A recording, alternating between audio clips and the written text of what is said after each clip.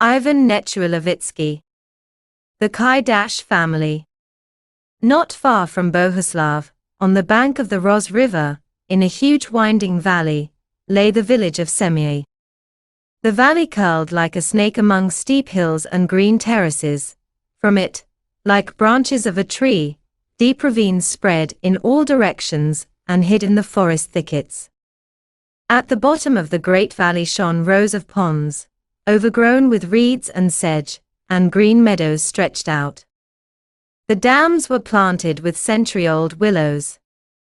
The deep valley seemed girded with a velvet green belt, on which, as if set in a frame, silver ornaments sparkled. At the foot of the hills 2 rows of white cottages gleamed, like 2 rows of pearls on an emerald sash. Near the cottages grew rich old gardens. On the high hills surrounding the valley, like a sea playing with waves, the old forest turned green. Looking from a high peak at the forest, it seemed as if a velvet cloth lay on the hills, covering the narrow ravines with thousands of folds and wrinkles. On a hot sunny summer day the tops of the trees shone, while the lowlands looked dark. A light bluish mist hung over the valleys. From afar it seemed that these valleys breathed coolness and dampness into your face, inviting you into the shade of the thick old forest. In a deep hollow at the foot of a steep hill, near a green meadow, stood the large cottage of Omelko Kaidash. The cottage was drowned in the greenery of the old garden. Across the whole yard spread old cherry trees, casting thick shadows. The whole Kaidash homestead seemed to breathe coolness. On one summer day, on the eve of St. Pantalemon's feast, Omelko Kaidash sat on a stool in the shed and worked. The big wicker gates stood wide open. The thick shade in the shed under the bright sun seemed black. As if painted on a dark background, Kaidash sat in a white shirt with wide sleeves. He was shaving an axle. The wide sleeves of his shirt, rolled up to the elbows, revealed large, tanned, sinewy arms. His broad face was thin and pale, like that of a monk. On his dry high forehead small wrinkles stood out thickly.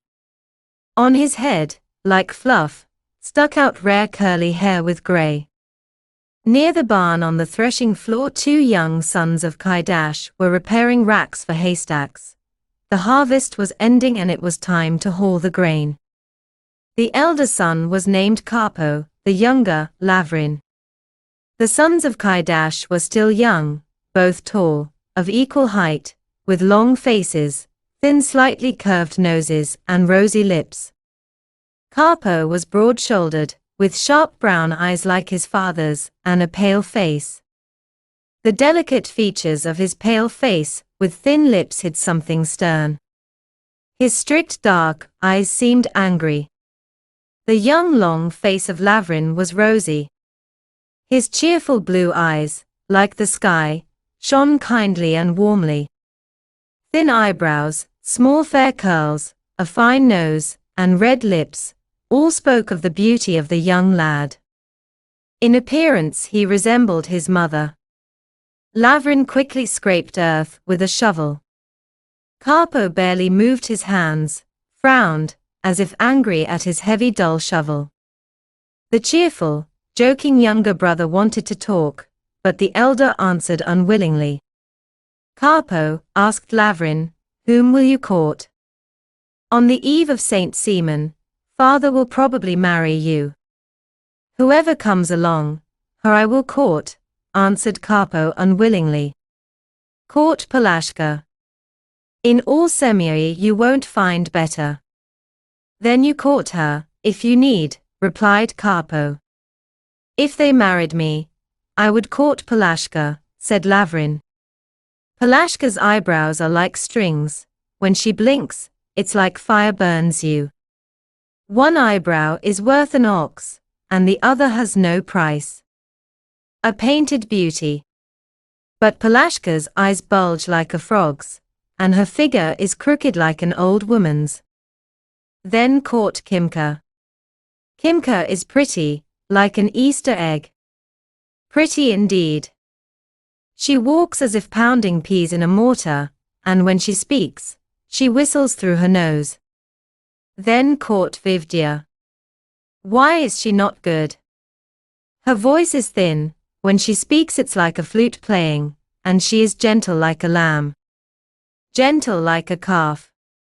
And I like a girl who kicks a little, whose heart has some pepper, answered Karpo. Then take Kimka. When she kicks, you'll tumble over at once, said Lavrin. But Kimka has owl's eyes, and with her snub nose she smells even when pancakes are baked in the sky. And when she walks, she makes such tricks as if sowing peas with a sieve. Karpo said such a word that his father stopped shaving and began listening. He looked at his sons through the wicker wall. Karpo and Lavrin stood idle, chatting, leaning on their shovels. Kaidash rose from the stool and came out of the shed with the plane in his hand. Older Melko Kaidash was very pious. Every Sunday he went to church, not only to the morning service, but even to Vespers, confessed twice a year, clung to the clergy, loved to pray and fast, kept Mondays, and fasted 12 Fridays a year before certain feasts. That day was Friday, the eve of Saint Pantalemon's feast, whom people greatly honored. Kaidash had not eaten since morning. He believed that whoever fasted on this Friday would never drown. Why are you standing idle, talking nonsense? He said to his sons. Can one chatter on such a Friday? You know that whoever fasts today all day will never drown, and will not die suddenly.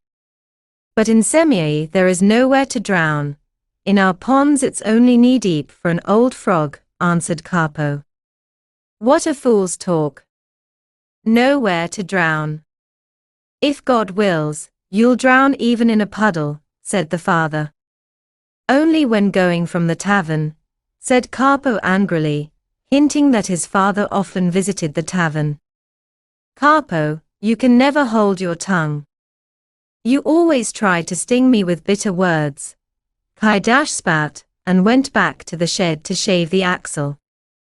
The sons stood silent for a while, then began talking again, first quietly, then louder, and finally very loud. Karpo, quietly began Lavrin, a great admirer of pretty girls. Still tell me, whom will you court?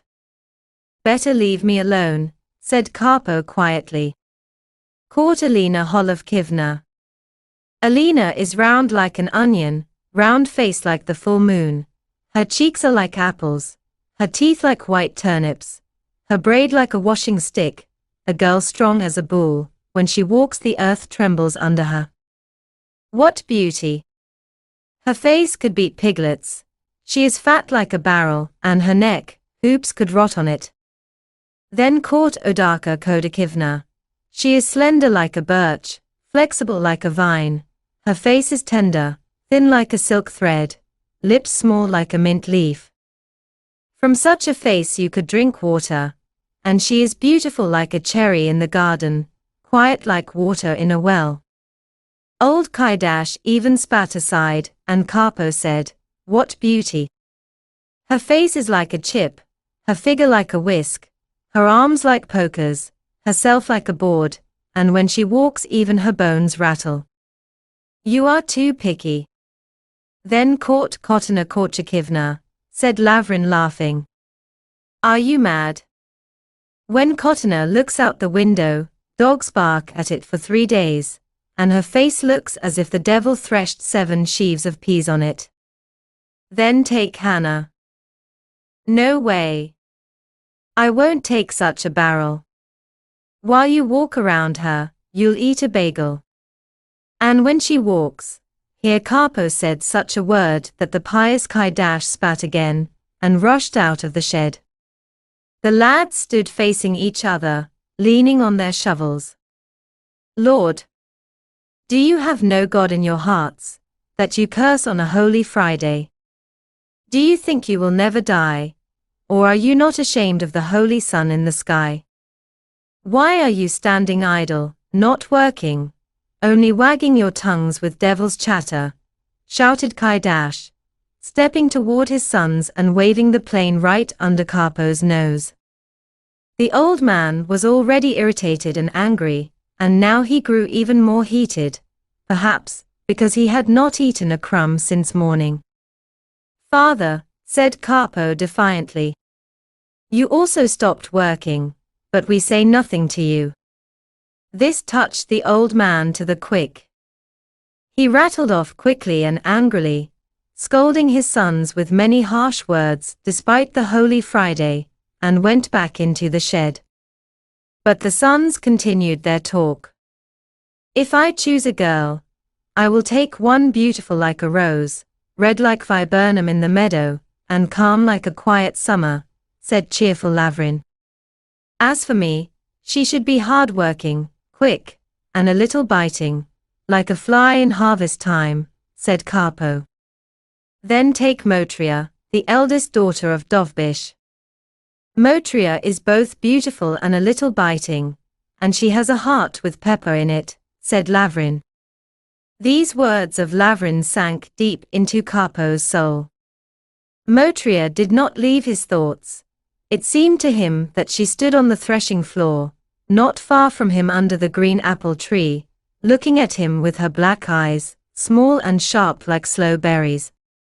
He saw her glowing face, her rosy cheeks, and how her small teeth shone under her thin red lips. Karpo grew thoughtful, leaned on his shovel, and kept his eyes fixed on the place under the apple tree where, as he imagined, he saw his cherished dream, with bright ribbons on her head, a red necklace, and a silver coin pendant on her neck. Karpo, why are you staring at the apple tree like a ram at new gates? Asked Lavrin. Karpo seemed not to hear his words, keeping his stern gaze on the green branches. He wanted not to think of the girl, but she stood before his eyes, luring him.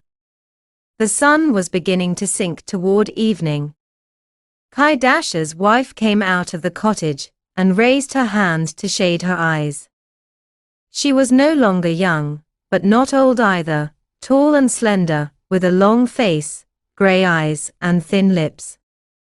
Maruja Kaidashika had once served at a nobleman's estate, where she was taken as a girl.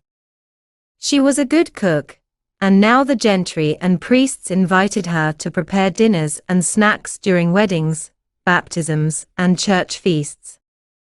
She had spent much time among the gentry, and had picked up some of their manners. She had acquired a certain flattering tone in conversation, and deference toward the nobles. She liked to kiss their hands, bow, and sprinkle her speech with sweet words. Priests' wives and poor ladies entertained her in their parlors, seating her beside them as a useful person. And Maruja acted important, smiled, and scattered flattering words in conversation like small peas. To her natural simplicity, the simplicity of a Ukrainian peasant woman, something overly sweet, even cloying, had stuck.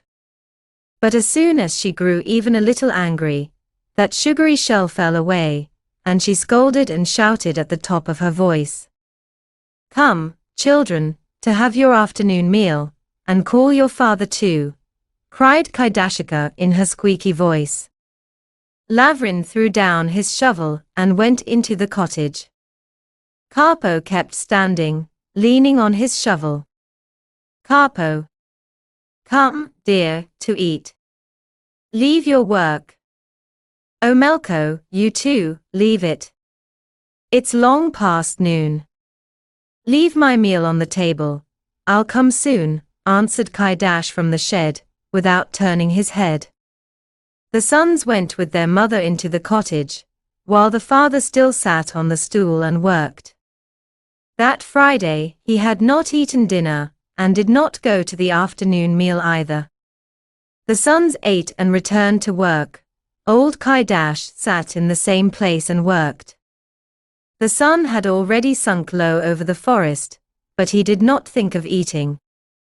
From the belfry the bell rang, and its thin, clear sound rolled over the village and valleys, struck the nearest forested hill, bounced back, echoed from the far hill, then carried far over the thick forest, sounding weaker and weaker, fading in the quiet hollows. Old Kaidash dropped the plane and crossed himself. He put on his coat, his cap, girded himself, and went to church. "O Melko! O Melko!" called his wife in her squeaky voice. "Don't forget, when you come back from church, to stop at the Lord's and take money for the wagons you made, because tomorrow you must go to Bohuslav for the fair. Tomorrow is the Bohuslav fair. Do you hear?" I hear," answered Kaidash, already leaving the yard and heading up the hill to the church. "Yes, please, don't go into the tavern. Otherwise you'll drink away the money, and we'll have nothing for the fair," cried Kaidashika again, looking out from the porch. Kaidash came to the church. It was still locked. He sat on the step near the door and laid his cap beside him. On the tops of the forested hills the rays of the setting sun burned brightly. In the shadows the hills grew dark, while into the valley beams of light broke through, flooding the hollows with golden threads, piercing every treetop, and sparkling like crystal through the green leaves. In the forest reigned a marvelous silence. Only the sound of the bell, echoing 3 times, hummed and trembled over the hills. Kaidash sat motionless, with some sadness and sorrow spread over his face.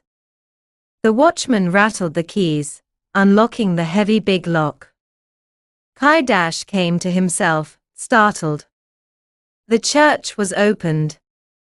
The priest and deacon came and began the evening service. The sexton was in the field, so Kaidash went into the altar instead, lit candles before the icons, and handed the censer to the priest. The church was completely empty. Only 3 old women in headcloths stood in the porch. Kaidash prayed, kneeling and not taking his eyes from the royal doors. His broad pale face was yellow like wax, like the face of a monk. Leaving the church, Kaidash went to the Lord for money. A good wagon maker, he built carts, harrows, plows, and other tools for landlords and peasants, earning good money, but he did not know how to save. The money flowed away to the tavern. Serfdom had left its mark on Kaidash. Having received the money, Kaidash headed home, but right by the road stood the tavern. Kaidash had not eaten all day. Hunger pulled at his stomach. "I must drink at least a glass of vodka.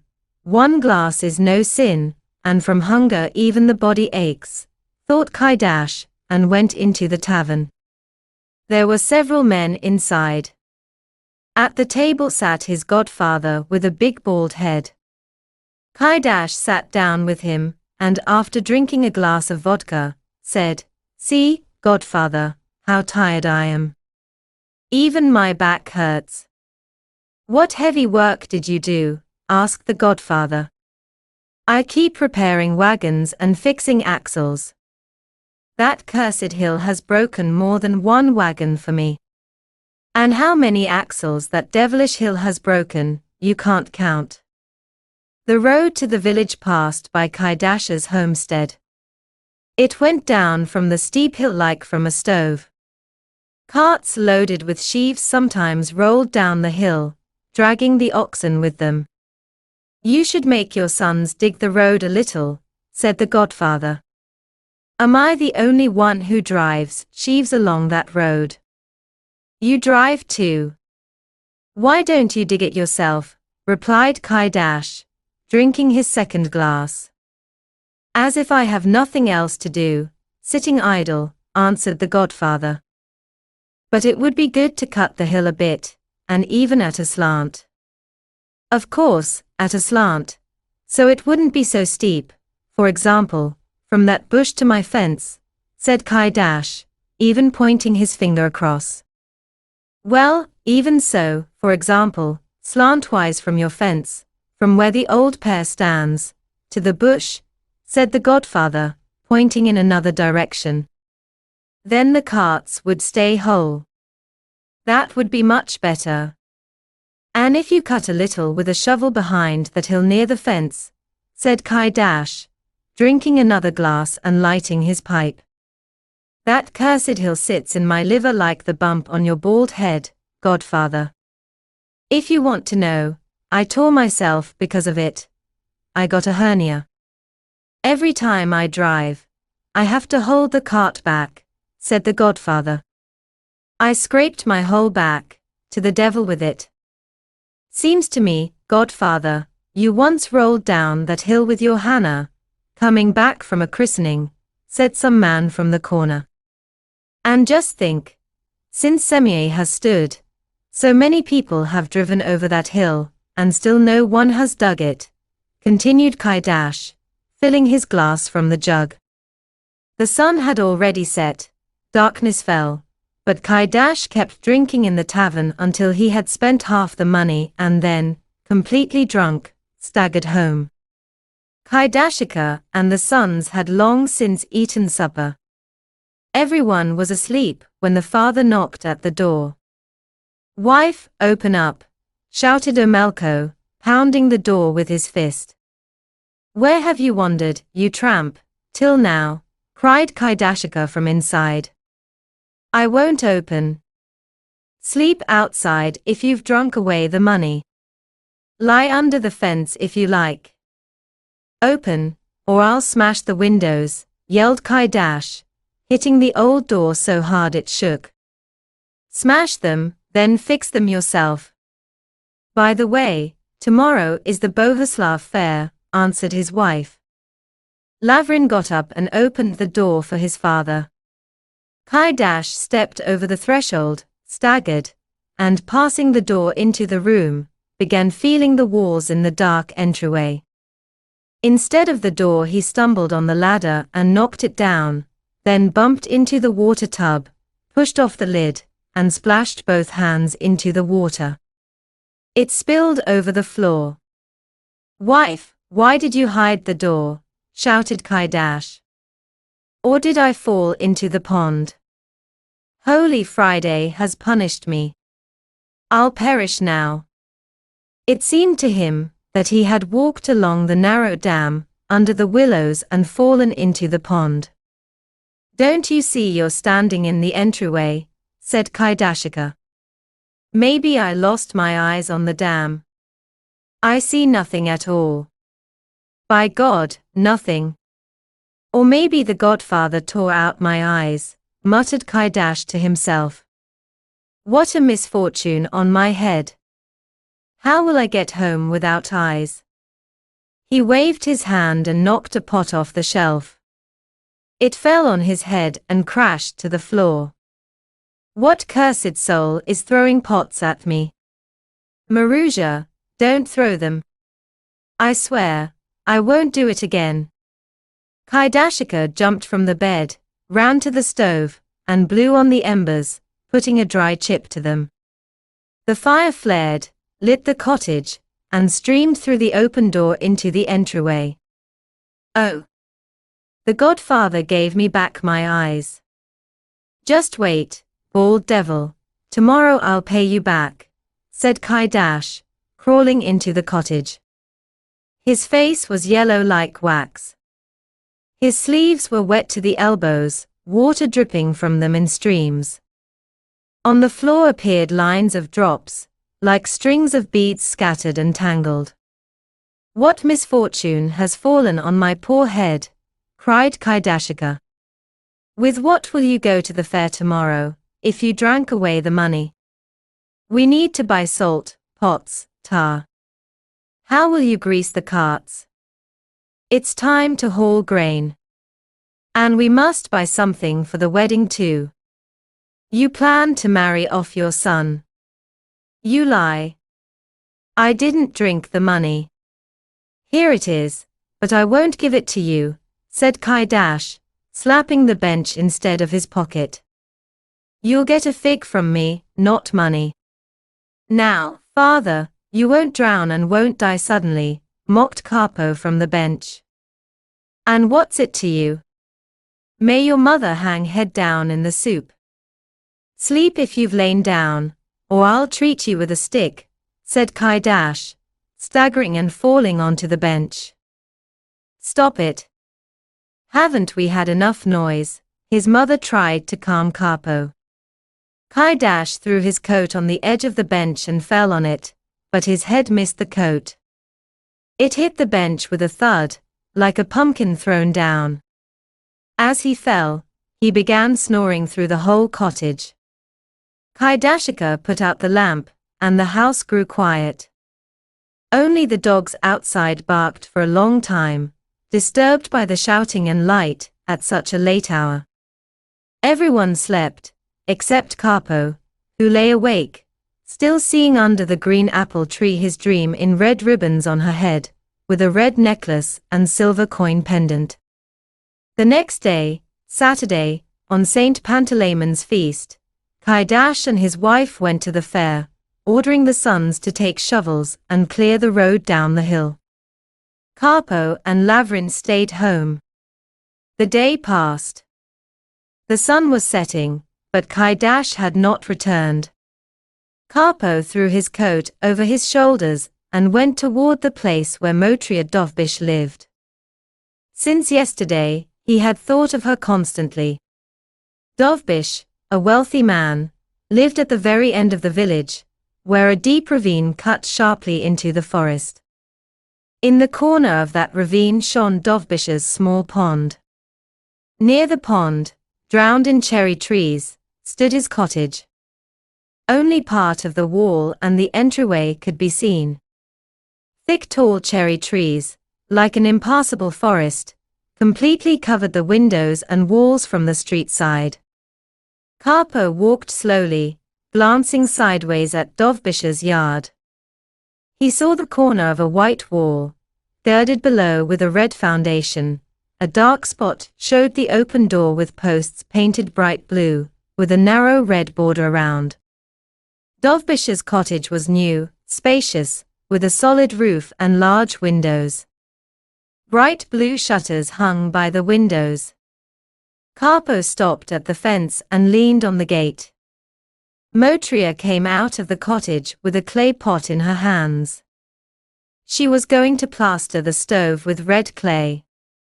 Another pot with white clay stood by the threshold. Good health, black-browed one, said Karpo, nodding slightly without taking off his straw hat. Good health, not black-browed, answered Motriya. Come here, Motriya, I want to tell you something. If you need, you'll come yourself. I'd stand with a dark-haired one, but not with a redhead. Karpo was blonde, but his hair was a little reddish. Am I red-haired? Only dogs are teased as red, answered Karpo. Motriya stood by the cottage. Tall, slender, strong. Her sleeves were rolled up to her elbows. Black braids lay on her shoulders. She seemed painted against the white wall. Even brighter against the white background stood out her tanned rosy face with black eyebrows and dark eyes, shining like sloe berries wet with rain, in which burned something sharp, passionate, fiery. Her face and eyes showed intelligence, slyness, and a certain boldness. The sun cast slanting rays on Motriya, brightly lighting the yellow ribbon on her head and the red necklace on her neck. Motriya. Are your father and mother at home? Asked Karpo, standing at the gate. No, they went to the fair. And what do you want? Oh, nothing, just asking, answered Karpo, and slowly stepped into the yard over the fence. Why are you, Kaidash's son, climbing over our fences? Our thresholds are too low for you. Karpo never teased girls, never joked with them. The girls called him proud. Even if they were high, I'd still jump over. Good day, Motriya, said Karpo, stretching out his hand. Motriya did not give her hand, but held out a clay pot. Karpo took her by the arm above the elbow and squeezed so hard that she cried out across the yard. "That's what I don't like. Motriya, who bought you such red ribbons?" "Someone bought them, but I won't tell you." "Better not ask.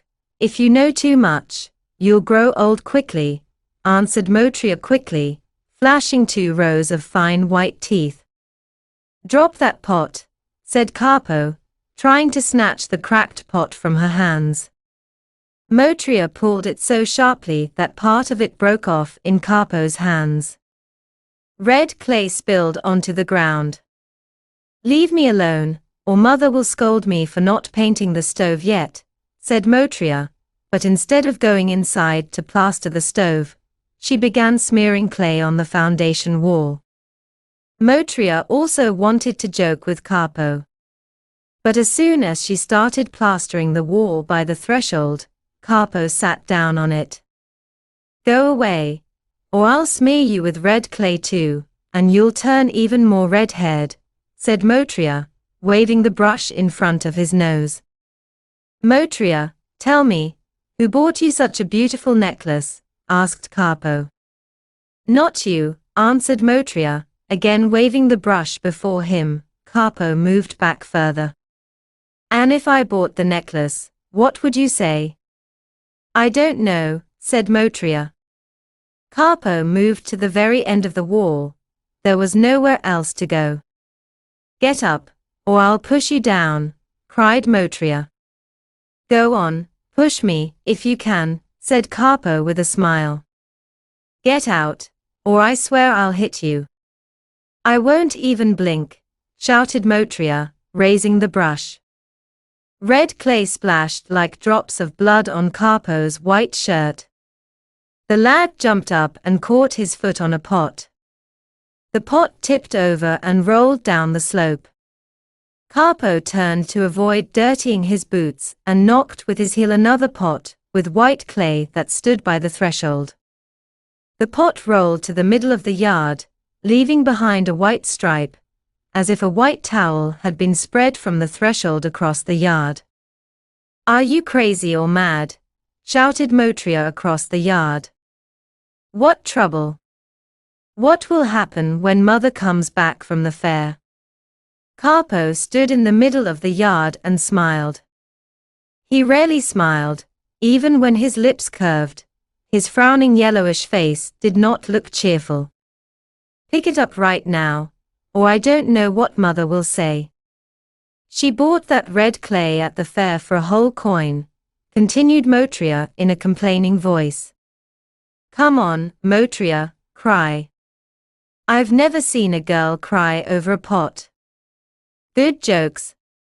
I'll take this brush and smear your head, then you won't overturn pots anymore." Motriya bent down, picked up the brush with red clay, and raised it to throw at Karpo. "Don't be angry, tomorrow I'll hire musicians for you," said Karpo. Motriya noticed that Karpo was beginning to court her, and she held back her anger. With another lad, she would indeed have smeared his neck with clay. Just as she raised the brush, suddenly a cart rattled behind the willows. Motriya lowered her hands. "My God! Truly, father and mother are coming back from the fair." Karpo jumped over the fence and walked along the yard. On the opposite side of the street a cart stopped at Dovbish's gate. Dovbish's wife immediately noticed 2 streaks of spilled clay, and 2 pots lying in the middle of the yard. "Girl, what is this?" shouted the mother from the cart.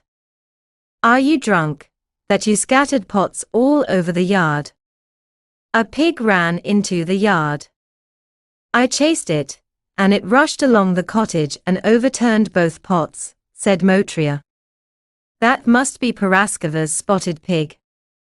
That cursed one jumps over fences like a dog," said the mother. "Why didn't you plaster the stove first, instead of smearing the wall?" asked the mother, entering the cottage. "Oh Lord, Why, flared Motriya. If not for that damned pig, may it stretch out, I would have finished all the work, she said, turning to the wall and smiling. Meanwhile Karpo came home. Father and mother had already returned from the fair. As soon as Karpo entered the yard, his father asked, "Where have you been, Karpo? Were you digging the road on the hill?" "What hill?" asked Karpo, not looking at his father. "That one. Don't you see?" said Kaidash, pointing to the steep hill that almost hung over the garden. "I ordered you both to dig the road a little slantwise. If you can't reap today, you can dig." "What, am I mad to dig hills?" answered Karpo angrily. "And how will we haul the sheaves?" asked the father. "The same way we always did," replied Karpo unwillingly. "Haven't many axles broken there?" "Well, we'll break one or two more. The whole village drives over the hill, and I should dig it." "What nonsense! Who will dig it if we don't start?" "Someone must begin," said the father. "If someone begins, I'll dig once or twice with the shovel," answered Karpo, and went into the cottage.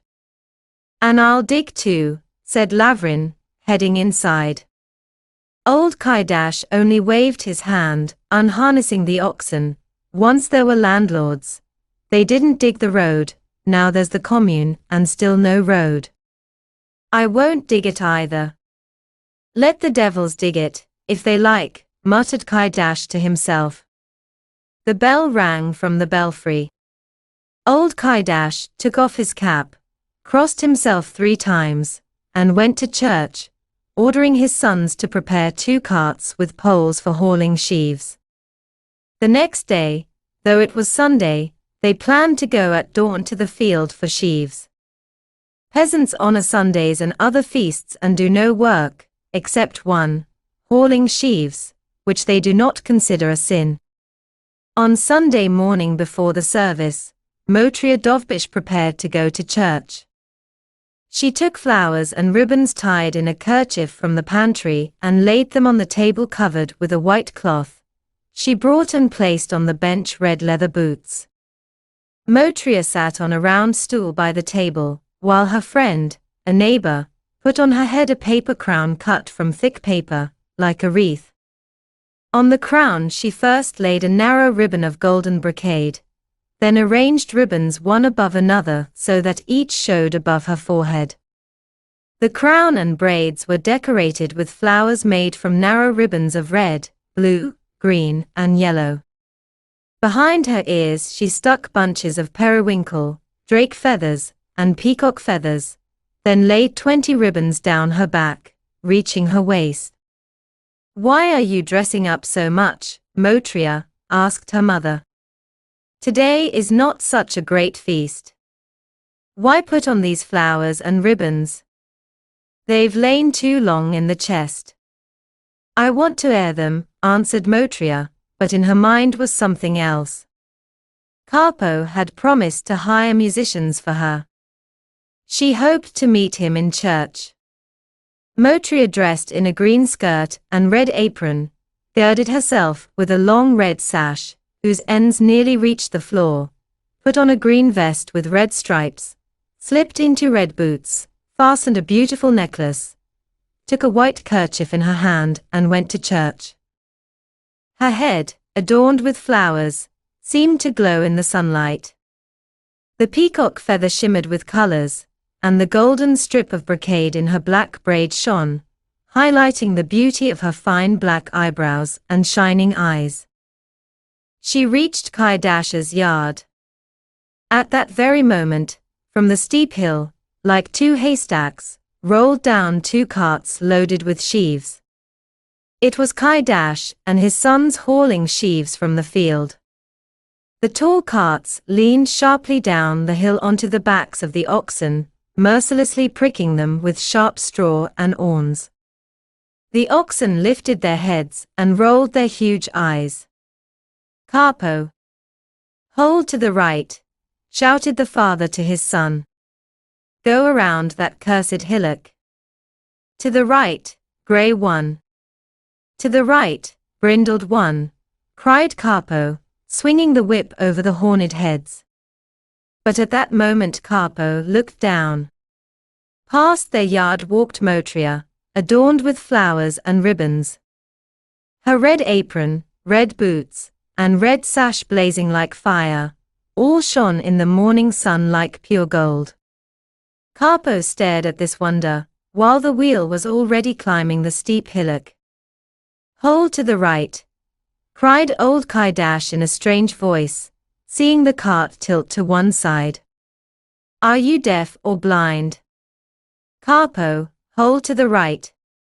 Capo could not tear his eyes from Motria, and the cart leaned more and more.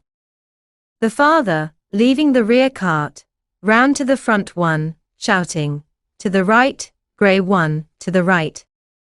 But the wheel struck the hillock, and the cart toppled sideways. The front axle cracked like a chip, the wheel stuck in a hole. Oh, woe to me, poor man, cried Kaidash. Holy Sunday has punished me. Why did we haul sheaves today? Before Kaidash could grieve over the misfortune, the rear cart ran into the front one and also overturned. At that moment all the bells rang from the belfry. People sitting near the church stood and began to cross themselves. Kaidash saw the hill with the church and the people near it. Taking off his cap, he too crossed himself. Lord, merciful and kind. Holy Sunday and Holy Friday have punished me. Now I can only sit and weep, lamented Kaidash, almost crying. Father, everything punishes you, if not Friday, then Sunday, mocked Capo. And you are so clever. Better if you had dug that cursed hillock once with a shovel. What shall we do now in this world, grieved old Kaidash. Let's leave the sheaves and go to church, said Capo. The father had the same thought. He had long wanted to pray for forgiveness of his sins. Capo even more wanted to go to church. His eyes followed Motria, how she climbed the hill to the church, how she passed the fence, then walked under the green cherry trees, past the cemetery, and stopped at the very door among the girls. Capo looked at the carts and sighed heavily. He had to get to work. The bells were already ringing, it is truly meet, when Kaidash and his sons finished with the sheaves, hauled them to the yard, leaving only the broken cart on the hill. Old Kaidash threw on his coat and went to church to pray for his sins. After him went Capo, to meet Motria.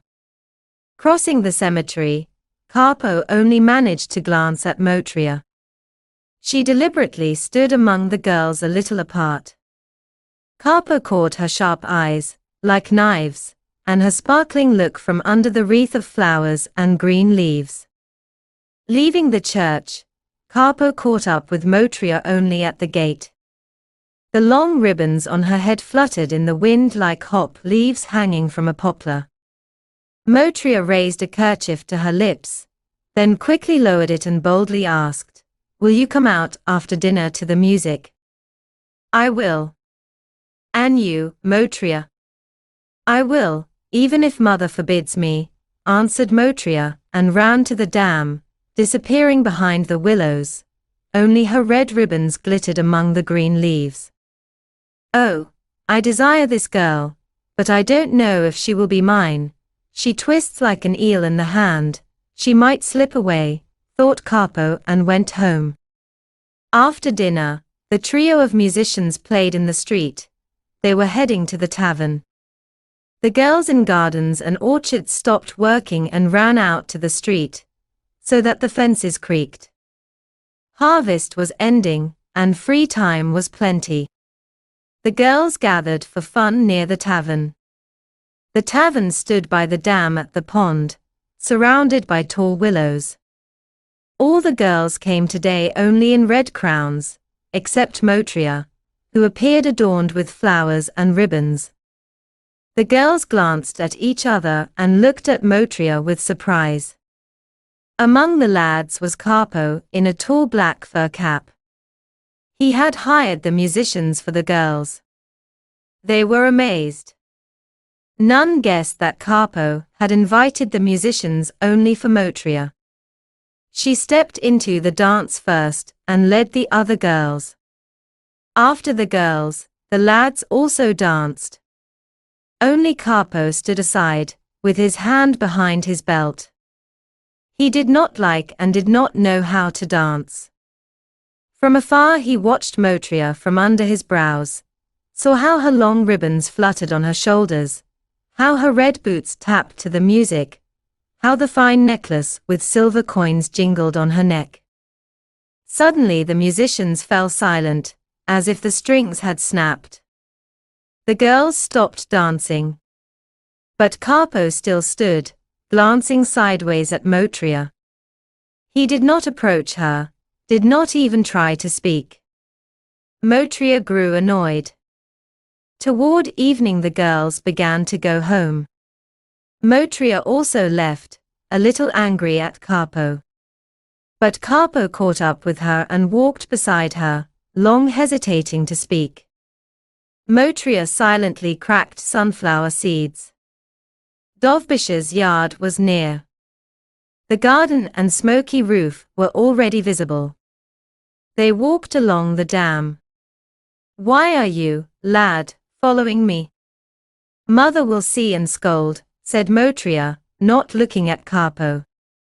"And if I whistle behind the garden, will you come out? I'd plant the yard with cherries so I wouldn't hear your voice." "Why? Who knows you, whether you are proud, or important, or just hold your nose high? And I don't know if you love me, or want to mock me. You might even disgrace me before the whole village." Karpo stopped on the dam under a willow. Motriya stopped too. "I am not proud, not important, and I don't hold my nose high. I love you, Motriya, and I don't mock you." Motriya grew kinder and gentler. She smiled and looked straight into Karpo's eyes. Her shining eyes seemed covered with fine dew. "When the stars rise in the sky, I'll give supper to mother and slip out for an hour into the garden." "Goodbye, Karpo," said Motriya, turning so quickly that her ribbons brushed his face like soft down. "Oh, girl, woven from curly mint and fine-leaved sage," thought Karpo and turned home. 2 weeks passed. Summer was ending. On the eve of St. Simon's Day, Karpo sent matchmakers to Motriya. They exchanged bread. Motriya did not refuse Karpo. On St. Simon's Day old Kaidash put on a black coat, tucked a loaf of bread under his arm, took a stick in his hand, and went with his wife to the Dovbish family. Kaidashika dressed as for Sunday in a vest, yellow boots, a new white coat, and even tucked a white kerchief into her sleeve. The Dovbish family was wealthy, and Kaidash wanted to show they too lived in comfort. Kaidash and his wife entered Dovbish's yard. The day was hot, like midsummer. The sun had just turned from the south. Kaidashika stopped at the gate and brushed dust from her yellow boots with her skirt. Not far from the cottage under a pear tree, Motriya was beating hemp. Her hands moved quickly. The wooden mallet in her hands barked like a dog, fast and loud, even creaking and howling. The bundle of hemp in her hand flickered like a fox's tail. "Good day, my child." "God help you," said Kaidashika in her squeaky voice, addressing Motriya. "Good day." "Thank you," answered Motriya, while her hands kept moving the mallet. Motriya only lifted her head for a moment and then lowered her eyes again to the mallet. "Are your father and mother at home?" asked Kaidash's wife. "They are." "In the cottage," answered Motriya, and the mallet fell silent for a minute, then howled again through the garden. Dovbish's wife looked out the window, and guessed that the Kaidash family had come to see them. Quickly she spread a cloth on the table, placed bread upon it, threw on her vest, while Dovbish ran into the entryway, hurried to the storeroom, and put on his coat. Kaidashika was still talking with Motriya in the yard when Dovbish's wife opened the door and stood on the threshold. The Kaidash family greeted the hostess, and she invited them inside. Dovbish met the guests in the entryway and kissed them in welcome. Together they entered the cottage, greeting the hosts once more. Kaidasheva laid the loaf of bread on the table. Dovbish's wife took it in her hands, kissed it, and placed it back. "How are you, matchmaker? Are you well, my dear?" said Kaidashika in her squeaky voice, pursing her lips. "Thank you, matchmaker. Praise be to God, we are well. Sit down, matchmaker, so that the matchmakers may be invited by the hostess. May God grant that the matchmakers sit. If the merciful Lord wills, perhaps soon the matchmakers will truly sit here," said Kaidashika, wiping her lips with a kerchief, though nothing was on them. "Why are you so dusty, matchmaker?" asked the hostess. "Yes, my dear. Outside it is stifling, like midsummer," answered Kaidash's wife, again wiping her face with the kerchief. She liked to primp and was very neat. Everything on her was clean, as if new. Kaidash's wife sat on the bench by the table. Kaidash spoke with the host. "Sit down, matchmaker, at the table," urged the hostess. Kaidashika moved from the bench to the long seat. She liked ceremony and wanted to be persuaded. Serving at the manor, she had picked up much pride. "Please, sit down, matchmaker, at the table." "Oh Lord. And you, matchmaker, why are you standing? Sit at the table." Kaidash climbed to the table. Kaidashika only moved a little closer and lowered her eyes. "Oh Lord. Sit in the honored corner, matchmaker, do us the kindness." "You are our matchmaker," urged the hostess. Kaidashika lowered her eyes completely, acted important, wiped her lips with the kerchief, and moved to the honored corner. She lifted her eyes slightly and looked around the cottage. "Where is my Motriya? She must be delayed with work." "It is already time for the afternoon meal," said the hostess. "What a hard-working daughter you have. Truly gold, not a child. We just saw her, she works so hard she doesn't straighten her back. Oh, my dear, she will be a fine daughter-in-law for me, if the merciful Lord lets us finish this matter," said Kaidashika, pouring honeyed words into the cottage. Dovbish's wife called Motriya. She entered and stopped at the threshold. The mother told her to skim sour cream from the jug and cut lard, while she herself prepared bread. Meanwhile the host brought from the storeroom a flask of vodka, and set it on the table. In the vodka floated a red pepper pod, as if freshly picked from the garden. Kaidash looked at the pepper, and his mouth watered. Motriya placed on the table a deep dish of sour cream and a bowl of lard slices. Kaidashika did not take her eyes off Motriya, as if she wanted to read all the secrets of her soul. Her eyes turned from soft to hard. Her brows furrowed, even the smile flew from her lips, as if it had left the cottage. "Thank you, my golden one, for greeting us," said Kaidashika, and again her lips smiled and words flowed like syrup. Kaidashika sat with folded hands, as if she had just come from church after communion. Motriya looked closely at her future mother-in-law, judging with her sharp mind her speech. The sweetened honey in Kaidashika's words did not please Motriya at all. Meanwhile, Dovbish's wife told her daughter to light the fire in the stove and cook eggs. Motriya began cooking by the stove. The host poured pepper vodka into a glass. Kaidash, swallowing with pleasure, barely restrained himself.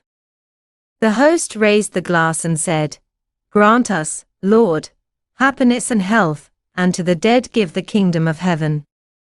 Help us, Lord, to finish this matter, and you, daughter, be happy and healthy. If you obey your father-in-law and mother-in-law, your soul will be at peace." The host drank the full glass to the bottom, leaving nothing for tears, then filled it again, and gave it to Kaidash. Kaidash rose, spoke a few words to the glass, and quickly drained it. The host filled another and gave it to Kaidashika. She took it and spoke blessings for the living and the dead, filling the cottage with words. "Grant us, Lord, and our children a long and happy life, so that you, my daughter, be healthy like water, bloom forever like a rose, adorn my cottage, my joy, like a cuckoo garden, and comfort my old age. Grant you, Lord, a free life like a fish in the sea." Kaidashika, though she liked to drink, only sipped the glass. Kaidash looked at his wife and thought, why does she need to wag her tongue so much? He longed for a second drink. "Why, matchmaker, did you drink so little?" asked the hostess. "Oh, enough, enough," babbled Kaidashika. "It is so bitter, like wormwood. I don't understand how drunkards drink it." "Drink more, matchmaker." "Will you leave so much for tears?" asked the hostess. Kaidashika again touched the glass to her lips and almost drank it to the bottom, but stopped, took one sip, and twisted her lips. "Drink it to the bottom, matchmaker," urged the hostess again. "Oh, enough, my dear. I might get drunk," said Kaidashika, giving back the glass and eating bread and lard. Dovbish filled a glass and invited Motriya to the table. She took it, said a few words, and touched it to her lips, but quickly pulled it away as if it burned her mouth, then turned aside and wiped her lips with her sleeve. The guests and hosts began their meal, then drank another glass and talked. Kaidashika chattered, glancing sideways at the chest on the floor, the rack, the pillows. She was too boastful, so she could not resist telling how the gentry and priests respected her. "Not long ago, my golden one, they invited me to Deshki to cook dinner. The priest had a christening. Lord merciful. Guests came, the house was full, and I cooked for all. When the guests left, the priest's wife called me into the parlor, seated me at the table, and sat with me to sup. She treated me kindly, thank her, and kept urging, 'Drink, Poni Maruja, eat, Poni Kaidashika.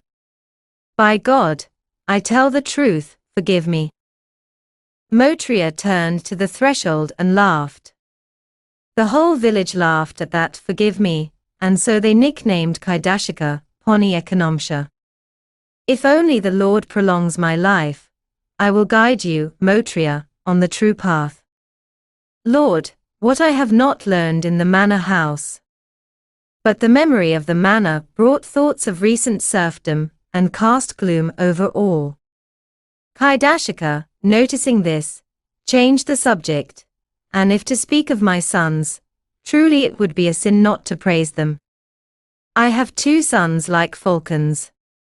In my old age they will cover me with eagle wings. Praise be to God. I will have someone to lean my head upon. What a dear child my capo is, so obedient, calm, even if you pull him by the ears. He was like that even as a little one. I would leave him in the cradle, go to the garden, return, and he lay there, not even a peep. My sons are like fragrant cornflowers growing in the garden," said Kaidashika. Dovbysh and his wife listened to her with open mouths, while Kaidash grew angry. He impatiently waited for his wife to stop wagging her tongue, so the host would pour another glass. The red pepper floating in the vodka teased him like a child's toy, and his wife kept chattering without end. At last he could not bear it. "Stop praising your sons." The owl praised her children, saying none were more beautiful. "But what beauty does an owl have?" said Kaidash. "Well, if it is true, then it is no sin," said Dovbysh's wife, pouring oil on the fire. "I am not praising my sons, but if I speak the truth, in all Semyai there are no lads like mine. Hard-working, obedient, humble, may God grant such children to everyone. My Lavrin, forgive me, could be hidden in your bosom, and when he walks through the village, the girls break fences to see him." Kaidashika did not notice she had gone too far. Karpo did not listen to her or his father, and he had never been obedient since childhood. Motriya cooked eggs and set them on the table. Dovbysh again treated the guests. Kaidashika now drank full glasses, no longer twisting her lips or wiping them with a kerchief. The glass went around the table more often. At the bottom of the bottle only the red pepper remained. Kaidash and his wife's eyes grew glazed. They rose from the table, began saying farewell, hugging and kissing. Kaidashika stumbled at the threshold. "If God grants, we will marry the children, then I will arrange a cottage for Karpo across the entryway," said Kaidash, leaving the gate. "My sons are not like a field sown with grain. Lavrin will stay in my cottage, and Karpo will live across the entryway, next door." "That is good, matchmaker.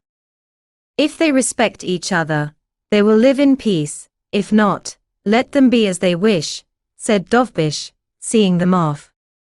"There cannot be such a thing that my sons would not live peacefully. In the whole world there are no such obedient children as my grey-winged eagles," boasted Kaidashika, leaving the yard. "Farewell and be healthy." "Thank you for bread and salt and for your kindness," said Kaidashika at the gate. After the second feast of the Virgin, Karpo married Motriya. For 4 days musicians played, for 4 days guests at Dovbysh's drank and celebrated. On Thursday at dawn, just as light broke, Kaidashika woke and roused her daughter-in-law, Motriya. "Get up, my child, light the stove, and when you lay the wood, put 2 logs down, then others across them. Choose thicker ones across, so the fire catches faster. And when you set the water to heat, go milk the cow and drive the sheep to the herd." Motriya started up, barely understanding in her sleep that her mother-in-law was teaching her how to lay wood in the stove, as if her own mother had not taught her. She rose, lit the fire, and set the pot with water. "Go, my daughter, milk the cow. I will lie a little longer. I feel unwell. My legs ache." "Oh, oh, oh," groaned Kaidashika from the stove, covering herself with a blanket. Everyone else still slept. Motriya went, milked the cow, strained the milk, and drove it to the herd. She returned, and her mother-in-law still lay on the stove, even snoring. "Did you drive the cow to the herd?" asked Kaidashika sleepily. "Then, my golden one, peel potatoes for borscht and chop beets, and I will rise soon and show you how to cook borscht." Motriya began peeling potatoes, while Kaidashika groaned on the stove and rose only when it was fully light outside. She washed, stood before the icons, and prayed long, while Motriya filled the pots with potatoes, beets, and cabbage. The mother-in-law crossed herself, but watched sideways how the daughter-in-law worked. Motriya, noticing the sideways glance, also looked at her from under her brows. Kaidashika prayed and then began instructing her daughter-in-law how to cook borscht, how to season it, when to add lard. She stood over Motriya like a taskmaster on serf labor, while she herself did not touch even cold water. When you set borscht and porridge to cook, sweep the cottage and cut lard for cracklings for the porridge, she instructed again, standing with folded hands, not touching anything. Then she climbed back onto the stove, groaned, and lay down to rest. Motriya felt easier, for her mother-in-law no longer watched her every move. But why does she not take up any work, thought Motriya. Kaidashika was perfectly healthy and simply deceived her daughter-in-law. She was glad to have a good worker in her house and decided to lie about. The pot hissed in the stove. Motriya, shouted the mother-in-law from the stove, not very sweetly. Why don't you watch the food? If the lard spills, the borscht is fit only for dogs. Motriya was sweeping the entryway floor. Throwing the broom aside, she ran to the stove. If I could split in two, I would sweep the entryway and stand by the stove, answered Motriya irritably. Soon Kaidash entered with his sons and ordered dinner. Motriya set the food on the table, while the mother sat as if she were a guest. The borscht is well cooked, but the porridge is a little thin, said Kaidashika, again instructing her daughter-in-law. Motriya only lowered her eyes. After dinner Motriya began washing pots and bowls. She took a knife and scraped the edges of an old greasy pot. The pot squealed under the knife like a puppy. Don't scrape with the knife, daughter, or it feels in my head as if someone drags a harrow, said Kaidashika. And how should I scrape it so it makes no sound? Asked Motriya, raising her voice. Don't press the knife hard, my golden one, then the pot won't squeal like a dog stuck in a fence. Motriya fell silent and threw the knife on the bench. It rang. The mother-in-law only looked sideways at her but said nothing. After dinner Kaidashika told her daughter-in-law to sift flour, then to knead dough, while she herself again climbed onto the stove to sleep. After resting, she rose and went to visit a neighbor. Motriya, moving the sieve on rails laid across the trough, thought deeply. She understood that her mother-in-law was not kind, that behind her sweet words lay bitter wormwood. But Motriya was not one to submit to anyone. The next day Kaidashika again woke her daughter-in-law at dawn, while she herself climbed onto the stove, covered with a blanket, and groaned. Now Motriya no longer believed the groaning. She cooked dinner, kneaded dough. There was much work. Motriya bustled like a fly in boiling water, managing everything, while the mother-in-law, coming down from the stove, swept the cottage, but left the trash by the threshold. Motriya often looked at her angrily and barely restrained herself. She baked bread, put it in the stove, and served dinner. The borscht turned out tasteless. The mother-in-law tasted one spoonful and ate no more. Bad borscht today, daughter. Surely the lard spilled again, said Kaidashika. Because you, mother, did not help me cook it. I have not 10 hands, only 2, retorted Motriya. Where is it seen that daughters answer mothers so? Said Kaidashika in a teaching tone. If you cannot cook well, you must learn. I could not, but the gentry taught me in their manner. Thank God. I was never a serf and did not learn from the gentry, replied Motriya sharply. Kaidashika fell silent, biting her tongue.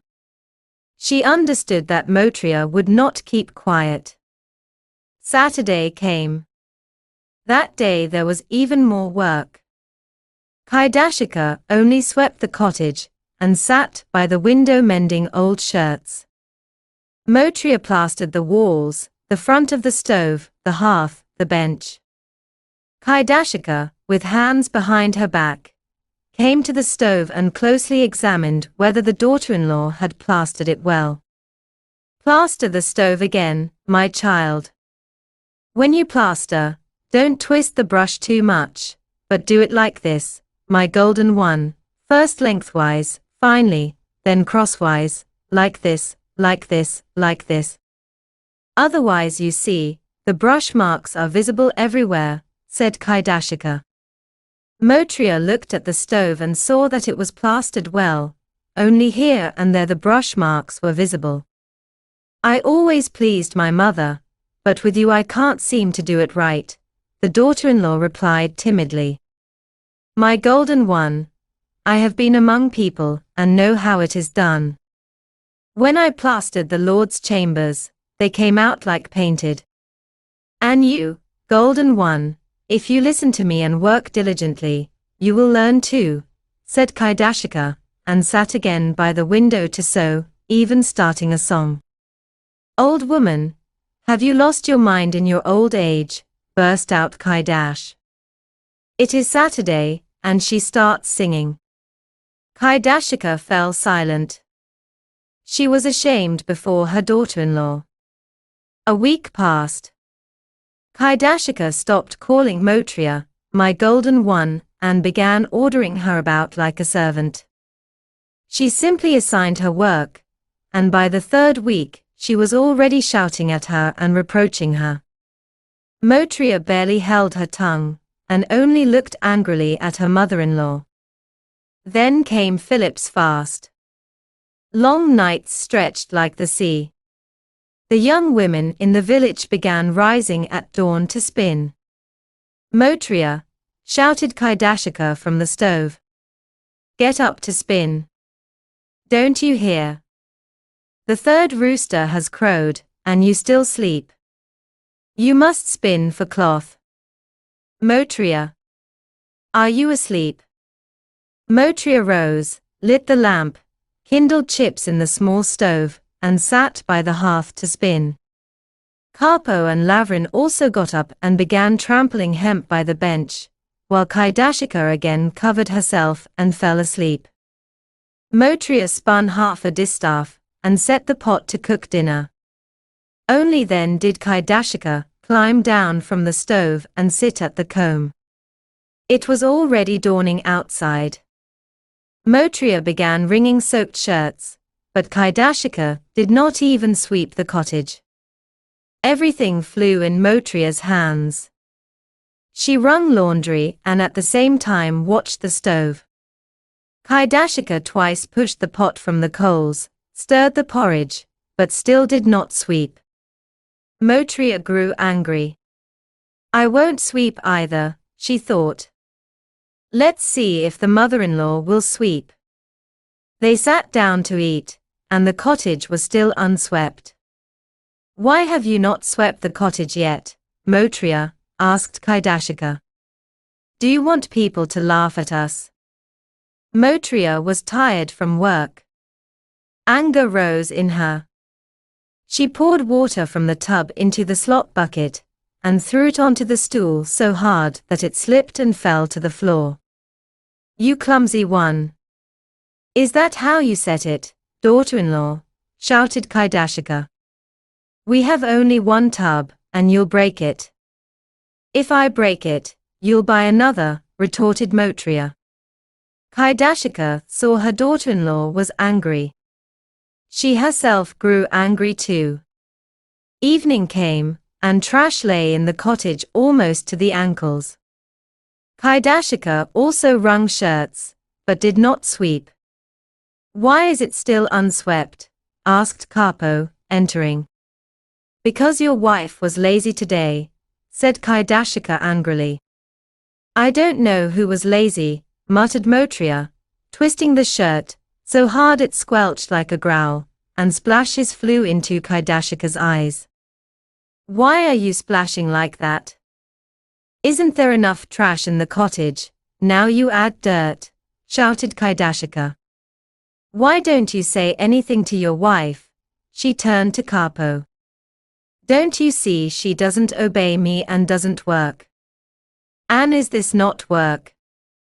I'm not playing blind man's buff, raised her voice Motriya. Why haven't you swept the cottage yet, Motriya? Asked Capo. I haven't, because I was dancing since midnight. I dance so much I can't feel my hands or feet, said Motriya. Why are you shouting as if at your father? Cried Kaidashika. My ears aren't deaf, I hear. I never shouted at my father, but with you I must shout, because I work alone for the whole family. And do you work alone? Asked Kaidashika. Who helps me, if the cottage hasn't been swept? Exclaimed Motriya. Why do you shout at your mother, Motriya? She teaches you not evil but wisdom, said Capo. I had wisdom, but with you I must have lost it, answered Motriya through her teeth. She wrung the laundry so hard that her necklace jingled and the coins rattled. Motriya put the laundry on the yoke and went to the pond to rinse. The cottage grew quiet. Kaidashika took the broom and swept the room and entryway. Capo, don't indulge your wife. She doesn't obey me, and she quarrels. She doesn't even recognize me as mother. What use is her hard work if the cottage hasn't been swept for 3 days? Not 3 days, only 1, answered Capo. Yes, son, yes. Defend your wife, and your mother won't be able to say a word in her own house. Motriya is young, let her work, but I am old, I have worked enough. I may rest. Don't indulge your wife, or she will rule over you too. Capo grabbed his cap and ran out of the cottage. He pitied both his wife and his mother. While Motriya rinsed shirts, Kaidashika lit the stove and set dinner to cook. In the evening Motriya returned with the shirts and laid them on the bench. Coolness and dampness filled the cottage. The mother-in-law silently fussed by the stove. The daughter-in-law took bread and salt from the shelf and sat to eat. She looked at the floor, the cottage was swept. My daughter-in-law will not be obedient and humble, thought Kaidashika by the stove. I will not rest from work in my old age. She sighed heavily.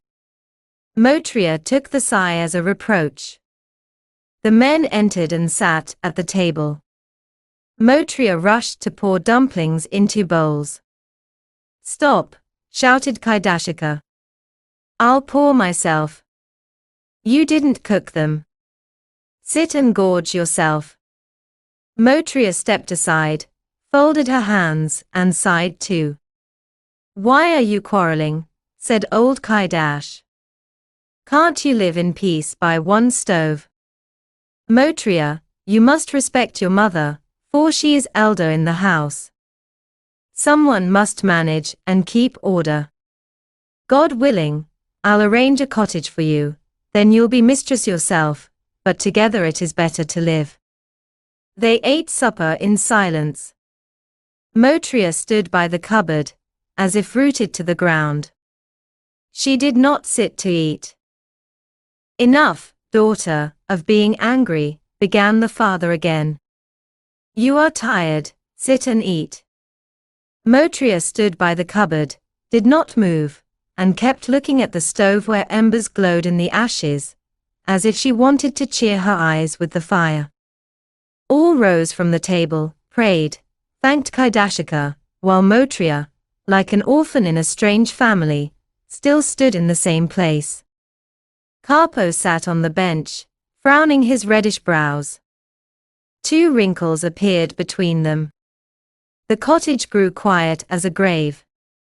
A small kerosene lamp, without glass, flickered on the table. Old Kaidash, Kaidashika, and Lavrin stood before the icons and prayed. Capo still sat on the bench, and Motriya stood by the cupboard. The lamp went out. Capo and Motriya, praying in the dark, lay down to sleep. Motria's heart was heavy, but no tear came to her eyes. The next morning Motria swept the entryway floor. She accidentally overheard Kaidashika talking outside with some woman, all about her. Motria secretly looked out. Kaidashika stood leaning on the gate, and opposite her, head to head as if they were kissing, stood her godmother. Kaidashika began speaking quietly, but so quietly it was heard across the whole yard. Surely the Dovbish family must have given Motria plenty of goods, said the godmother. You'll grow rich, godmother. Where is it, my dear? I thought such wealthy people would fill my yard with cows and oxen, but they sent only one poor sheep, and even sheared it first. My daughter-in-law doesn't open her chest in front of me, probably because it's empty. Is your daughter-in-law hard-working? Asked the godmother. Can she do anything in the household?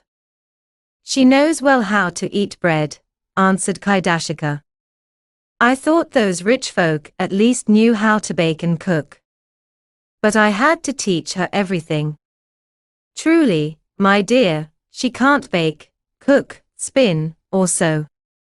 By God, if you don't watch her, she'll make such borscht that even dogs won't eat it. When she plasters the stove, brush marks are everywhere. And as for quarreling and disobeying me, surely Dovbish and his wife taught her that. I say one word, she answers 10. And lazy too, no need to mention. In the morning I wake her, call her, and she just turns over on the floor, big as a mare, snoring. From a mare you hear it, shouted Motria, sticking her head out of the entryway. You haven't made me a single shirt yet, and already you condemn me before the whole village. Kaidashika fell silent, ashamed. The godmother vanished as if into the ground. Motria managed the cottage, but did not look once at her mother-in-law. She pulled shirts from the tub for bleaching, went to the pond to wash, and returned only in the evening. Just wait, mother-in-law. Motria said loudly to herself, hanging shirts on the fence. You'll dance a gypsy jig for me, not I for you. The next day before dawn Kaidashika shouted from the stove, Motria. Get up to spin. Motria. Do you hear?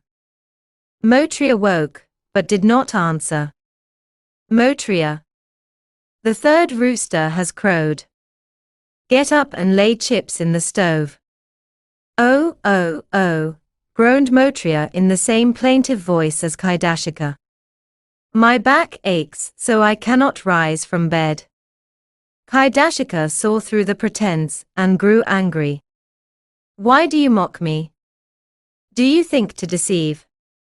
Enough lies. Get up and light the stove. Mother. Enough sleeping. You get up to light the stove, cried Motria, and I'll lie a little. So I have lived to old age, to suffer such misfortune from my children, said Kaidashika. Capo. Nudge your wife, let her rise to work. All in the cottage slept, even snored. If I were a mare, I'd have risen long ago. Let mares spin and cook for you, said Motria. Kaidashika bit her tongue, but still grew angrier. Have you gone mad, or do you plan to kill me? O Melko, she called her husband. Do you hear what your daughter-in-law is doing? Old Kaidash lay on the bench face up, breathing heavily. He had drunk much in the tavern the evening before and slept like the dead. The women's shouting disturbed him, and he began to cry out in his sleep with a wild, unnatural voice. He dreamed that in the night a goat with red eyes and fire in its mouth ran into the cottage, lit it up, grabbed the poker with its front hooves, and began managing the stove, baring fiery teeth at him. He tried to raise his hand to cross himself, but his arms were like iron. The goat spun around the stove, then began to dance, sticking out a tongue half an arshin long. Kaidash looked at the goat, and it suddenly turned into a mare with a head as big as a trough, terrible red eyes, and a flaming tongue. Kaidash screamed in a voice not his own. The sons jumped from bed and rushed to their father. Motriya and Kaidashika stopped quarreling and rose too. Only when Karpo turned his father onto his side did he wake and come to himself. "Father, why are you shouting so? Did you dream something terrible?" asked Karpo. Kaidash sat up on the loft and rubbed his eyes for a long time. The dreadful dream frightened him. He rose and began praying before the icons. He thought it was punishment for Holy Friday, for not fasting, and for drinking to drunkenness in the tavern. This unexpected event silenced both mother-in-law and daughter-in-law. They both set to work, but Motriya did not sweep the floor and kept glancing at her mother-in-law. The mother-in-law also looked at the broom, then at her daughter-in-law, then pulled a shirt from the chest and sat by the window to sew. Motriya unlocked her own chest, took out an old shirt, and sat by another window to mend it. Dinner was cooking in the stove. The borscht in the pot near the coals bubbled and gurgled, as if someone was tapping it with a spoon. The cottage was unswept. The mother-in-law looked at her daughter-in-law from under her brows and said, "Why are you sewing, Motriya? Don't you see dinner is not yet cooked, and the floor is still unswept?" "I see. I'm not blind," answered Motriya, threading the needle. "See that you don't go blind. So after dinner, when you've finished the work." Oh, my back aches, my arms hurt," said Motriya in a thin voice, mocking her mother-in-law. Mock, said the mother-in-law. "But throw down the shirt and sweep the floor, I tell you. I am mistress of the house, not you. Do what you are told. I am not your servant, mother. I was not a servant even to my own mother. If we are to count, then let's work equally. I too know how to order, if there is someone to order. Don't invent nonsense. When I was at the manor, I worked for 2 like you, cooked dinner for 20 souls, and you can't manage for 5. You worked because the master stood over you with a whip. If you want, I'll stand over you with a whip. Be silent. Or I'll take the poker, and you won't gather your teeth," shouted Kaidashika, jumping up. "You are not my real mother. You didn't give me teeth. You have no right to knock them out. And the poker has 2 ends, one for me, one for you. Karpo, do you hear what your wife is saying? Why don't you tell her something?" Karpo listened to all this and did not know what to say. Kaidash entered the cottage. Kaidashika began complaining to him about her daughter-in-law. "Who advised us to take a daughter-in-law from those rich folk?" cried Kaidashika. "Better we had taken a gypsy than a rich girl with an empty chest. I did not beg your son to marry me. I did not come to you with bread and salt, nor knock on your doors. You came to me," answered Motriya more quietly, fearing her father-in-law. Old Kaidash grew angry at his daughter-in-law and began scolding her. "Motriya, if you are ours, then obey your mother and do all she tells you. You were not brought here today. You eat our bread, so work for us. If you refuse, we will force you to be obedient. Do I eat your bread for nothing? From morning till night I never rest my hands, and you would like to fold your hands and sit idle. Why are you so bold?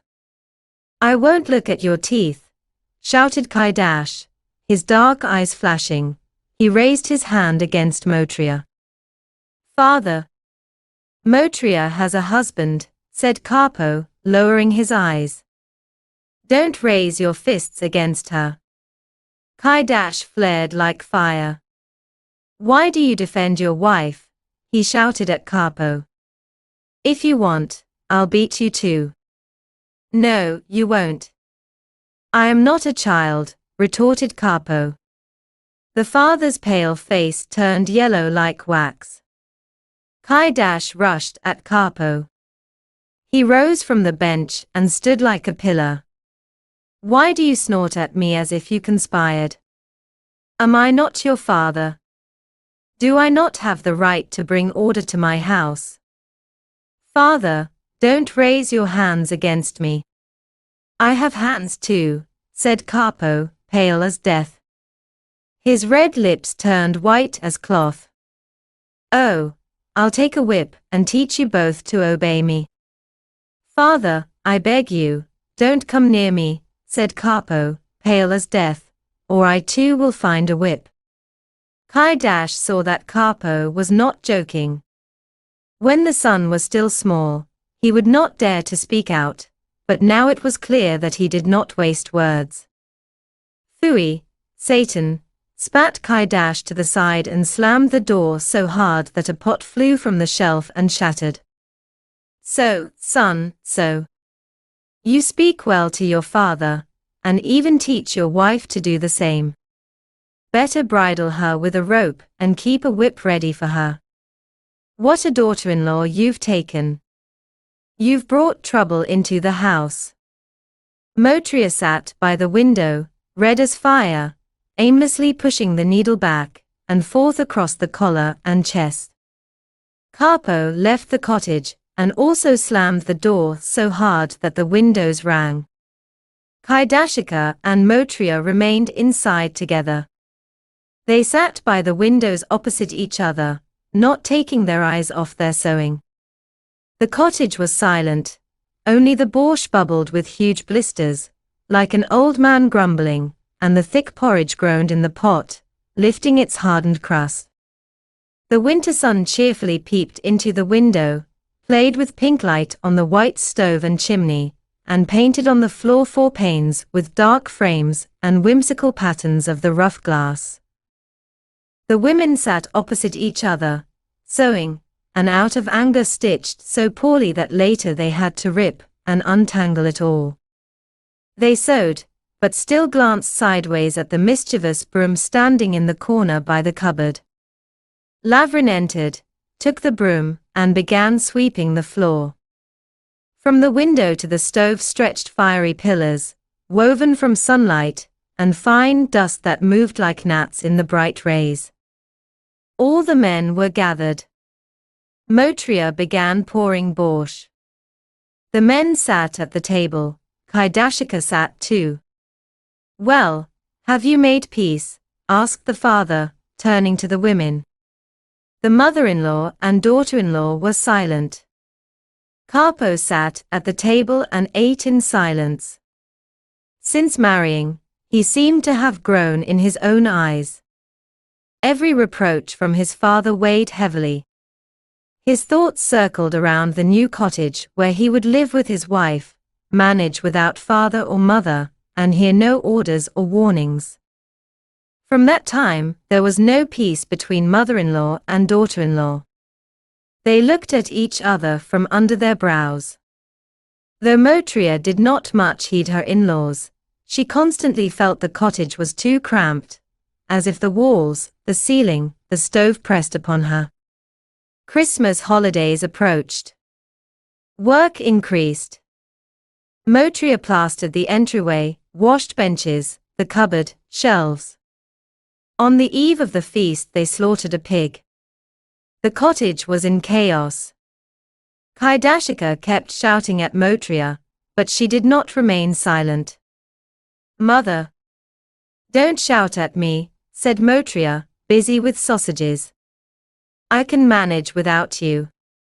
Better lie on the bed, or take up the bandura, smoke a pipe like Our Lady Ekonomsha. On the eve of Christmas Motria expected Kaidashika to buy her new clothes. Kaidashika cut only a piece of cloth for a new apron. On the third day of Christmas, Motriya pulled from her chest a new skirt brought from her father. It was wide and very festive, green with red roses. She hung it on a peg under the ceiling. Kaidashika only glanced sideways at it. Motriya went to the storeroom, put on the skirt and red apron, came into the cottage, and walked right before her mother-in-law, smoothing the folds. The mother-in-law pretended not to look. "This skirt Karpo bought me for the feast," said Motriya, standing before Kaidashika and spreading the wide skirt with both hands. "Show it to your father, he is rich," answered Kaidashika, not looking. "Today I'll go to my father and show him, but not this, rather the black apron you gave me for the feast." "Oh Lord! Must we quarrel even at Christmas before the service?" said Kaidashika. "Because of you I have neither feast nor Sunday. Don't you hear? The church bells are ringing." One day in Lent Kaidashika brought fine linen and towels from the weaver. She hid them in her chest and locked it. "Mother, don't lock it. I too worked on the linen, but I won't steal it," said Motriya, yet she longed to cut her share and lock it in her own chest. Great Lent came.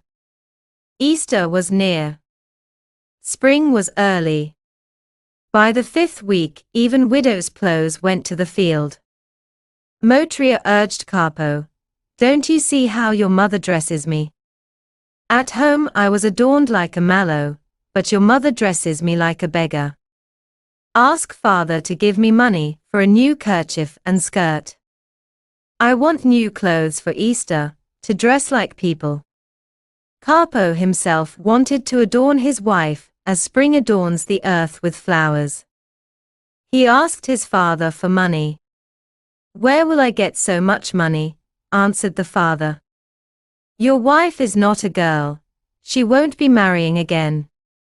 When mother goes to the fair in Korsun, she will buy what is needed." Kaidashika indeed went to the fair. Motriya wanted to go too, but her mother-in-law did not take her. In the evening Kaidashika returned and brought Motriya a kerchief and cloth for a skirt. Motriya unfolded the kerchief. It was black, with small flowers. "You want to make me a nun," said Motriya, throwing the kerchief on the table. She looked at the cloth for the skirt. It was cheap, dark, with red dots. Motriya did not even unfold it and stepped away. "I knew I wouldn't please you." "I don't know who could please you," said Kaidashika angrily. "See what a lady. Raised in luxury." Motriya was silent. But as a young woman she longed to cover her head with a splendid red kerchief for the feast. She sighed quietly. "My will is not free in this cottage," she thought. She longed for freedom and her own home. Summer came. Harvest began, work in the field boiled. The family spent little time at home, so quarrels lessened. In the busy field there was no time to argue. The Kaidash family reaped their grain, then went to the landlord to mow for sheaves. Motriya worked quickly, and she and Karpo earned more bundles than Kaidash and his wife. In autumn Motriya bore a child. Kaidash held the christening. Karpo grew even more in his own eyes. He now considered himself a true master, equal to his father. He gained respect for himself. The father was glad for the grandson, and at the christening promised to arrange a room for Karpo across the entryway. The little child seemed to reconcile mother-in-law and daughter-in-law. Kaidashika clung to her grandson as to her own child, taught her daughter-in-law how to bathe him, how to swaddle, and again spoke in a sweet voice. Motriya hated that flattering tone, but still treated her mother-in-law more kindly. While she was weak after childbirth, Kaidashika was useful. But when the child grew, things changed. Kaidashika always played with the grandson, rocked him, lulled him, while Motriya had to do all the heavy work for herself and her mother-in-law. Karpo and Motriya, having earned their own bread, knew they no longer ate their father's bread but their own. In the stacks stood rye and wheat, into which they had put more labor than father and mother. In Kaidashika's chest lay linen, of which perhaps only a third thread was spun by her. For Karpo and Motriya it grew harder to depend on the father. Trouble in the cottage only quieted and hid, like a viper in winter. As soon as the spring sun warmed, the women were the first to awaken the hidden viper of quarrels. It raised its head and hissed throughout Kaidasha's cottage and yard. After the feast of Pokrova, Kaidashika pulled 2 pieces of linen from her chest, one coarse, old, unbleached, and another fine, good, spun together with Motriya. She cut the coarse cloth into shirts for old Kaidash, Karpo, Lavrin and Motriya, but for herself, she set aside the fine linen for 3 shirts and immediately locked it away. "Mother, won't you cut me some fine linen, at least for one festive shirt?" asked Motriya, barely restraining herself. "Coarse shirts cut the skin, but you are still young, wear coarse ones for now," answered Kaidashika. "And do you think coarse cloth doesn't cut my skin? See, daughter, you don't go to the gentry or priests. They invite me to cook, seat me in their rooms, even lay me to sleep in chambers with feather beds. How can I go to such people in a coarse shirt? Though the gentry don't put feather beds under me, I also spun fine linen, perhaps more than you," replied Motriya. The quarrel grew sharper. Motriya asked again for at least one festive shirt. Kaidashika snapped, "Take the whole cloth and wrap yourself head to toe. You've so wearied me, I don't know how to rid myself of you." Motriya turned to the window and wept, for the first time since crossing her father-in-law's threshold. It hurt that her mother-in-law reproached her for what she had worked hard on. She secretly wiped her tears, threw the coarse cloth on the bench, and later tried to embroider flowers on the sleeves with red and blue thread. The flowers came out large and clumsy, as if stitched on a sack. She gave up, decorated only with small circles and stars, sewed the shirt, washed it, and put it on. The coarse cloth looked bluish, in the mirror her face seemed darker, her brows less beautiful. "Living at my father's, my face was white, my brows black. At my in-laws, my face has grown thin, my brows faded. My mother-in-law, that cruel snake, will ruin my young life," thought Motriya. One day Kaidashika, tipsy in the tavern, condemned her daughter-in-law before the whole village, saying nothing pleased her, everything was too cheap or ugly. Other women repeated these words to Motriya. "Just wait, mother-in-law. I won't spin fine linen for your noble skin anymore," thought Motriya, and began hiding her spun thread in her own chest. "Why do you hide thread in your chest, Motriya?" asked Kaidashika. "Because I need it. I won't eat it," retorted Motriya. "Maybe you will eat it, who knows," said Kaidashika. "Don't worry. I won't take it to the tavern, won't drink it away, won't condemn you in drunkenness as you did me. What will you do with it?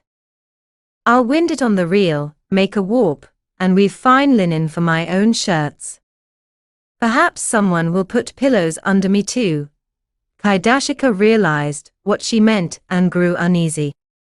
She spun lazily, while Motriya worked hard at the comb. Kaidashika feared Motriya would spin all the flax. One day after dinner Motriya pulled 10 full spindles of thread from her chest, took the reel, and began winding. Kaidashika saw this was no joke and flared up. "Are you mocking me, young woman?" I have no time for jokes, answered Motriya, swinging the reel that touched the beam. Give me the reel. It's mine. Bring one from your father and wind even your veins on it. I don't care, shouted Kaidashika, grabbing it. No, I won't give it. I need it too, said Motriya, holding tight. Give it here, cried Kaidashika, furious. No, I won't. You have nothing to wind, you haven't spun anything, shouted Motriya, clutching it with both hands. They screamed, pulling the reel back and forth. The men rushed in, thinking they were fighting. Kaidash, Karpo, and Lavrin stared, not understanding the cause. The women, wild-eyed, dragged each other across the cottage. Have you gone mad? Playing children's games, said Kaidash. Drop the reel. But they did not hear. Lavrin mocked. Looks like they're playing tag. What a game. Kaidash grabbed the poker, threatened to strike, but they kept shouting. It was Friday, and Kaidash was fasting, hungry and angry. The noise enraged him. Drop the reel, or I'll beat you both, he roared. Finally, he smashed the reel into splinters. Only then did they separate. Why quarrel? Why fight? It's Holy Friday, and you drive me to sin. Motriya, why do you need the reel? To wind my own spindles. Otherwise I'll never get a good shirt from you. She wants to spin separately for herself, gasped Kaidashika. Why separately? Don't you get linen? Asked Kaidash. I want to spin, because I have the right, answered Motriya. Father, build us a cottage soon, said Karpo. You'd better clip your wife's wings, so she doesn't fly too high, replied the father. My wife is not a hen for me to clip her wings, said Karpo. Karpo, if you want your hair intact, don't anger me. Your hands are too short to reach my hair, retorted Karpo. You think my hands don't reach your hair, shouted the father.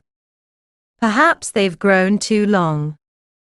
Mother offends my wife, and you offend me, said Karpo. Who offends you? Do I not give you food? Shouted the father. And have you ever given me even a single coin in my hand? I work, and you hide the money in your chest, answered Karpo. And why do you need money? Maybe you want to drink it away, said the father. Even if I drink it away, what business is that of yours? Replied Karpo. So now you will teach me in my old age, cried old Kaidash, pale as death, stepping closer to Karpo. Father, do not come near me. I work and I have the right to my own earnings. Separate us, said Karpo. So because of your foolish wife you will reproach me. Why do you, cursed daughter-in-law, quarrel with your mother? Shouted old Kaidash, waving the broken reel, a wooden tool for winding thread. Do you want to be the mistress of the house? Or do you want your mother to serve you like a hired hand? I will count your ribs with this reel. Kaidash swung the reel at Motriya and struck her on the arm. Karpo stood between his father and his wife, as if he had grown out of the ground. Father, do not beat Motriya, he cried desperately. What right do you have to strike my wife? And why does she not obey her mother and raise a scandal in my house? It is not Motriya's fault, but mother's. She puts all the heavy work on Motriya, and does nothing herself, only idles, said Karpo. And this you say about your own mother, shouted Kaidash.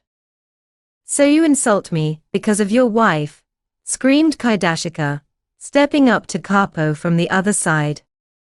This is what I have lived to see in my old age from my children. How dare you speak such words about your mother, said Kaidash sternly, stepping closer to Karpo. Father. Do not come near, said Karpo calmly but threateningly, standing still in one place. Because of your wife, because of this lazy woman, I will not bear such shame in my old age, screamed Kaidashika, even shrieking, striking her fists together right before her son's face. Karpo did not even blink. He only widened his eyes until they became completely round. I will smash this reel into splinters on you if you do not quiet your wife, shouted Kaidash, stepping even closer. But Karpo did not retreat or move aside. He only grew paler, frowning at his father. Father. Step back, save me from sin. Kaidash and Kaidashika moved toward Karpo, and then stepped back again, like waves striking a rocky shore. Karpo stood like a cliff. Unable to restrain himself, old Kaidash rushed at Karpo with his fists and pushed him in the chest. Karpo turned pale as death, his tightly pressed thin lips became white as linen. Father. Do not fight, whispered Karpo. Kaidash, pale, with dark flashing eyes, rushed at Karpo again. Father. Better take an axe and strike me dead with one blow, said Karpo, barely breathing. He felt all the blood rush to his head, filling his ears and eyes. He heard ringing, rustling, and roaring in his ears, and before his eyes everything began to whirl.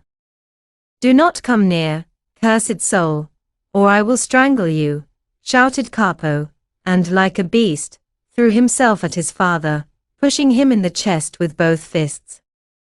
Old Kaidash fell backward just as he stood, his legs up. The broken pieces of the reel fell from his hands and struck the stove.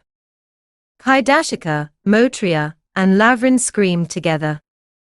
Lavrin and his mother rushed to protect the father, standing between him and Karpo. Karpo stepped back 2 paces to the table, white as chalk, and froze again like a rock. His black eyes dimmed and faded, and his hair stood on end like a hedgehog. Motria felt ashamed that because of her the son had struck his father. Lavrin and his mother lifted the father and sat him on the bench. Kaidash could not even speak, only groaned. He was not so much hurt as shaken. The disrespect of his son, the shame before his children, anger and rage, all merged in his soul, burning his chest, so that he felt as if Karpo had killed him. There is no God in your heart. No wonder you do not go to church, said Kaidash with effort, still groaning. Kaidashika began to cry loudly. Lavrin frowned, ready to attack Karpo and tear his hair. Only Motria calmly sat on the bench, folded her hands, and looked at the stove and under it. Karpo's blood drained from his face. The world stopped spinning before his eyes. He took his cap and left the cottage. This is all because of you, daughter-in-law, said Kaidashika, striking her fists together. Maybe because of me, or maybe because of you, answered Motria calmly, looking under the stove. Enough, enough. I will build you a cottage, and then you may twist each other's heads off. I do not care, said Kaidash. But first make 2 new reels for me and mother, said Motria quietly. May you have no good from your reel. Because of it my son struck his father. Oh, woe to me. My own children will not let me die in peace, lamented Kaidashika. A gloomy winter evening looked through the window into the cottage. Thick shadows in the corners, like pale and sorrowful death, brought calm to the angry family. Mother-in-law and daughter-in-law only sighed heavily. On the bench, resting his head on his hand and elbow on his knee, sat old Kaidash, silent, sighing too. On his pale broad forehead and lowered eyelids lay deep sorrow. Grief and bitterness were imprinted on his face. He had not eaten all day. His stomach ached with hunger. He rose, threw on his coat, put on his cap, and went to the tavern to commemorate Holy Friday and drown his shame in vodka. Karpo left the cottage in only his shirt. He went into the garden and stopped under a pear tree behind the barn. The first fresh snow covered the hills and valleys like fine cloth. The whole sky was filled with clouds, like milky fog. Karpo looked at the bare hills, which in the evening gloom blended with the white sky so that it was impossible to see where the hills ended and the sky began. He looked at the long black chain of hills, darker from the thick oak forest, as if covered with black cloth. Before, he had never noticed this. His soul sank deep. He seemed turned to stone from the terrible act he had just committed. The cool air sobered him. The haze in his head began to clear, and he slowly noticed cottages, hills, forest. He saw his father leave the yard, walk past the pond along the road to the dam, enter the tavern, and lights flicker in its windows. He noticed a group of men moving like dark figures on the white snow near the tavern. He saw all this as if in water, at the bottom of a shallow clear river. The cold pierced Karpo to the bone. He felt chilled to his heels, while his head burned like fire. He turned and brushed against a pear branch covered with snow. Flakes fell on his head, shoulders, bare neck, and down his shirt. Only then did he come to himself, took a handful of snow, pressed it to his head, and slowly walked back to the cottage. Inside it was quiet and sorrowful, no one even moved their lips. It seemed that only the fire burning and crackling in the stove was the one living, cheerful being in the dead cottage. The light in the cottage had already gone out, but Kaidash still sat in the tavern, drinking vodka with his godfather. He even spent the night there. The next day, before dinner, Kaidash came into the cottage and brought 2 new reels. "Here are 2 new reels. For all I care, you may even poke each other's eyes out with them," said Kaidash, throwing them on the bench. Motriya looked happily at the reels and right after dinner took spindles from her chest and began winding. The new reel hummed in her hands, sometimes even touching the ceiling beam. No king ever waved his scepter with such joy as Motriya waved her reel. She felt inside herself the spirit of an independent mistress of the house. But her mother-in-law was overcome with anger. It seemed to her that the reel of her daughter-in-law hummed like angry bumblebees around her head. "My hemp will be lost," thought Kaidashika. "The quick daughter-in-law will spin it all into cloth before me." And the daughter-in-law, counting the combed flax and bundles, kept winding the spindles, then took half a skein off the reel and hid it in her chest. "Hide, daughter-in-law, hide everything in your chest. Soon you will hide all our goods there, and even us too," said the mother-in-law. "Do not be afraid. I will not hide such goods, and if I even found you in my chest, I would throw you out into the street at once," answered Motriya. The next day Motriya gathered only her own shirts and Karpo's and soaked them. "Why did you not gather and soak all the shirts?" asked the mother. "Because I will not wash for all of you anymore." "Wash them yourselves, you have hands too. Why do the same work twice? Is there not enough work in the cottage? Why do you splash water on the floor for nothing?" said Kaidashika. But Motriya did not listen to her mother-in-law. She wrung her shirts, the next day bleached them in ash, washed and ironed them.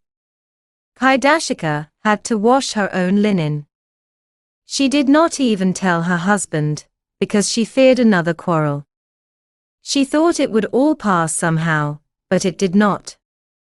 One day Motriya baked bread, and it did not turn out well. She served it with borscht. The bread was sticky, with a hard crust 2 fingers thick.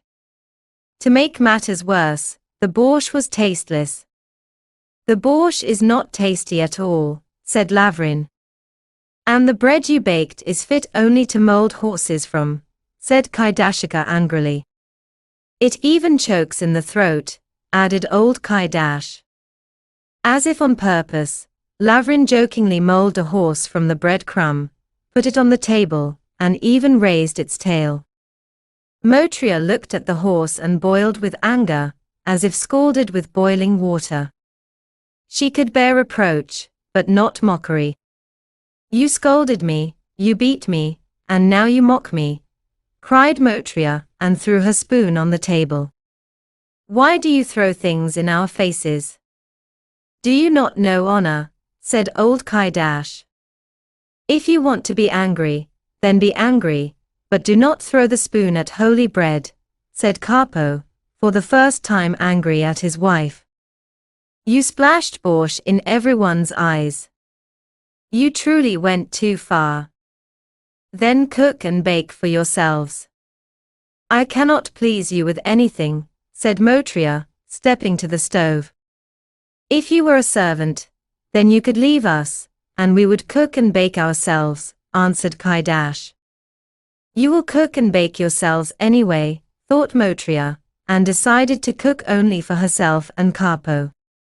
The next day Motriya rose very early, sat down to spin, then lit the stove, found 2 small pots, and in one cooked borscht, in the other porridge, just enough for 2. She decided that she and Karpo would also have supper separately. Kaidashika slept soundly on the stove bench. The fire crackled in the stove, the water boiled, and she lay in the warm bed, thinking her daughter-in-law was cooking for everyone. It was already dawn. Kaidashika climbed down, looked into the stove, and saw only 2 small pots. "What are you cooking in those pots, Motriya?" she asked. "Borscht and porridge," answered Motriya. "And why are you cooking in such small pots?" "Today is not Friday. Father will also eat dinner. He will eat if you cook, because I will not cook for all of you anymore. I cannot please you. Cook for yourselves, you learned it from the gentry." It was fully light. The family usually ate early, but only now Kaidashika had to start with raw beets and cabbage. "Oh merciful Lord! You want to drive me to the grave," cried Kaidashika. "What are you doing? What you see? Cook borscht in a big pot." "For whom?" "My borscht is already cooking," answered Motriya calmly but mockingly. Kaidashika had to cook dinner herself. The sun rose. Motriya called Karpo to eat, and set borscht on the table. He was surprised. "What are you inventing, Motriya? Do you want to anger father again? Sit and eat. Stop running around with your father. His mother will cook for him, but I will not cook for all anymore." Karpo did not know whether to sit at the table or not. Kaidashika raised a cry through the cottage and yard. Kaidash ran in, followed by Lavrin. "Look what your daughter-in-law is doing," shouted Kaidashika, pulling a small pot of porridge from the stove. Old Kaidash stared at the pot, not knowing what was wrong. "Look! What is this?" said Kaidashika, pushing the pot under his nose. "Porridge. What else could it be?" answered Kaidash. He did not notice in what pot it was cooked. "Look at the pot your daughter-in-law cooked porridge in," continued Kaidashika. "In a cracked one?" asked Kaidash. "In a cracked one. And will this porridge be enough for all?" continued Kaidashika, angry that her husband did not understand. "Devil knows in what pot you cook porridge. Quarrel between yourselves, but do not drag me in, said Kaidash, angry at the women. Do you not see that your daughter-in-law cooked only for herself and Karpo? She wants to eat separately, said Kaidashika. As for me, let her eat separately, even loosen her belt, answered Kaidash. I do not care, let her swallow the porridge together with the pot. Old Kaidash still remembered the reel. His back still hurt. I do not know what will happen next. I will leave and rent a room. Why do you, Omelko, say nothing to this devil? Omelko feared that because of this porridge he might again end up with his legs in the air, so he kept silent. If you say nothing, then I will throw this dinner to the pigs, said Kaidashika, and threw the pot of porridge into the slop bucket. The pot splashed into the tub. Slop splattered on the wall up to the shelf. Motria grew even angrier. If you throw my food into the slops, then I will not touch your bread. Your bread is like a heavy stone pressing in my throat. Take this borscht too, give it to the dogs, I do not care. Angry, Motria grabbed the bowl of borscht from the table and threw it at her mother-in-law's feet. The bowl shattered, potatoes rolled under the stove. Phooey, spat old Kaidash and went to the barn to make a cart. Phooey, spat Karpo and also left the cottage. Lavrin sat down, jokingly spat into the pile of beets and beans, and then followed them out. Only the women remained. Kaidashika stood like stone by the stove over the broken bowl. Motria stood like a pole by the table, staring at the wide stains on the wall near the slop bucket. The cottage was silent. Only in the stove the cracklings in the pan hissed angrily and loudly, as if 10 women were shouting at once, pulling each other's hair. The lard hissed like a snake, bubbled, squealed like a pig stuck in a fence, cackled like a goose, barked like a dog, squeaked, scraped, and then howled, noise, noise, noise. The pan, soaked with lard, caught fire. The lard hissed and raised a huge tongue of flame, licked the jaws of the stove, and roared like the wind inside. Kaidashika, turning and seeing a sea of fire in the stove, snatched the pan out and covered it with a rag. The pan went out, but such smoke and choking fumes spread through the cottage that Kaidashika began to cough.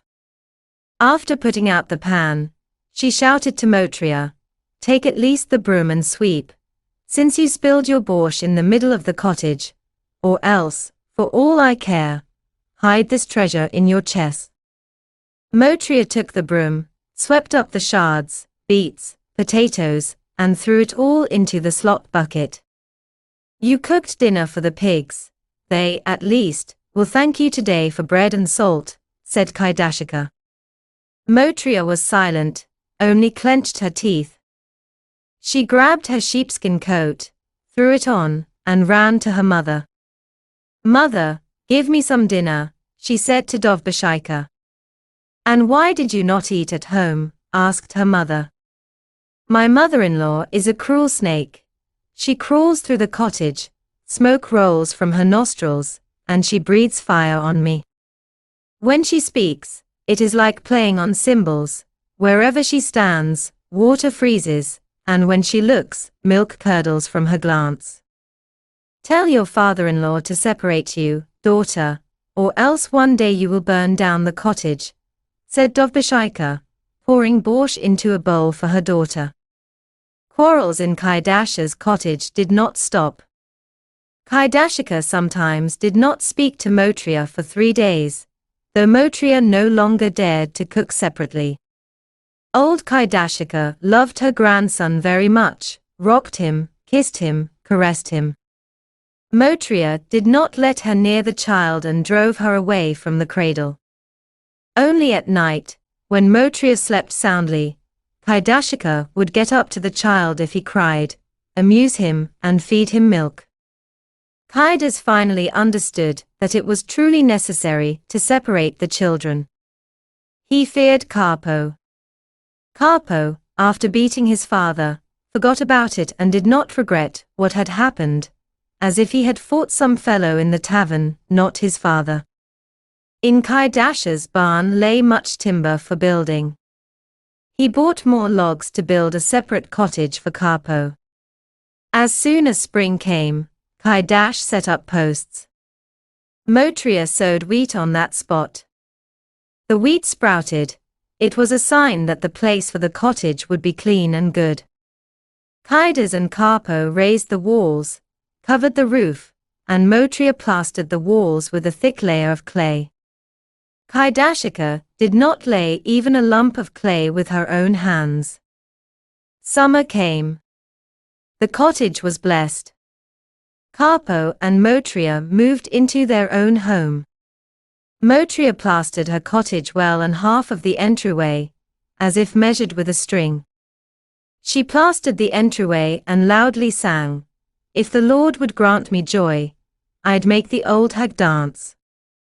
Dance, dance, old hag, even on one leg, so she would know how to please a young daughter-in-law. At my father's house there is sorrow, at my father-in-law's, torment. At my father-in-law's worse than hell, no light to be seen." Motriya sang very loudly to spite her mother-in-law. The door was open. Kaidashika slammed it with all her strength, but Motriya shouted even louder, "I'd make the old hag dance." Karpo and Lavrin carried Motriya's chest into the new cottage. Motriya sat on the chest and said, "Now I am a real lady." She sat proudly on her chest like a king on his throne. "Karpo, how will it be now with the household? Will Motriya only separate with her pots, or do you also plan to separate with cattle and field?" "Better, father, to separate completely, with cattle and field," answered Karpo. "See that you do not regret it later. Until now we worked together, with one herd, and you know well that together porridge tastes better, and thick soup does not scatter the children. Father, the thick soup has already scattered us long ago. Whatever happens, happens. Separate me with cattle and field. Then I will blame myself, not you. So you will even lay your own threshing floor. We have little land as it is. I will find a place somewhere, even in a corner," answered Karpo.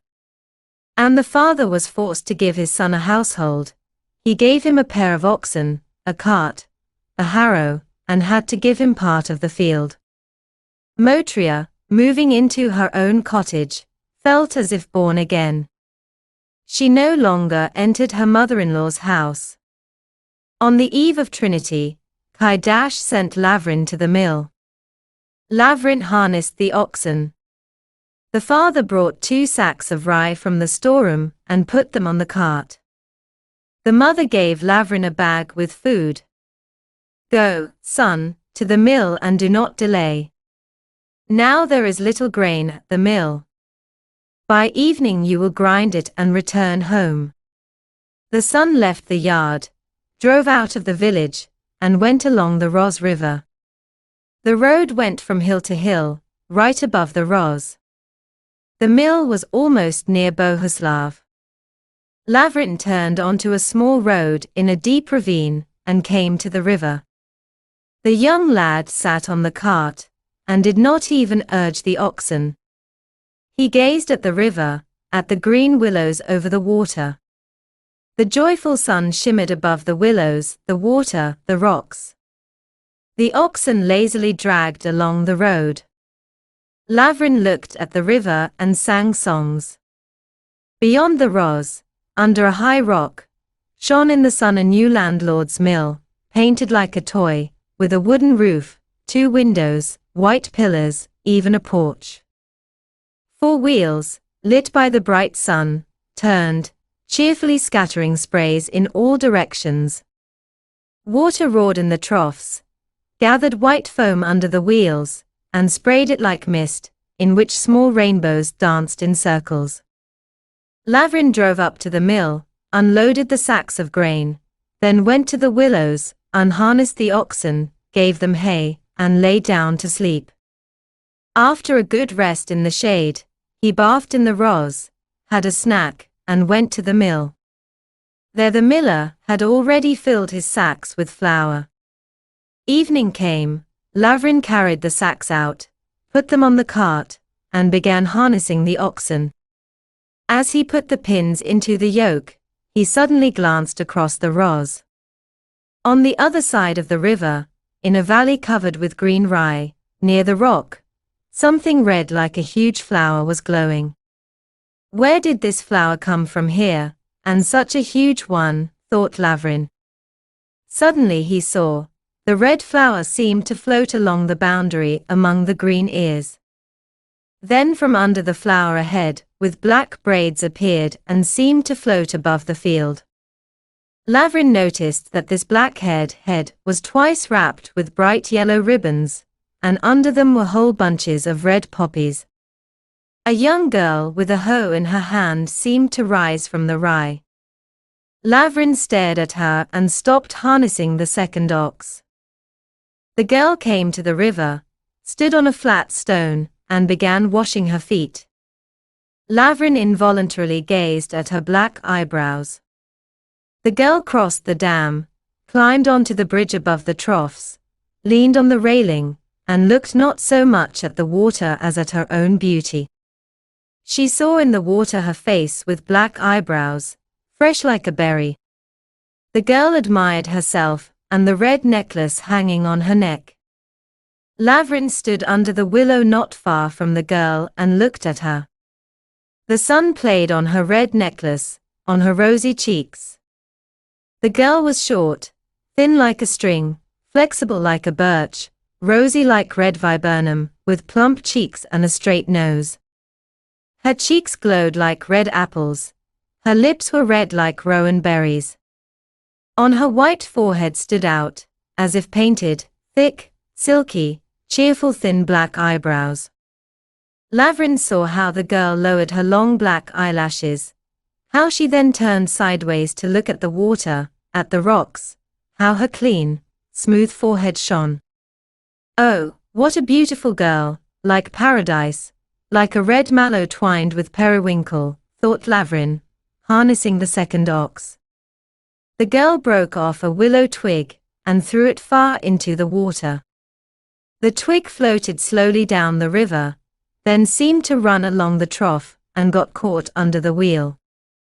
The girl laughed, flashing her white teeth against the sun, like two strings of pearls. She glanced at Lavrin, looked at him longer, and grew shy. Then she rose, fluttered past him like a cuckoo, flashed her brown eyes at him, and went out onto the road. Lavrin felt that she, like the sun, had lit up his soul, brightened the deep shade under the willow, and ran like a star up the hill. Where were you born, beauty, with such silky eyebrows, thought Lavrin. Even if you were a cuckoo in the forest, I would find you there too. Lavrin swung his whip over the oxen, and instead of going home across the dam, turned right up the hill and followed the girl. The road from the mill split into 3 directions. There were many villages around, and Lavrin wanted at all costs to know from which village this girl came. She went along the middle road. Lavrin turned after her. He urged the oxen, but his eyes could not leave her thin waist, tightened in a vest, and her slender sunburnt neck. On both sides of the road, like 2 green walls, grew tall rye. The girl walked along these green walls, pulling blue cornflowers from the rye and tucking them behind her ears. Lavrin caught up with her and came alongside. She looked at him with her dark brown eyes, and it seemed to him that 2 stars shone in the rye. Good evening, girl. Is it far from here to the village? Asked Lavrin. And which village do you need? Asked the girl, and her voice sounded as if a dove cooed in the rye. To the village where you yourself are from, answered Lavrin.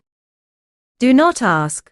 or you will grow old too soon, said the girl and smiled. She looked at Lavrin.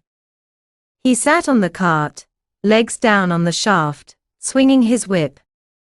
What a handsome lad, though fair-haired, what wonderful eyes he has, thought the girl, glancing sideways at Lavrin. The girl walked ahead.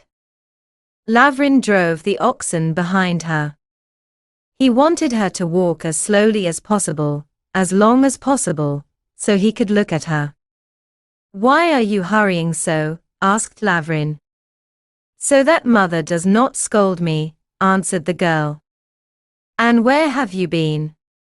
I was weeding the landlord's beets beyond the Roz, and now I am going home, said the girl and looked at Lavrin more boldly. She walked slower, exchanging words with the young man. Tell me, girl, from which village are you, from Byivtsi or Deshki? From Byivtsi, answered the girl. And why do you ask? Is it not allowed to ask? What is your name? Malashka. Look how curious you are.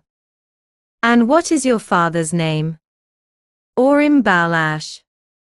Do you also want to know my mother's name? Asked the girl and laughed. And are you from Byivtsi yourself? No, I am from Sem'ya. My name is Lavrin Kaidash. And why are you taking flour not to Sem'ya, but to Byivtsi? My father sent me, said Lavrin and did not finish. The narrow road through the tall rye led up the hill, to the forest.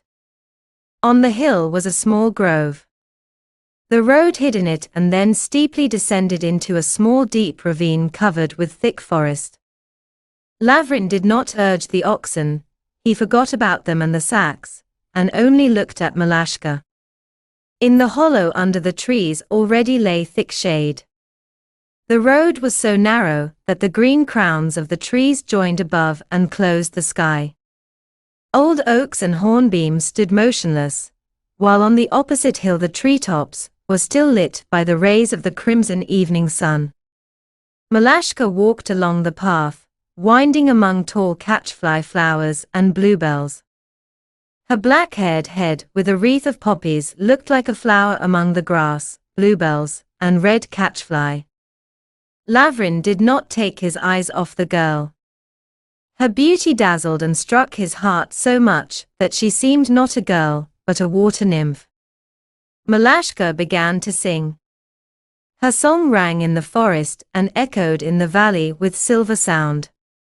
In Sem'ya there is not a single girl so beautiful, thought Lavrin.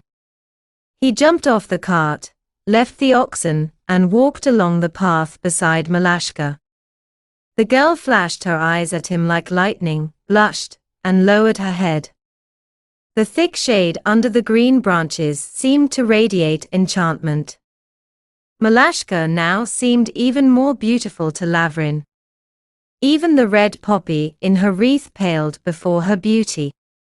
Malashka, tell me where you live. Show me your father's cottage.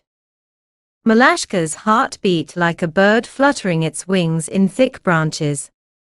Our cottage stands at the edge of the village in the hollow, in Zapadinsky, she answered very quietly and lowered her eyelashes. The oxen slowly plodded along the road. Lavrin and Malashka walked in silence.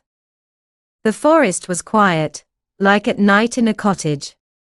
It seemed the forest was already dozing, falling asleep, and only through its sleep looked with its lit treetops at the sky, at the sun setting over Bohuslav. On a tall oak under which they stopped, some bird flapped its wings. It frightened them so much that they even shuddered. Malashka, said Lavrin softly. I saw you by the river, and it was as if I drank cool water from a spring. Malashka grew shy and lowered her eyes. She was silent. The bird calmed down, and again the forest was quiet, like a cottage at night. Your beauty, your black eyebrows give me strength. When I look at you, I feel an unusual power in my chest, began Lavrin. Some young woman, coming down the path from the hill, walked toward them. Lavrin fell silent. The forest ended on the hill. Beyond it began the village, scattered among hills and deep ravines. Lavrin sat on the cart. Malashka stepped aside and walked along the fence. They passed the church, went down the steep hill, and turned into a narrow ravine like a sleeve. Lavrin drove after Malashka. The ravine twisted like a snake in all directions. Some cottages clung to the foot of the hills. "Here are ours, Apodintsy, and there is my cottage," said Malashka, pointing to a small hut by the steep hill, at the end of the narrow valley. The hut was the third from the end and stood at the edge of a cherry orchard. It was small, old, even leaning to one side. Beside it clung a shed and a barn. It was clear that Balash was a poor man. "Malashka, I will come to your village feast." "Should I come or not?" asked Lavrin. "Come," answered Malashka, "but now hurry home, or your father will scold you. And maybe tomorrow evening you will come to the mill, to that willow where I stood with the oxen. Tomorrow is Sunday. I will ask my father or come without asking."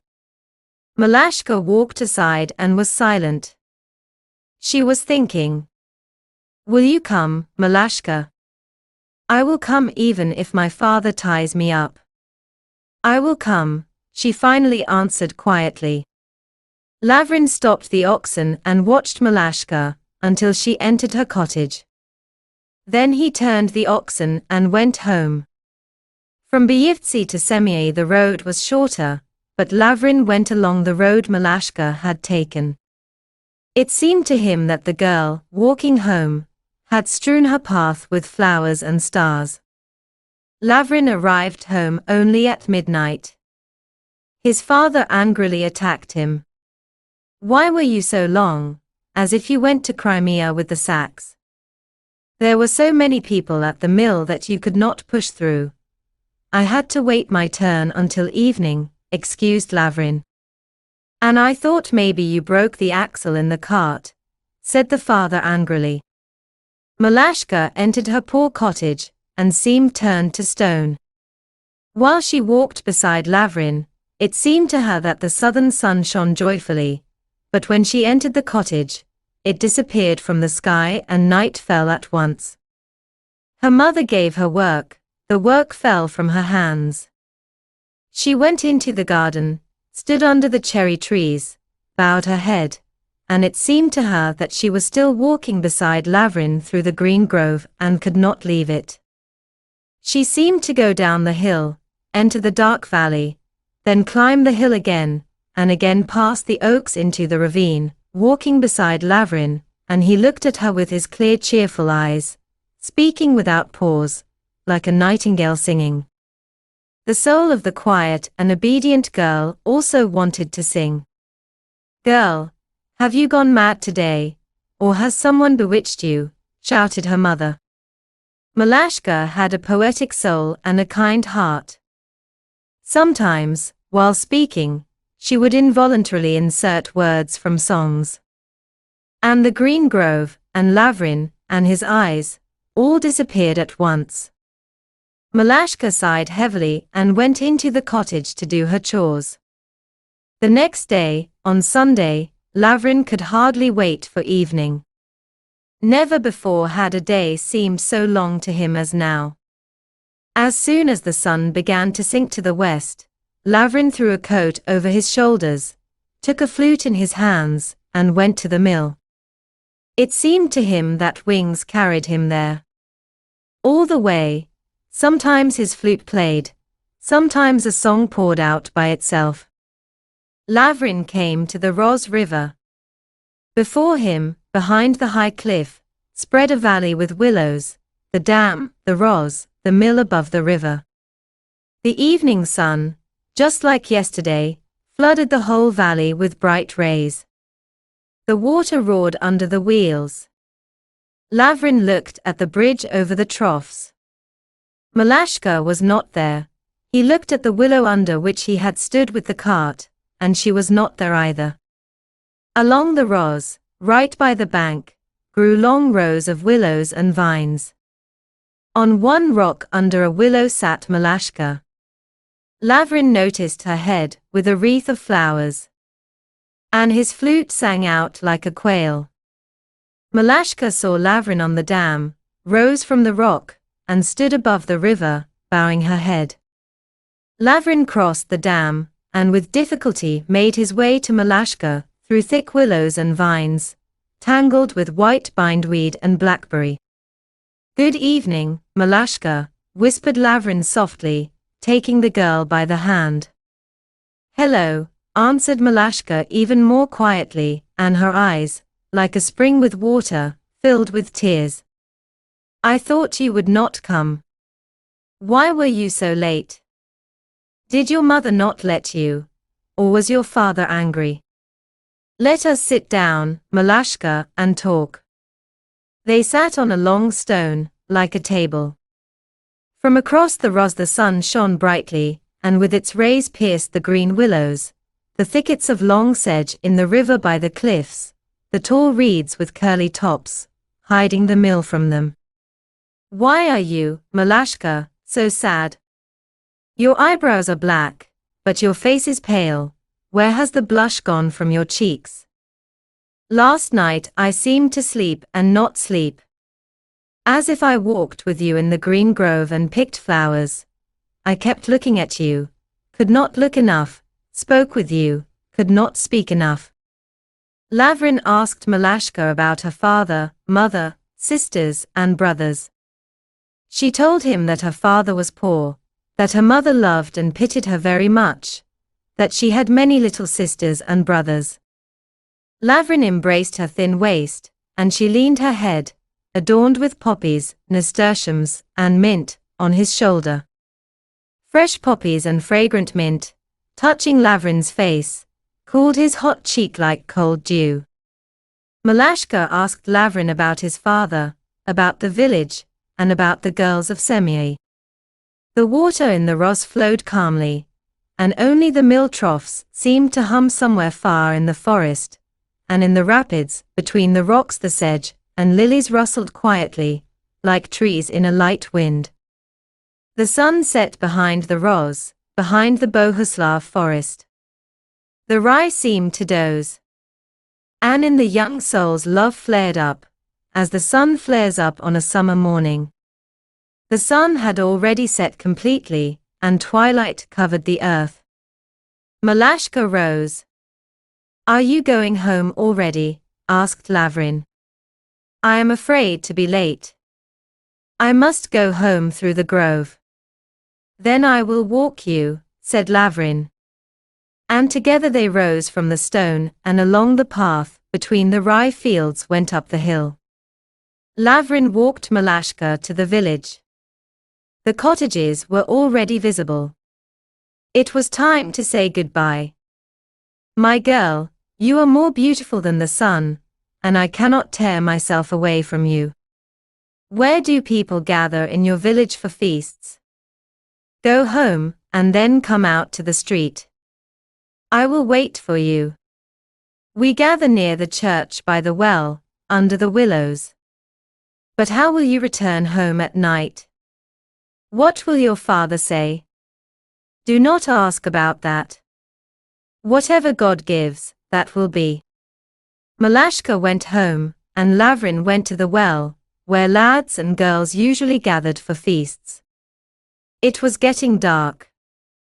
Near the well, under the willows, appeared girls and lads. Lavrin also stood under a willow by the fence. The lads, seeing Lavrin and greeting him, immediately noticed that he was a stranger. "Who are you?" asked one lad. "You seem not from our village. Then why, enemy's son, do you walk to our girls, to our street, without asking our permission?" The lads surrounded Lavrin. "I am not from Byivtsi.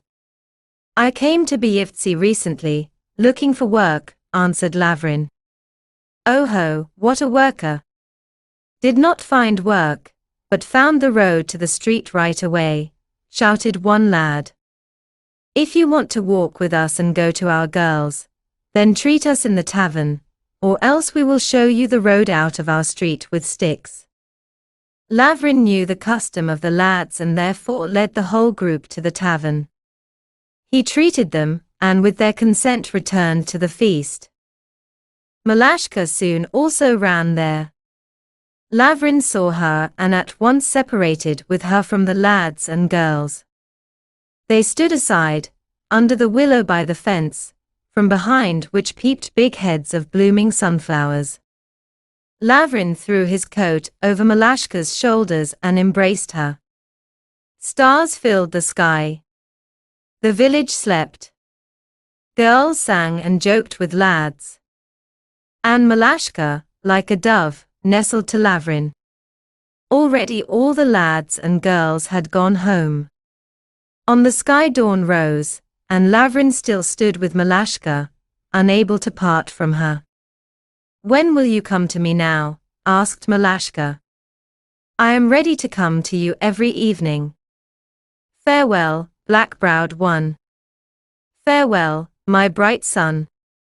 Surely you, my beloved, are woven from roses and periwinkle, since you held me until dawn, answered Lavrin. As soon as I hear your voice near the yard, I will fly to you at once, said Malashka. And if I marry you, will you not be sad in Semyai? Asked Lavrin. Why should I be sad, if I will be with you? Tonight I will lie down to sleep, and it seems to me that your shadow stands at my bedside. I am ready to cover your path with green leaves, so that the wind does not blow it away, nor sun cover it, said Malashka. And maybe when you go beyond that grove, you will forever forget your sweetheart. Do not fear, Malashka, I will not forget you. The day after tomorrow come out to the street. I will come, even death will not stop me. Farewell, my beloved. You are more beautiful than gold, more beautiful than the sun, said Lavrin and kissed Malashka, as if burning her soul with his hot lips. Lavrin returned home only at dawn and lay down to sleep in the barn. Everyone got up, but Lavrin still slept.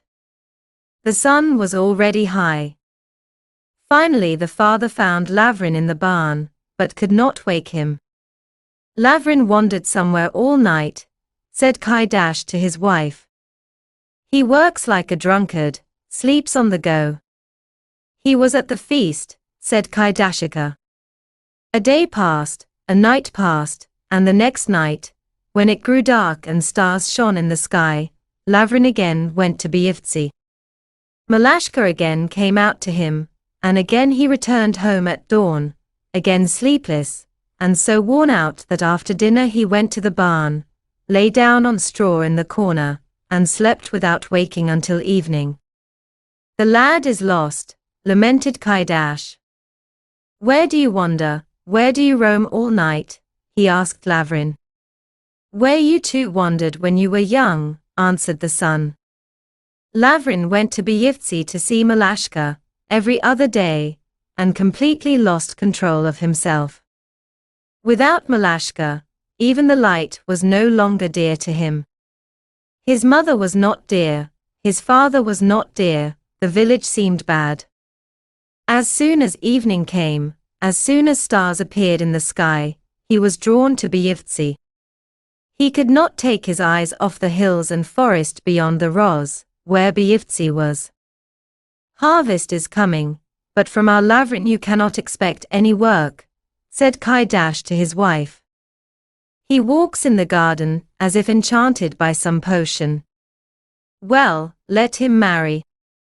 He must marry some day.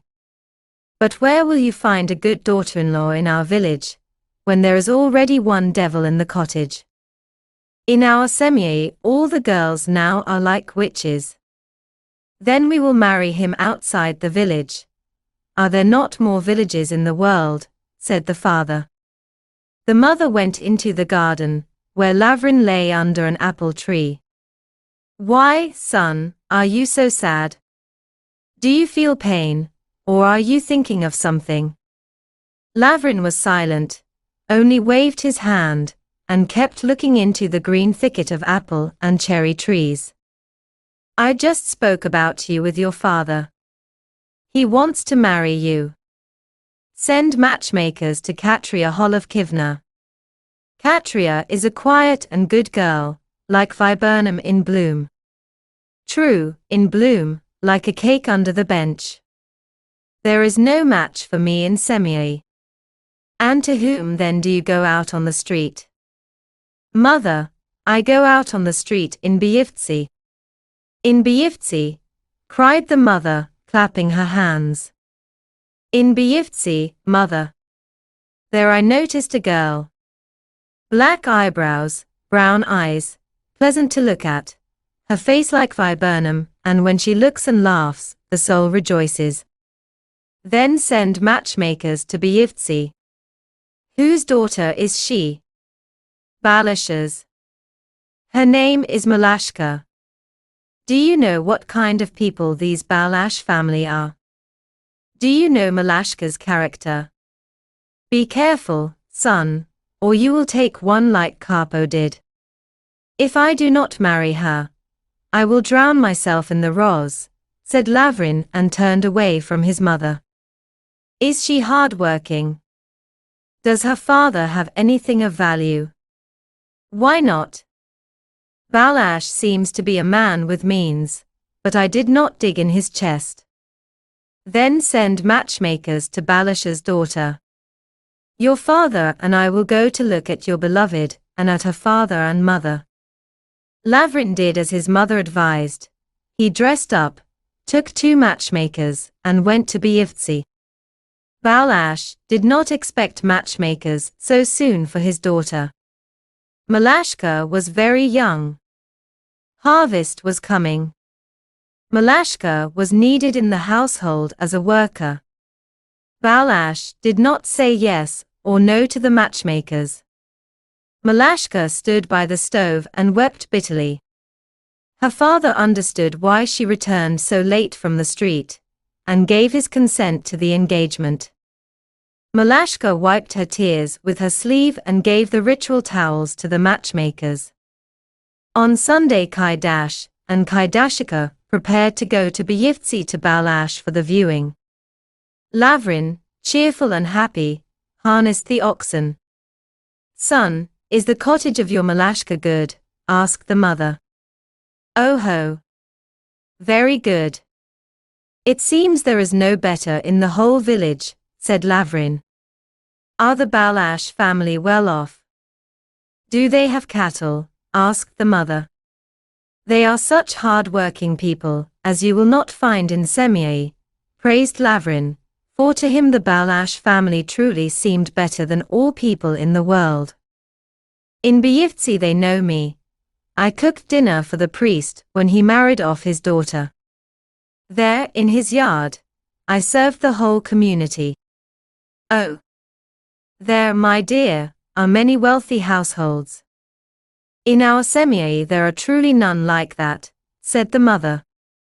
Kaidashika put on a fine shirt, covered her head with a beautiful thin kerchief with fringe down to her shoulders, hung all her crosses and coins on her neck, put on a new skirt, a new white jacket, and yellow boots. I must dress well. Everyone in Byivtsi knows me, thought Kaidashika, and ordered Lavrin to put hay on the cart and cover it with a carpet. Kaidashika sat proudly on the cart, and Kaidash, driving the oxen, sat in front. Lavrin walked behind the cart.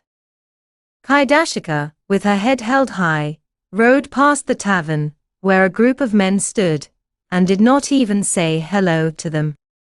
Oh ho, Our Lady Ekonomsha has climbed almost to heaven, said the men. It is clear she is going to a viewing. Kaidashika deliberately showed off her new boots. In the bright rays of the midday sun they sparkled across the whole street. By God, she lifted her skirt higher to show her yellow boots, laughed the men. Kaidash dressed his wife as if to sell her at the fair. The Kaidash family crossed the dam, climbed the hill, and entered Byevtsi. Kaidashika wiped her boots with a white kerchief and looked proudly around. "Look, good people, what a lady comes to visit you." Among the garden's cottages shone white. Near the church stood a huge cottage with new windows. "Is this where Balash lives?" asked Kaidashika her son. "No, mother. That is the deacon's cottage. Balash lives a little further," answered Lavrin, pointing to the street where they had to turn. They turned past the church. Ahead, in the greenery of a large garden, shone a cottage with painted door frames and door. "Perhaps this is Balash's cottage?" asked Kaidashika again. "No, mother, Balash lives down there in the hollow, in Zapodyntsi." They had already passed the village. The road from the steep hill descended into a deep ravine. In the ravine, like white sheep, here and there shone poor cottages. "This, mother, is Zapodyntsi," said Lavrin, and his eyes shone with joy. Kaidashika frowned. In Zapodyntsi, there was not a single rich, good cottage. "Where are you taking us?" "It seems we have already passed the village," asked the mother. "Get down, mother, from the cart, for here the hill is steep," said the son. But Kaidashika did not have time to get down. The oxen ran down the steep hill like a stove. Kaidash jumped to the ground, ran after the oxen, beat them with the whip handle on their muzzles, stopping them, but the heavy oxen could not hold the cart. It pressed on them from behind, and the oxen rushed down at full speed. Kaidashika grabbed the side of the cart, and she shook as if in fever. The cart hit a bump with its wheels and overturned. Kaidashika rolled out of it like a ball. Hay covered her from above. The oxen dragged the cart down the slope. "Whoa, grey one! Whoa, brown one, may you go mad!" shouted Kaidash, himself running down the hill with all his strength, no worse than the oxen, who galloped like horses, heads raised, horns twisting. "So you brought me to Zapodyntsi, may they burn! I nearly broke my neck," shouted Kaidashika across the whole ravine. Kaidashika shook off hay and dust. Hay stuck to the red fringe on her head, got into her collar, her bosom tangled in her crosses and coins. Dust filled her nose, ears, and even her mouth. She took off her belt, shook hay from her bosom, and snorted like a cat that smelled pepper. Her yellow boots were scratched by the cart rail, leaving a mark across the whole shaft.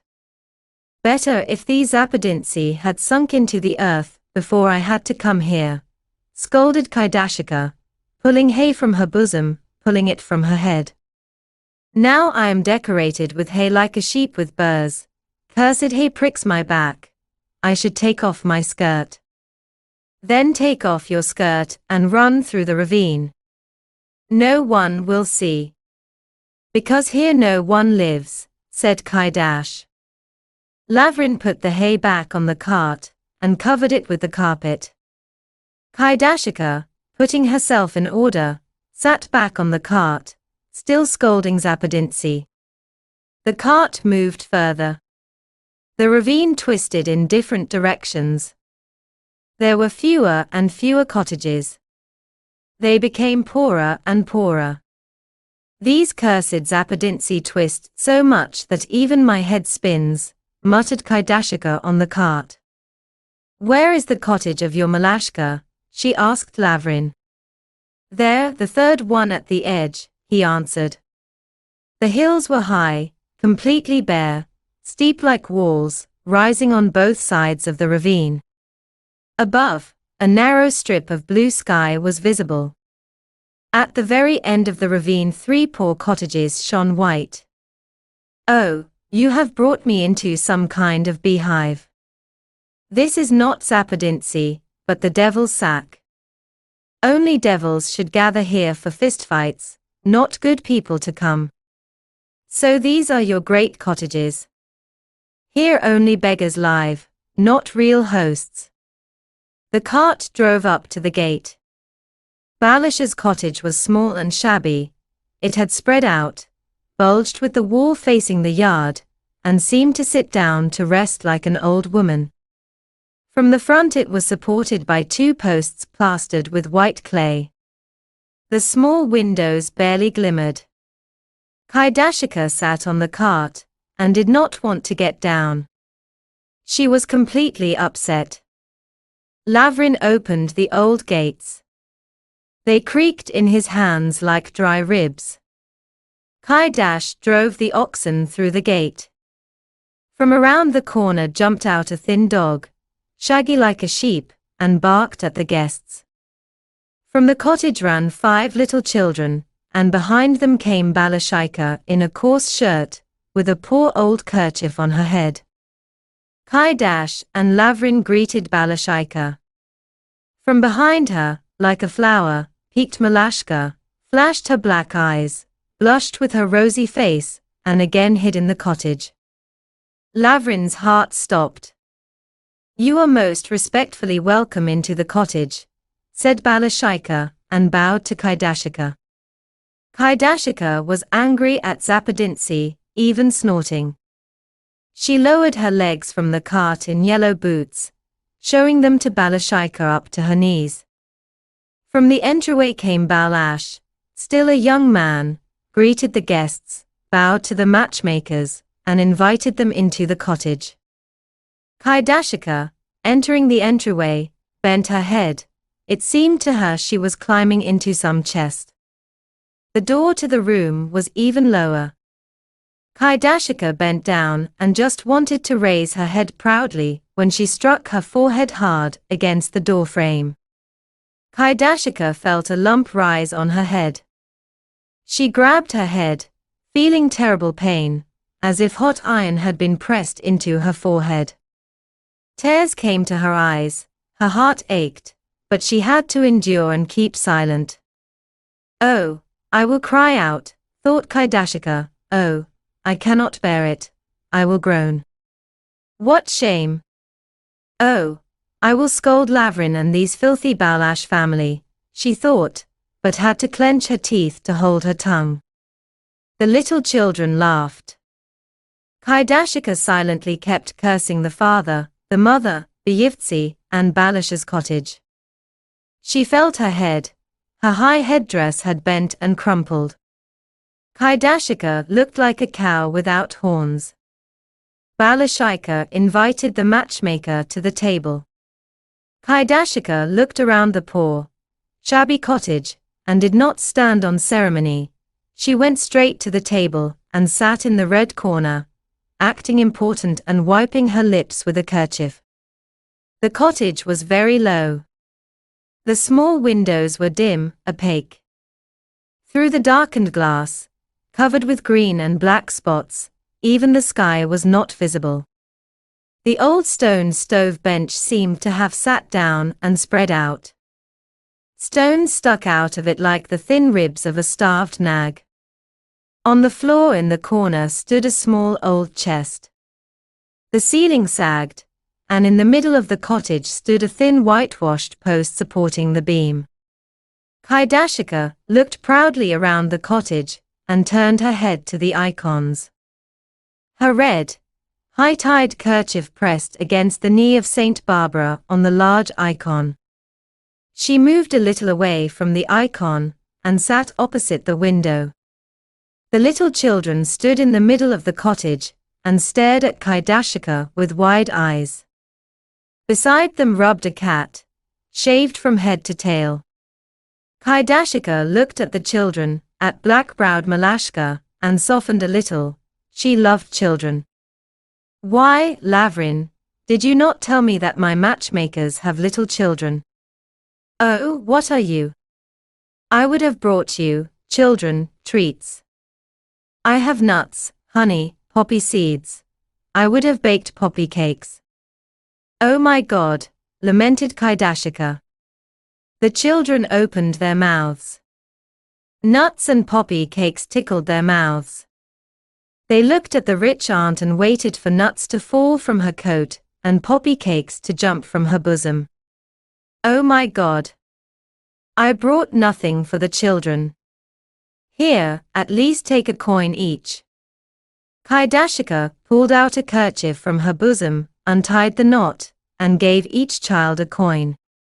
The children looked at the coins and did not know what to do with them. Mama, can I eat the coin? Asked a little girl, licking her coin. Do not put it in your mouth, dear. It is dirty.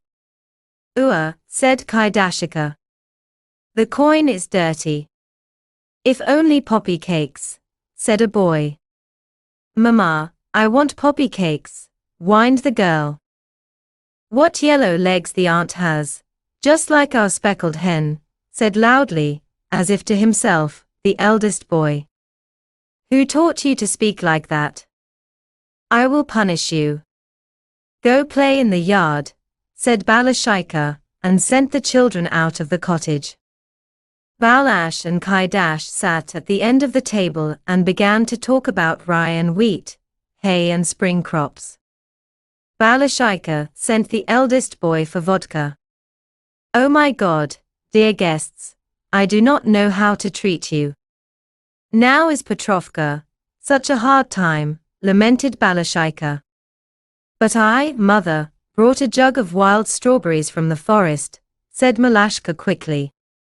For supper we will cook dumplings with strawberries and with garden berries. Ah, truly, daughter, you advise well, said Balashika. Run and pick fresh cucumbers and start cooking dumplings, while we talk a little with the matchmaker. Malashka bustled around the cottage, took a trough from a peg, carried it into the entryway, and went to the pantry for flour. Kaidashika did not take her eyes off her. Malashka was young, small, but quick and lively. Yes, little help will I have from such a daughter-in-law. She should still be eating porridge on the stove bench, thought Kaidashika. The boy brought a quart of vodka. Balashika cut bread, and Balash began to treat the guests with vodka. Kaidash drank a glass to the bottom, and Kaidashika only sipped and wiped her lips with a kerchief. She took a slice of bread to eat with it.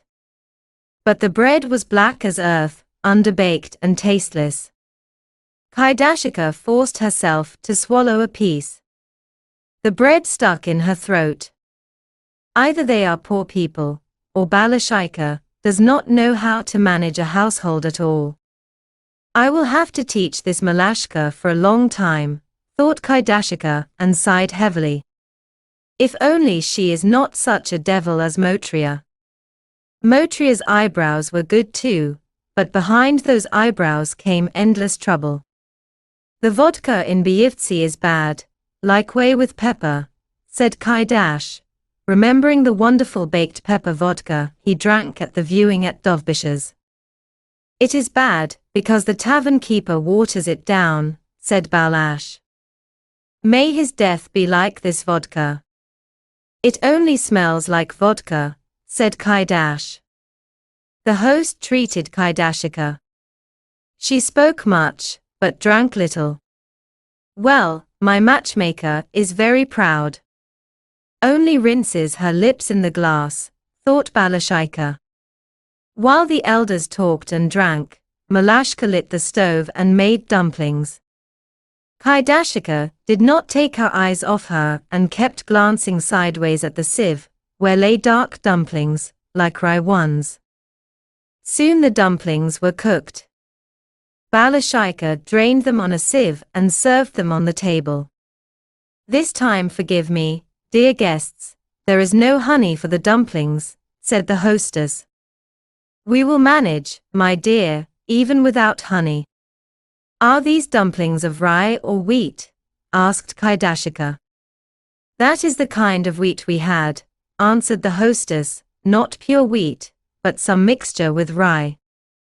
Kaidashika licked the dumplings, picked out the strawberries, and threw the dough back into the plate. During the meal, the matchmakers agreed that on the first Sunday, right after Pokrova, the wedding would be held. Lavrin went with Malashka into the garden, and could not stop talking with her. "If my father had not given me to you, I would have laid hands on myself," said Malashka to Lavrin. "Will you not be homesick for Byivtsy, Malashka?" asked Lavrin. "I will be happy wherever you are, my soul," answered Malashka. Balashika came out and invited Lavrin and Malashka to supper. Balash, after treating them, poured a glass for Kaidashika. Kaidashika took the glass in her hand, and, though she was angry, could not restrain herself and let her tongue pour out honey over the whole cottage. "Be healthy, daughter, like a fish, beautiful like a rose, cheerful like spring, hard-working like a bee, rich like holy earth. May God grant that your work goes quickly, that your head, like a well with water, be full of thoughts, that your life be quiet and rich, like a field full of grain.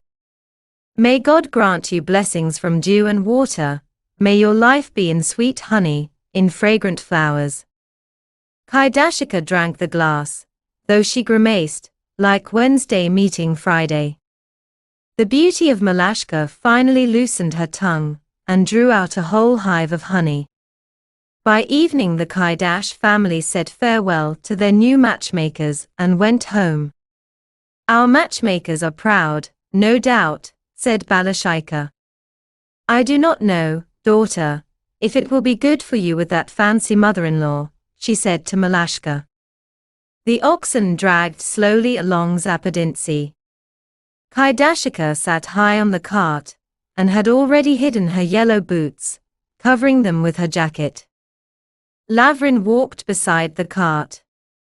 "Oh, drive the oxen faster," shouted Kaidashika to her husband. "At least let us get out of this cursed hole before dark.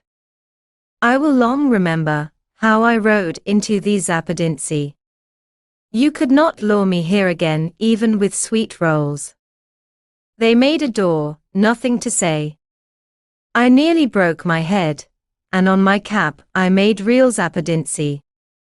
But instead, mother, you probably have real semyai on your head." "Is your lump big, mother?" asked Lavrin mockingly. "A lump? Your bride's mother is a real lump. She cannot bake good bread. I suffered enough teaching the rich Motria, and with this daughter-in-law, I will get 3 bundles of trouble, and even with surplus. Motria brought a shorn sheep into our yard, and your Malashka will probably bring a shorn cat." Kaidashika scolded and kept looking around, afraid she might meet familiar people. It seemed to her that the whole community of Byivtsy would come out to meet her, led by the elder. "Drive faster, maybe I will stop for an hour at the priest's wife's house, and at least have a proper supper, and drink enough liqueur. I am at home with the priest's wife here." The oxen climbed the hill. Near the priest's house Kaidashika got down, and went into the yard. "Do not linger there, mother, and do not lie too long on feather pillows," shouted Lavrin after her. "Well, we will see what feather pillows your Malashka will bring, and what you will sleep on," answered Kaidashika, wiping her boots with a kerchief. "Even on firewood, as long as with black eyebrows," answered Lavrin. "Even under the bench, as long as with a beautiful young lady. We will see, for you cannot drink water from beauty." "Black eyebrows will not quench thirst," said Kaidashika, and went into the yard.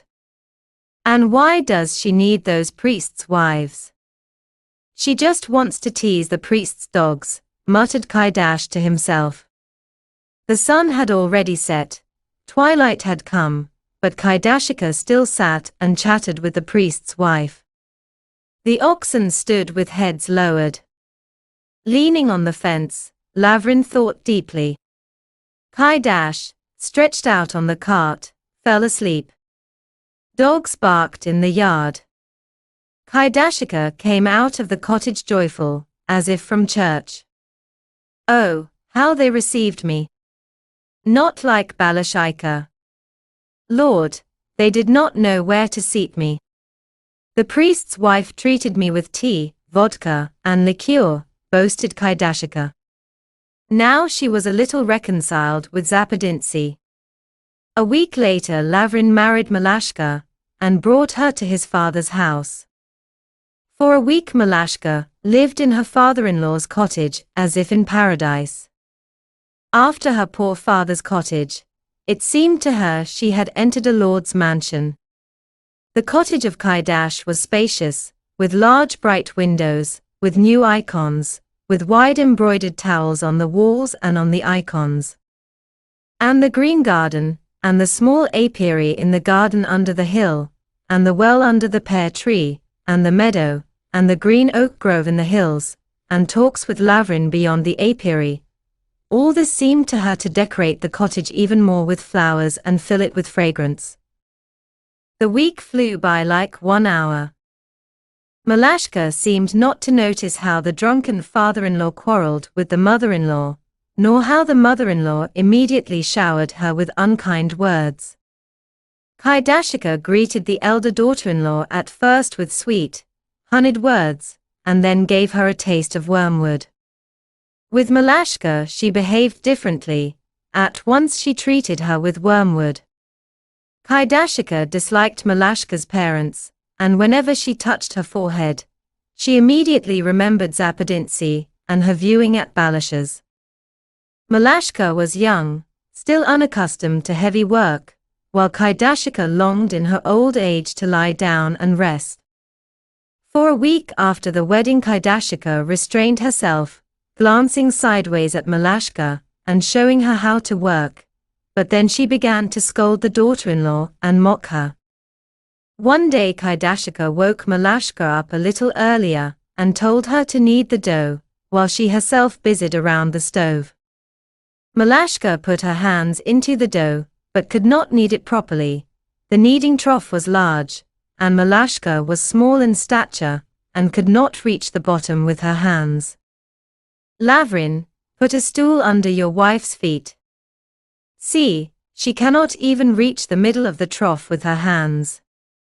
Lavrin took a small stool and placed it under Malashka's feet.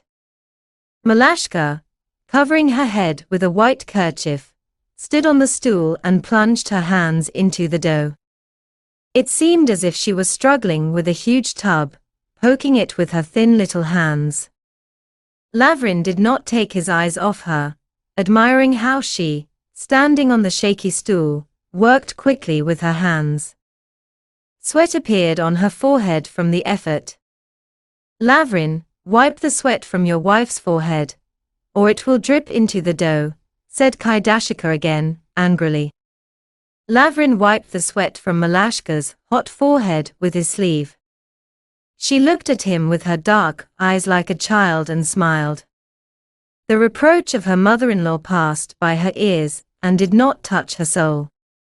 Lavrin, shouted Kaidashika again. Wipe your wife's nose. Look, goats are peeking out of her nose, she mocked, looking at Malashka's childish hands. Malashka pretended not to hear her mother-in-law's words. Though she felt their bitterness like wormwood, she smiled sadly and looked at Lavrin. He was silent and only looked at his mother. Kaidash entered the cottage. He was very hungry from work and began to scold, because Kaidashika was late with baking bread. Late? How could she not be late, when we brought daughters-in-law from Zapadinsky? If she could not keep up with the Dovbish family, then with the Balash family even less. Look, she has been fussing with the dough since morning, like a child digging in the stove. Kaidashika looked into the trough. The dough was completely kneaded, bubbles like nuts showed on it. Get away from the trough, or today again we will be left without dinner, shouted Kaidashika at her daughter-in-law. Malashka pulled her hands out of the trough and jumped off the stool, standing in the middle of the cottage. Large drops of sweat shone on her forehead. Kaidashika washed her hands up to the elbows and furiously attacked the trough, as if it were her enemy. The dough squeaked and squelched under her hands. Malashka understood she had not pleased her mother-in-law, and as if spat upon, stood in the middle of the cottage looking at her hands. Why do you stand as if betrothed? Look, there is dough left on your hands for a whole loaf. Scrape it off with a knife into the trough, and get busy near the stove. Malashka sighed. She thought that when her own mother scolded or even beat her, it did not hurt so much, but her mother-in-law's words hurt worse than fists. Malashka washed her hands, but the dough did not come off quickly. Why are you dawdling there? Wash your hands faster, or father will come in again and thrash us, shouted Kaidashika at her daughter-in-law. Malashka shook her little hands like a bird flapping its wings. She did not wash them properly, wiped them somehow with a towel, and rushed to stir the salamata, a thick porridge. Sitting on the floor, she placed the pot wrapped in a rag between her knees, and hurrying, turned the wooden whisk so hard in the pot that it stuck in the thick salamata, cracked, and broke. Oh, my grief with this careless one, cried Kaidashika, looking at Malashka. Now stick your hand into the salamata, and knead it that way. Malashka's hands trembled. She grabbed a spoon and began to stir the salamata with it. Your mother probably stirs salamata with a spoon, and taught you the same, shouted Kaidashika angrily. Tears choked Malashka. She began to cry. As soon as Kaidashika kneaded the bread, Malashka, sprinkling the shovel with bran, began to put it into the stove. Hungry Kaidash entered the cottage again, and began to scold his wife and daughter-in-law. What the devil are you two doing, if dinner is still not ready? Shouted Kaidash through the whole cottage. Go, Malashka, to Motriya and borrow bread for dinner. Malashka had barely stepped over the threshold when her mother-in-law screamed wildly, as if scalded with boiling water, do not go to Motriya to borrow bread, or I will break your legs with the poker. From her you would not get even snow in winter. In Karpo's cottage the door was open, and Motriya heard everything. If any of you step over my threshold, I will break both your legs with this poker, shouted Motriya from her doorway, and showed the poker. They sleep until dinner, and then they scold me, now scold Malashka, but leave me alone. And Motriya slammed the door so hard that even the attic shook. Malashka ran to the neighbor to borrow bread for dinner. She borrowed bread and walked home through the garden. In the garden she saw Lavrin. My dear one, mother offends you, said Lavrin, and with his kind words he seemed to smooth away his mother's scolding. What mother scolds is nothing, as long as you delight me with your eyes, said Malashka, looking into Lavrin's blue eyes. When she went for bread, it seemed to her the garden had withered, the leaves had turned yellow, but when she returned, looking into her beloved's eyes, the garden seemed to bloom again, turn green, and the sun shone brightly in it. And again in Kaidash's cottage quarrels arose. Kaidashika more and more often scolded and picked on Malashka. She almost daily attacked her daughter-in-law, grinding her down like water wears away stone. Motriya did not like Malashka, and always undermined her, like a river undercuts a steep bank. Malashka lived in the same cottage with Kaidashika, and therefore Motriya hated her. Harvest time came. Kaidashika loaded Malashka with a whole cart of work. Malashka grew homesick for Byivtsi, for her father and her kind mother. She asked her mother-in-law for permission to visit her father, but Kaidashika did not let her go. Every Sunday Malashka asked to visit her family, and every Sunday Kaidashika found work for her. Malashka grew very sad. "Why, Malasya, are you so sorrowful, even grown thin?" asked her husband. "I miss my mother. Harvest is ending, and I have not once visited her. Last night I dreamed that I turned into a cuckoo and flew to Byivtsi. I flew into the garden to my father, sat on a cherry tree. Father came into the garden and invited me into the cottage. I flew inside, looked, and mother, wrapped in muslin, covered with black cloth, lay on the bench dead, her hands folded on her chest, and looked at me sadly. If mother does not let you go, then I will ask father. When we finish harvesting the spring wheat, then maybe we will go visiting. Ask father, Lavrin, or else I do not know where to hide from my sorrow. The oak grove on the hill only brings me grief. Every evening I look at the hills beyond the Roz, and every evening my soul breaks. If I had wings, I would fly at once to see my mother. Such sorrow eats me that if I flew as a cuckoo, I would dry up the forests with my grief, break the gardens with my wings, burn the steppes with my sadness, and flood the green meadows with my tears." The young woman burst into tears like a small child. Lavrin pitied his young wife. He drew her close, trying to comfort her with kind words. "It seems to me that even the road to my mother has grown over with thorns and blackberries," said Malashka. Lavrin finally persuaded his father, and he began to convince his wife. Kaidashika at last let the daughter-in-law go to her parents, but did not go herself. Even feather pillows and the priest's wife's liqueur did not lure her to Zapadintsy. Kaidashika advised her husband to go to the matchmakers. But Kaidash did not want to go to Byivtsi, because the vodka there was bad. "Take, Malashka, at least a loaf of bread to your father, and for the children I will send some treats. Look, see what a loaf. In Zapadintsy they probably have never even seen such bread, let alone eaten it," said Kaidashika, handing Malashka a soft loaf. Malashka took the loaf in her hands. But it seemed heavier than a stone. And Lavrin went with Malashka to Byivtsi. Malashka stepped over her father's threshold, burst into bitter tears, and leaned on her mother's chest. "I thought, daughter, that you had already abandoned us completely. I waited and waited for you to visit, kept looking out the windows, and then stopped. Father did not let us, mother did not let us either," answered Lavrin. "During harvest there was too much work." "Why are you crying so much, daughter? You must have missed Byivtsi and us very much," said her mother. "Get used to the new village and new family, my dear. Others manage to get used to it.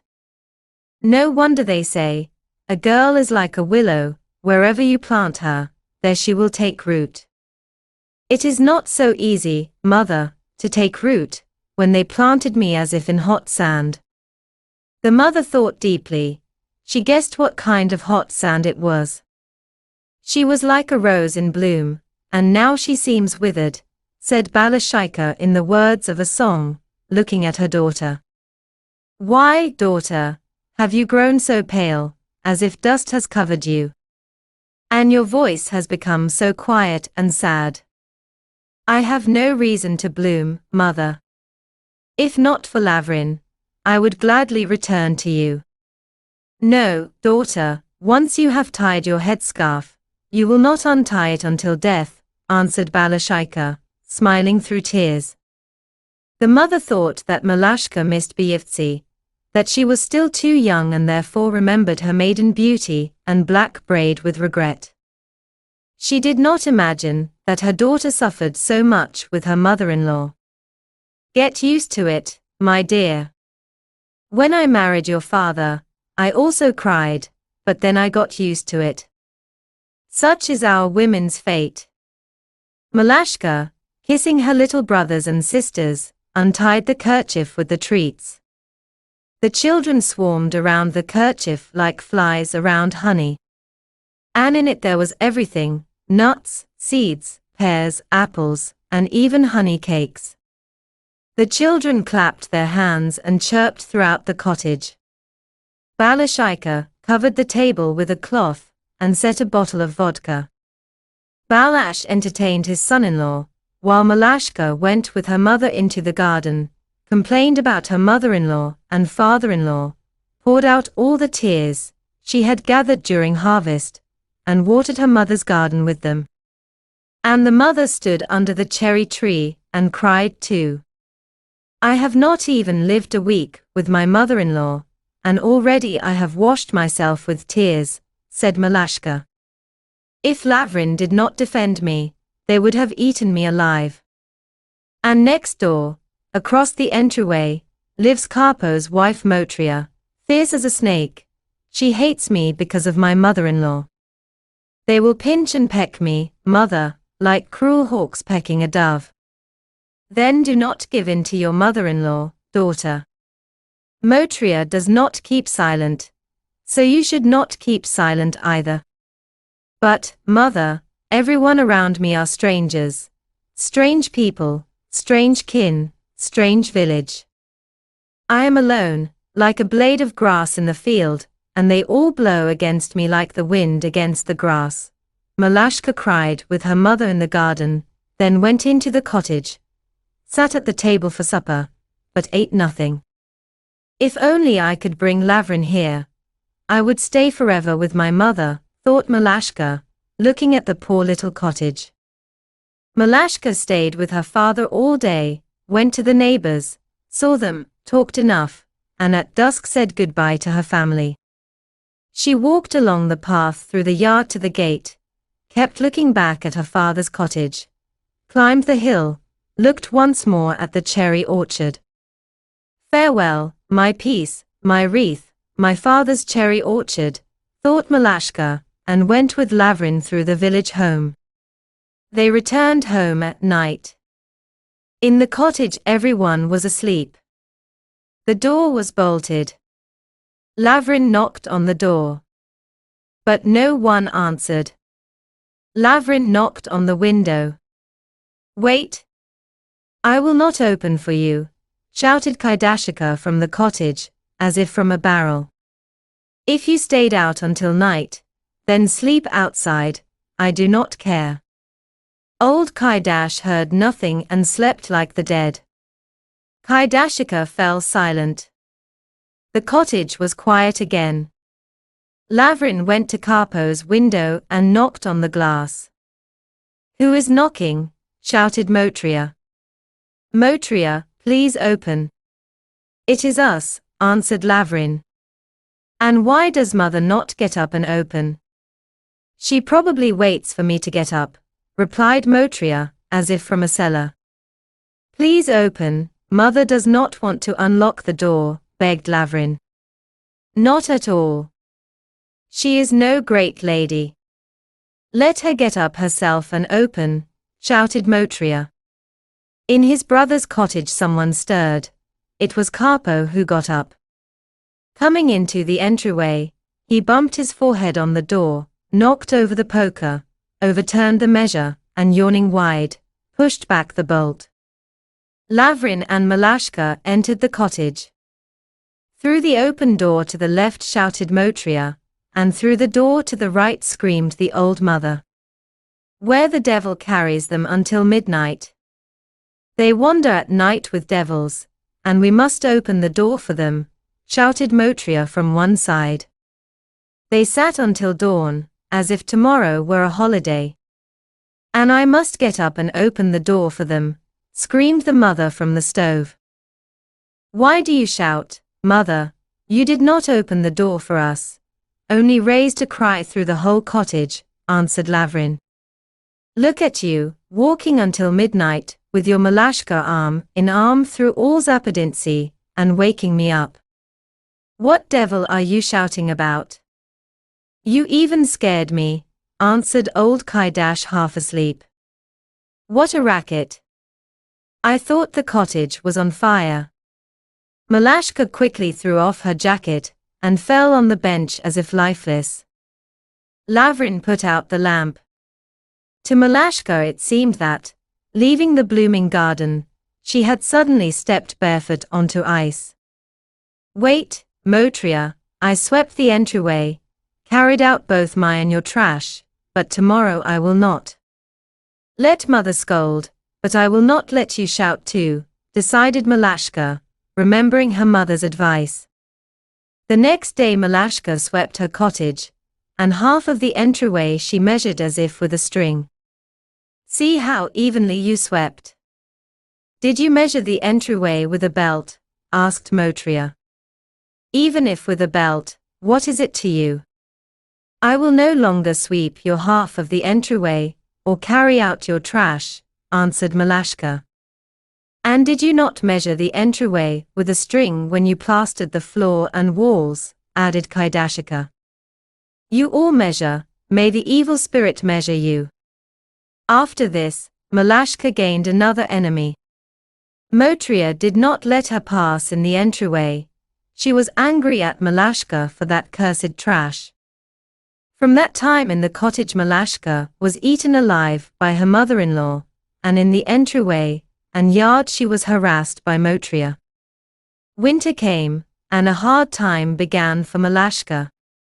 Kaidashika pressed on her like a cruel fate. She herself slept as much as she wanted, did easy work, and put all the heavy work on Malashka, as if she were her servant. Young Malashka, thrown into a strange village among strangers, did not dare to resist and silently did everything her mother-in-law ordered. She was only happy when she managed to get permission to visit her father, but that happened very rarely. Old Kaidash drank in the tavern, came home drunk, and vented his anger more on the daughter-in-law than on his wife. Motriya never let Malashka pass through the entryway without a biting word. Lavrin at first defended her, but later stopped. Holy Week came. On Monday of Easter week, old woman Palashka Solovika came to the Kaidash family. She was very devout and every year ate Easter bread, kulik, in the Kiev lavra. Now she was preparing to go to Kiev, but going alone was boring, and she was a little afraid to set out on such a long journey. She kept trying to persuade Kaidash himself to go with her, for with a man the road would be safer for an old woman. God help you. I congratulate you on Great Monday, said Palashka. Thank you, may you also be healthy, answered Kaidashika. Sit down, Palashka. Palashka sat on the bench, bent threefold.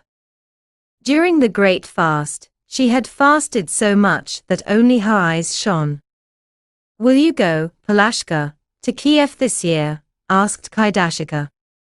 If the Lord helps and grants me, why not go? I have eaten 20 Easter breads in Kiev.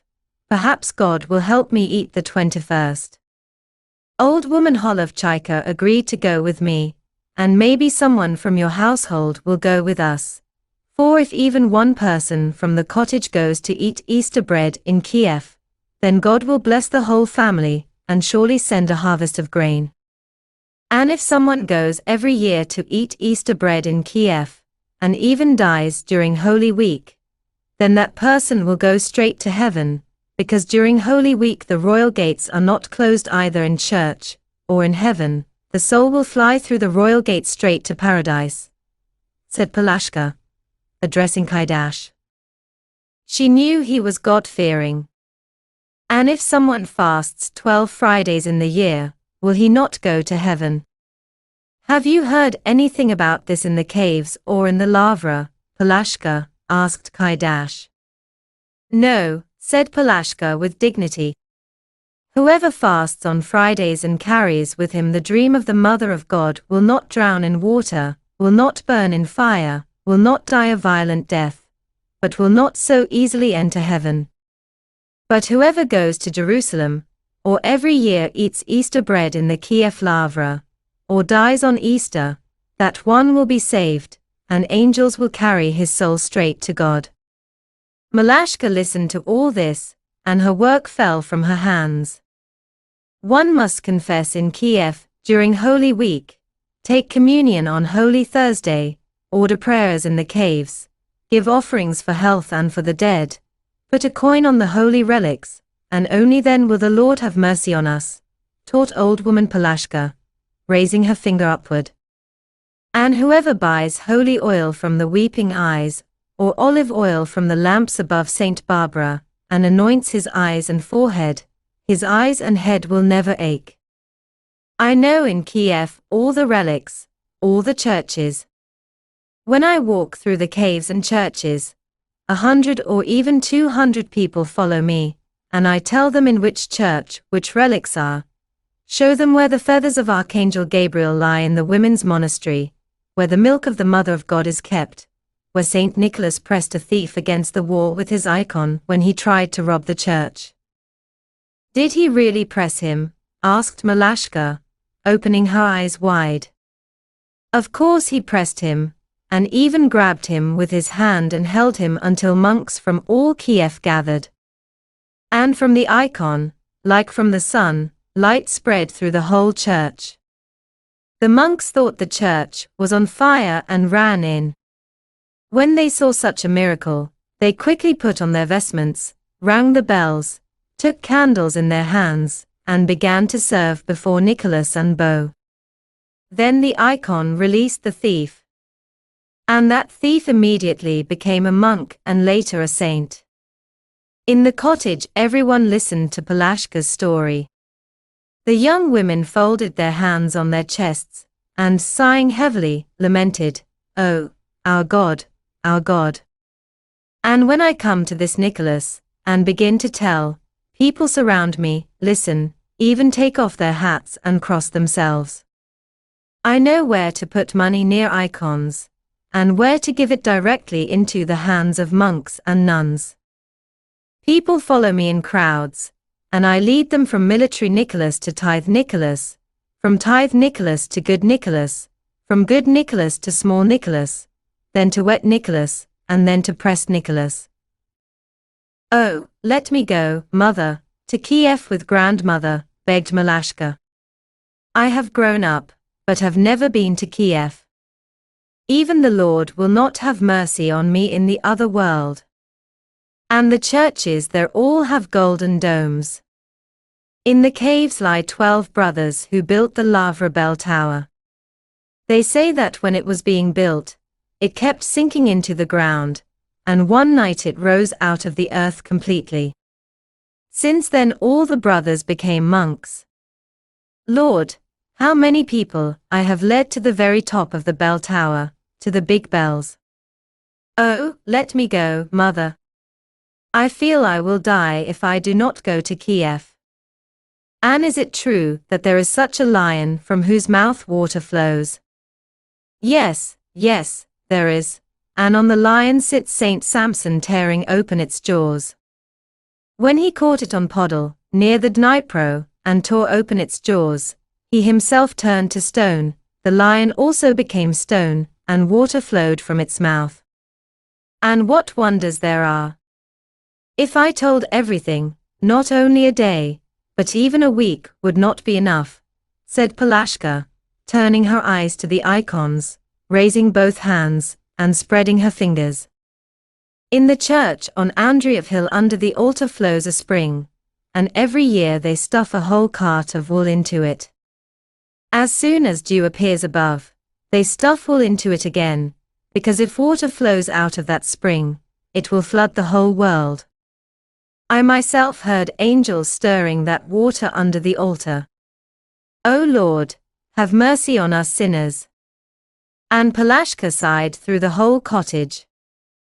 Old Kaidash sat with his head bowed, and Malashka cried, I will go with grandmother to Kiev, and take communion in the Lavra. If you do not let me go, I will probably die, said Malashka. Indeed, Maruzha, let your daughter-in-law go to Kiev, or if you do not, it will be a great sin before God, taught Palashka, pointing her finger at the icons. But during Holy Week there is much work, answered Kaidashika.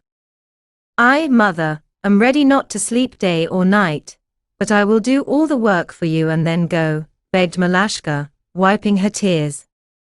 As for me, go, and also give offerings for our health and for the dead, said Kaidash. I would go too, but now comes the time for men's work in the field. And if, daughter, you think of going, then bake yourself a holy Easter bread, kulik, a round loaf, and put into your bag some eggs, a piece of sausage, and a bit of lard, so that you may break the fast with food blessed in the lavra. Then the Lord will forgive and have mercy on you, taught Palashka. And I will show you the way everywhere, as if written down. All the pilgrims know me from all over the world, I lead them in Kiev. In Kiev they all follow me like sheep after a shepherd. Old woman Palashka said goodbye and left the cottage. Kaidashika kneaded dough and baked a small Easter bread for Malashka. Palashka gathered around herself 10 women, and the next day came for Malashka. In Palashka's basket were Easter breads, a big loaf, lard, salt, and even eggs. She went to each cottage, bowed to the people, and asked them to forgive her sins. Finally the pilgrims set out for Kiev. See, daughter, do not delay, return home quickly, ordered Kaidashika, standing at the gate to her daughter-in-law. If the Lord does not take us to himself, then we will return, said Palashka, bowing almost to the ground toward the bell tower.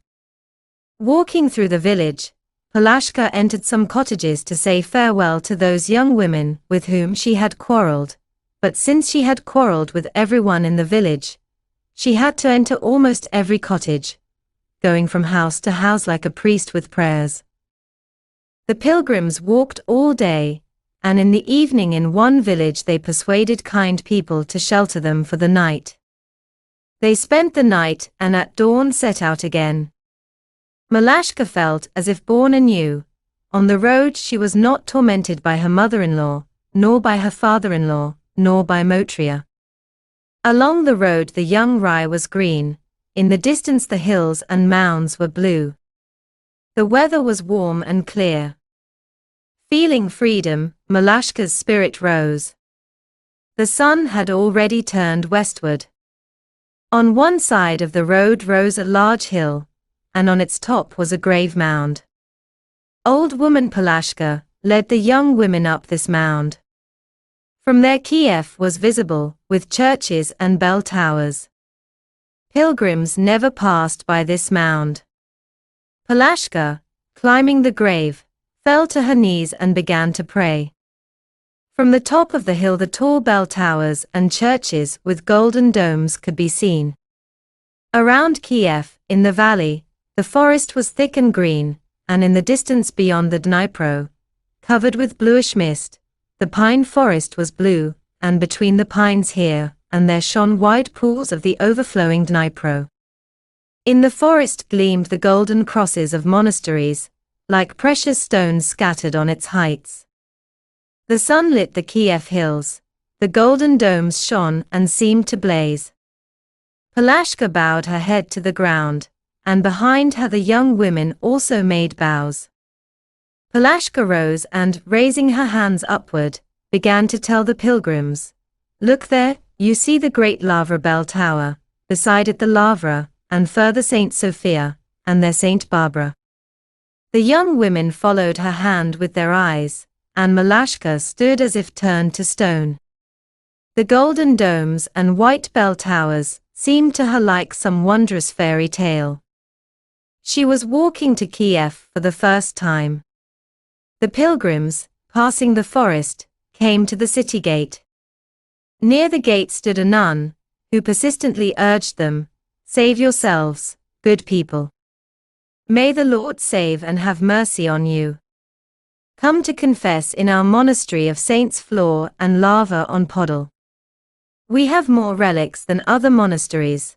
We even have a piece of the body of an infant killed by Herod, the robe of Christ, blood from his wounds, feathers of Archangel Gabriel, and the milk of the Mother of God.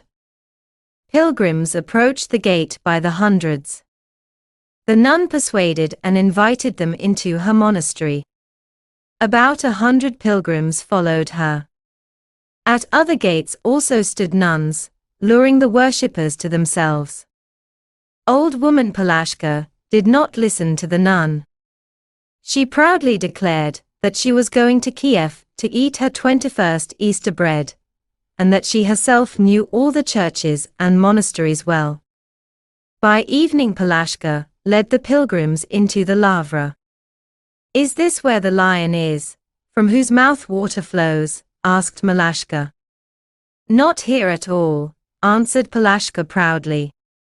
"Wait, I will show you the lion. This, see, is the great bell tower, that is the Lavra. Here lie the relics of Saint Theodosius." Malashka looked at the bell tower and grew a little frightened. It seemed to her that the bell tower would fall on her and crush her. The pilgrims entered the church. In the great Lavra church the service was going on. It was during the Passion of the Lord, on Holy Thursday. The great church was packed with people and blazed with the fire of candles. Through the church seemed to spread a burning sea. It filled the corners, slid along the columns and walls, flared on the high iconostasis reaching almost to the ceiling, melted it into pure gold, and hung under the domes with fiery drops on the chandeliers. After the reading of each gospel the bells rang. In the middle of the church monks came out, stood in a semicircle, and sang passion hymns. Palashka and Malashka lit their candles and fell to their knees. In the middle of the church 40 monks in black hoods sang so plaintively, as if they wanted to weep out human sorrow in songs. It was not sadness, not crying, but some kind of lament, some sea of tears, gathered for thousands of years, united together, and poured out in songs from their chests.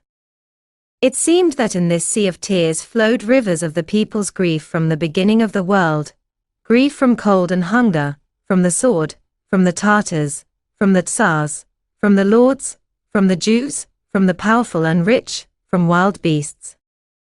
Some extraordinary sorrow was in these ancient Lavra songs, created over hundreds of years. Palashka and Malashka's hearts tightened. In the words of the songs, it seemed to them, flowed rivers of their own tears, from their poverty, from Moscow and Polish punishments, from the old Polish yoke, from Jewish robbery. Palashka cried, even sobbed, and Malashka seemed to hear and recognize in these songs her own grief, which had fallen upon her in her mother-in-law's cottage, and she burst into tears. "Save me, Lord. Save me, or my young soul will perish," prayed Malashka, kneeling beside Palashka and weeping bitterly. They came out of the church. It was already night. A crowd of people poured out of the church. Near the Lavra was a hostel only for nobles. All the common people lay down together on stone slabs around the church. The rich Lavra was not able to build a hostel for the people, though it grew rich from the people's money. The sky was filled with stars. Malashka could not sleep for a long time. It seemed to her that above her head hung the bell tower, and huge bells looked out of the windows. She was struck by the size of the bells, and at the same time feared them, and kept asking Palashka about the caves, about the saints in them, about the lion and about the feathers of Archangel Gabriel. She so wanted to see all these wonders that she did not even feel how her legs ached, how her knees throbbed. The next day old woman Palashka led the young women through the churches. About 50 more pilgrims joined her. They all followed her like blind people after a guide. Palashka led the pilgrims from one church to another, so that they lost count. The pilgrims visited the Sofia monastery. In the middle of the church on the pulpit stood the Metropolitan's chair with a red cushion. One of the bell ringers placed a small icon on the cushion, set down a tin tray, bowed his head humbly, and put a coin on the tray. Old woman Polashka also bowed 3 times to the chair, kissed the icon, and threw a coin onto the tray. The others followed her example.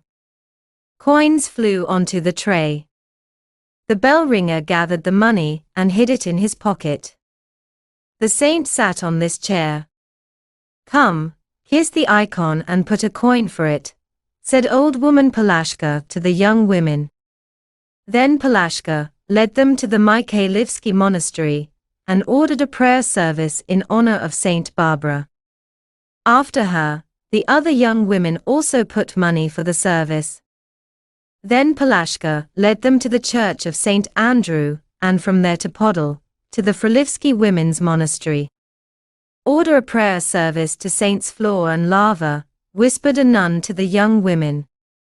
"Give offerings to the holy relics, and hand the money directly to me."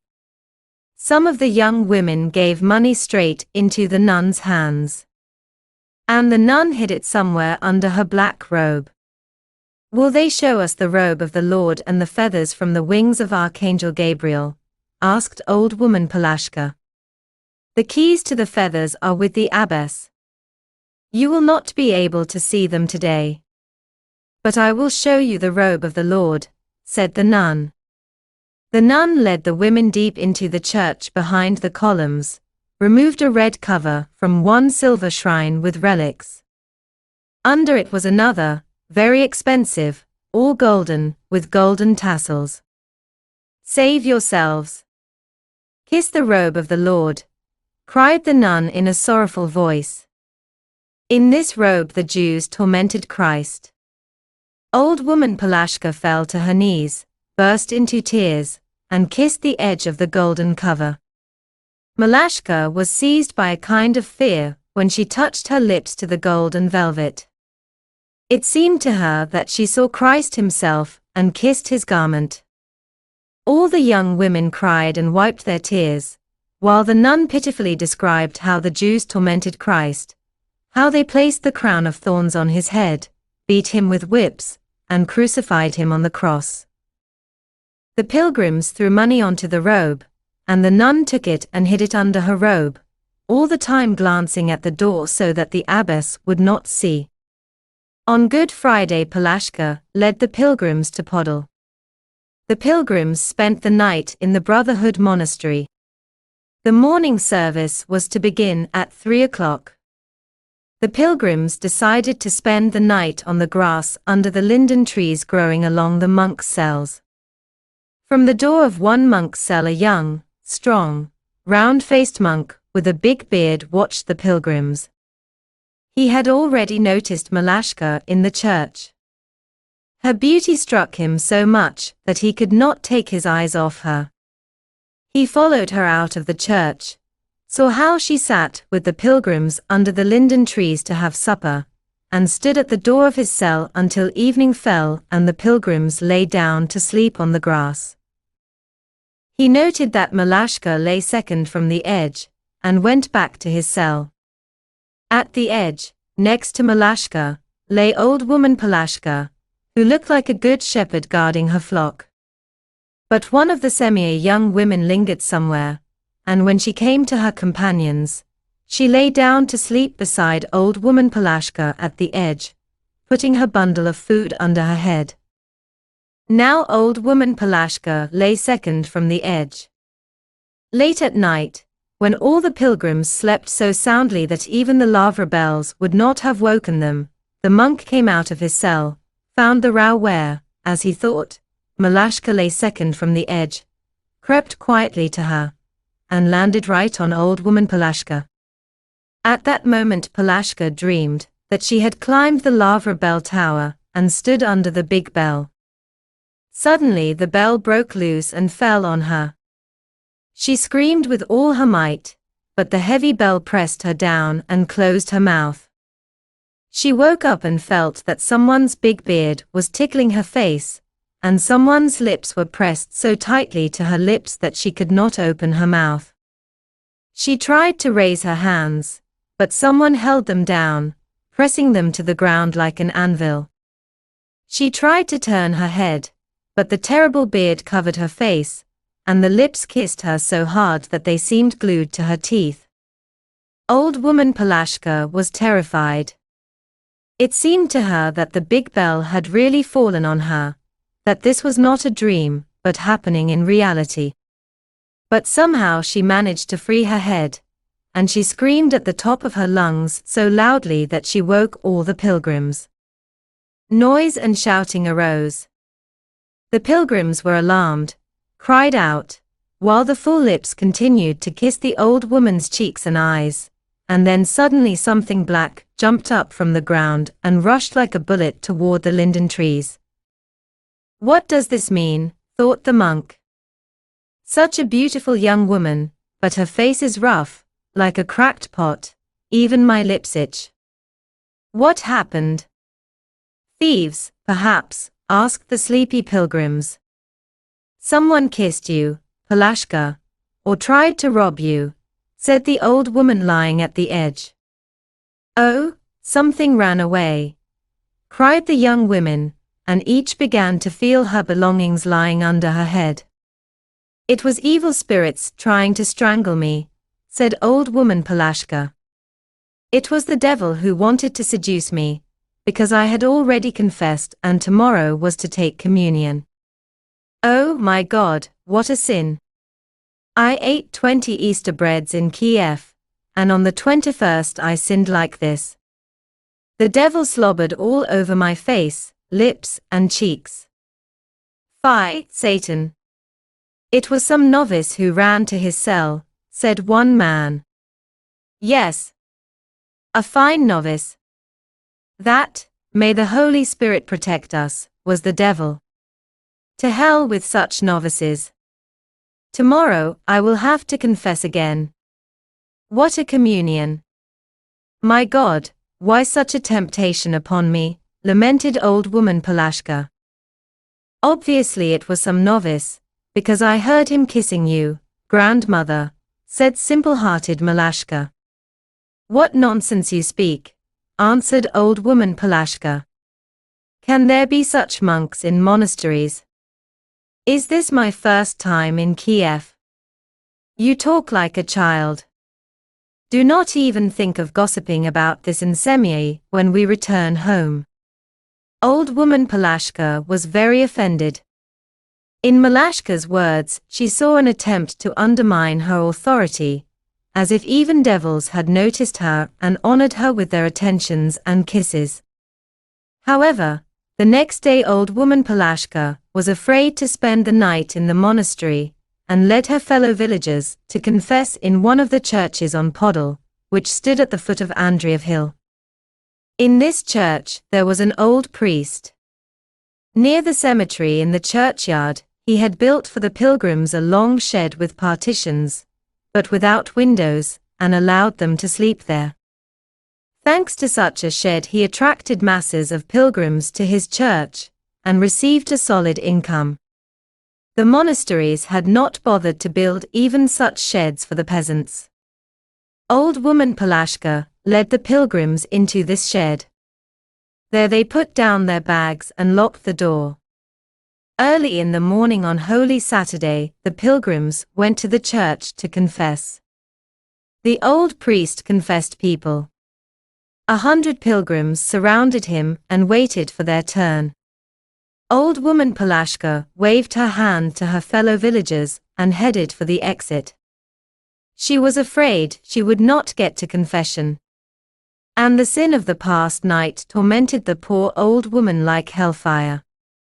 As soon as the Sem'ya villagers clattered their boots on the iron floor, the priest stopped confessing one old woman and shouted through the whole church, "Where are you going, women? Come to me to confess. With me it is a kopeck cheaper than at Wet Nicholas. Come back here. With me confession is cheaper and absolution greater." Old woman Polashka waved her hand again, and all her group of pilgrims turned back, clattering their heels on the iron floor. While old woman Polashka confessed, Malashka went out of the church and sat near the women sitting in long rows on the church steps, under the columns. A little way off sat an old woman selling prosphora, holy bread. Malashka grew thoughtful. She had lived 3 days in Kiev, as if in paradise. Remembering that in 2 days, she had to return home, she sighed heavily. Tears came to her eyes. In Kiev, she had not seen her mother-in-law, nor her father-in-law, nor Motria, had not heard a single rude word from anyone. No one tormented her here. The old woman selling prosphora heard this heavy sigh, looked at the young woman, and stared at her. "Why, young woman, do you sigh so heavily?" she asked Malashka. "Lord, how good it is here in Kiev. But when I think that I must return home, it seems to me that in 2 days I will go to the grave." Malashka told the seller of prosphora about her sorrow. The kind woman listened to her story and sympathized with her. Malashka suddenly had a strange desire. The thought came into her head, to stay in Kiev. The beauty of the city, its grandeur, all this so captivated her that she even forgot about Lavrin. "Take me, mother, as a servant. I will not go home. If you want, then stay by the month. My only work is to bake prosphora every day," answered the seller. Her worker had just left, and Malashka pleased her. "There in the church are our fellow villagers. Hide me, mother, in your house until they leave Kiev." The seller led her home. Her apartment was near the church, in the cemetery, in a large house, on the lower floor, with the entrance door in another yard behind the gate. The seller brought Malashka into the kitchen. The kitchen was small but high, with one window with an iron grate. Under the window by the wall stood a long table. The whole table was covered with rows of large, small, and very small prosphora. On the bed near the stove, on pillows covered with a white cloth, lay large prosphora like loaves of bread. A worker was stamping the prosphora. The seller told Malashka to wash her hands and put her at the end of the table to shape the prosphora. Malashka rolled out the dough and kept glancing at the door. She was afraid that old woman Polashka would find her. The huge stove was already heated and breathed fire. In the next small room, where the seller lived, the door was open. The room was clean, beautiful, like a wreath. On the bed shone clean pillows. On the window among green leaves bloomed red Chinese roses. Near the icons with wide golden frames a lamp flickered. Such peace reigned in these rooms that it seemed to Malashka as if it was summer and a quiet warm breeze blew on her. She shaped the prosphora, but her thoughts flew to Semyai, to Lavrin. Tears came to her eyes. She wiped them with her sleeve. "Now I will not return home. I will stay here, if God allows, and then whatever happens, happens," thought Malashka, wiping her tears. Meanwhile old woman Polashka had stood through the service, taken communion, and led the women out of the church. She wanted to lead them into the caves, but in the cemetery, she looked around in all directions and noticed that Malashka was not with them. "Where has Malashka disappeared to?" asked Polashka, looking around. "Has she stayed in the church?" Polashka returned. The sexton was already closing the church door and locking it. "Where has she gone?" "Maybe somewhere behind the church," said the women. Polashka with the young wives walked around the church, looked into the shed, examined the whole yard, but Malashka was nowhere to be found. "Oh, Lord! Where has she lingered?" worried the women, sitting under the columns on the steps. They sat and sat, waited and waited, but Malashka did not appear. Where has the evil spirit carried her? Palashka began to scold. Maybe she went off with other people. Then why should we wait for her? Of course, let's go, or else we will be late to the caves. The pilgrims rose and quickly left the cemetery. In the evening the women returned from the lavra for Malashka. But Malashka did not come. Palashka had to go again to the lavra for the service, to taste the Easter bread there, but Malashka seemed to have vanished into the earth. The pilgrims went to the lavra, waited for the blessed Easter breads, broke their fast, and returned again to Podol, but Malashka still did not come. They grew restless, worried, rushed to search for Malashka in the monasteries, asked all the pilgrims everywhere, but learned nothing. The women stayed in Kiev another day or two, and then went back to Semyai. Old woman Palashka, returning to Semyai, was afraid to go to the Kaidash family and tell them about Malashka, so she went home and kept out of sight. However, a rumor spread through the village that Malashka had fallen behind her people somewhere, and had not returned to Semyai. This rumor reached the Kaidash family. It was brought by the well-known liar of the whole village, old woman Paraskar Hrishika, Palashka's bitter enemy. Christ is risen. Happy holiday, good health, said Paraskar, stepping over the threshold of Kaidash's cottage. But you, it seems, do not even know where your Malashka is. Our Palashka lost her flock somewhere in Kiev. She led and led until she lost them.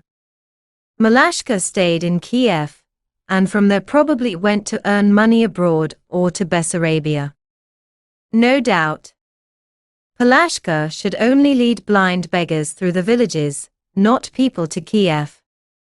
I have already heard about this from people in the village, answered Kaidashika. Palashka probably led our Malashka somewhere under the dam, or to a whirlpool, and now does not show her face. Of course. Do you know why she goes to Kiev every year to eat Easter bread? Because she spent the whole night in the Brotherhood monastery hugging and kissing. I don't know exactly whether with monks or with devils. She knows all the entrances and exits there. You'll see, if she doesn't bring back from Kiev another bastard hidden under her skirt, for she already has one, and worse, she might even teach your daughter-in-law this. Paraskar told the Kaidash family about the whole comedy that had happened with old woman Palashka in the Brotherhood monastery on Good Friday. Kaidashika, do not let Malashka go to Kiev anymore when she returns home. Now I know how Palashka confesses in Kiev, said old woman Paraskar. Lavrin stood as if neither alive nor dead. His hands dropped. Oh Lord! What shall we do now? Where to look for Malashka? That old woman led her astray, may she be led into the abyss herself, said Kaidashika. Go to the Volost office and demand that they send her to Kiev to search for Malashka. Let her learn how to lead people, urged Paraskar. Yes, go and beat her, soap her neck well. Too bad she did not lead astray my daughter-in-law. I would have shown her Kiev. Mother, it is because of you that Malashka left us, intervened Lavrin. Well now, because of me. Think up something else. Did I drive her to Kiev with a stick, said Kaidashika. Because you ate her alive, until you finally consumed her. If Malashka is lost, I will never forgive you, said Lavrin, pale as death. And that old witch I will drag by her hair to Kiev, let her search for Malashka. Right, by her hair, and with a whip behind to drive her, incited Paraskar. Why are you sitting here? Why don't you go to her? Do you think she herself will come to you? Go to her, question her well, grab her by the throat, press her with your knee properly, then she will tell you where she left Malashka. Surely she led her somewhere, for the salvation of the soul. Indeed, Paraskar, you speak sense, said Kaidashika. Let's go and press this trickster, maybe she knows where Malashka is, but just doesn't want to admit it. Go all together and press her hard, then she will confess where she led the beggars, urged Paraskar. Kaidash, Kaidashika, and Lavrin went with old woman Paraskar to Palashka. Palashka sat under her cottage on the bench by the wall, warming herself in the spring sun. She noticed the Kaidash family with old woman Paraskar at the gate, guessed why they were coming, and grew a little frightened. Christ is risen, Palashka, said Paraskar. And I have brought you guests, and I myself have come to visit. Old woman Paraskar, opening the gate and letting the Kaidash family in, closed it again, then leaned on the gate with both hands and only looked with her mocking grey eyes at Palashka. Her lips smiled as if smeared with fresh honey.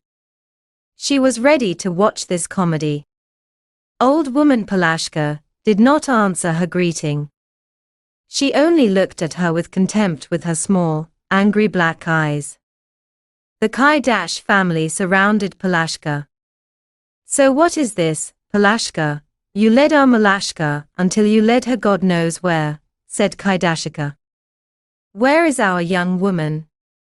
How should I know where she is? She strayed from us near the church on Podol, and even caused us trouble. Because of her we had to stay in Kiev 2 extra days, and had to run around monasteries and churches searching for her. Then why did you not come to us and tell us about this? Asked Kaidash. Where did you put my Malashka? Shouted Lavrin. Where did you lead her? Why did you leave her in Kiev? Oh, merciful God! Did I hide her in my bosom? Did I eat her? Led her, led her. Is Malashka a small child, to be led by the hand? Why did you persuade her to go to Kiev? Why did you come to us with your lies, wagging your wicked tongue about all sorts of miracles? Why did you lure the young woman? Shouted Lavrin, folding his arms on his chest. What lies are you talking about? I told of miracles, not of lies. Lie yourself, you are younger than me. I do not go to Kiev every year to spread lies. Lavrin, you still have milk on your lips, and you accuse pious women of lying. Go, old woman, to Kiev and find Malashka, or else, if you do not go willingly, I will drag you there by force, said Lavrin. Take her by the hair and drive her with a whip behind, shouted old woman Paraskar from the gate. And what business is it of yours? Why did you come to dirty my gate? See, you slobbered on the gate, mad cow, shouted old woman Palashka from the bench. I, old woman, will go to the Volost office to complain about you. And the Volost elder will force you to go to Kiev for Malashka. Then tie her with reins and lead her. Why do you look at her as if she were holy and devout? Shouted old woman Paraskar from the gate. She was kissing monks and devils in Kiev until she lost her people. Who? Me? Cried Palashka indignantly and jumped up from the bench. And who else? Or maybe me. A fine way to break the fast, nothing to say, threw back Paraskar. You will have to go with us to the Volost office, Palashka, said Kaidash. You will not escape. There you will answer before the community. Where did you put my wife? Where did you lead her? Shouted Lavrin. She led her into the monastery to the monks, shouted Paraskar, standing at the gate. Get dressed, you will go with us. Nothing will help you. You will go with Lavrin to Kiev, and at least show where you lost my bride, said Kaidash. Well, guide, you are caught now, shouted Paraskar. When you go to Kiev next time, don't kiss monks anymore, shouted Paraskar across the whole street. Who? Me?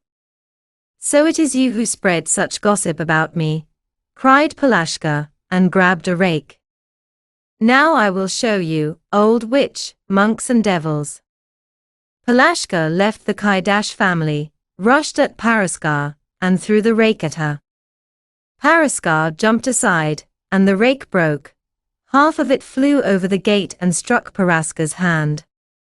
Paraskar grabbed it and threw it back over the gate at Palashka. Palashka seized the rake handle and furiously hurled it at Paraskar, out into the street. Paraskar came up to the gate, spat into the yard, and walked away as if nothing had happened. May heavy grief and misfortune strike you. And now you accuse me, as if I destroyed your daughter-in-law, wailed Palashka through tears, clutching her head. Oh, it is not Malashka, but my death.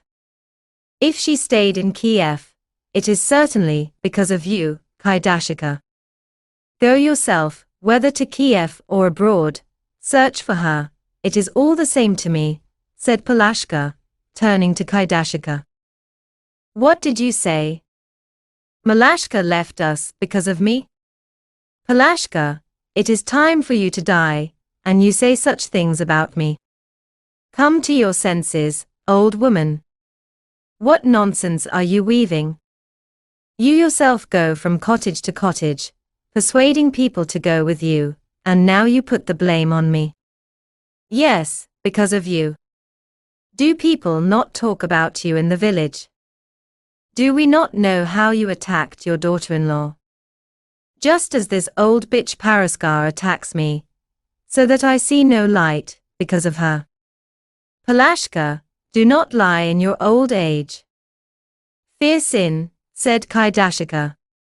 No, I do not lie. Lie yourself, shouted Palashka, and rushed at Kaidashika like a rooster at another rooster. No, you lie. What do you want from me and from my daughter-in-law? What business is it of yours what happens in our cottage?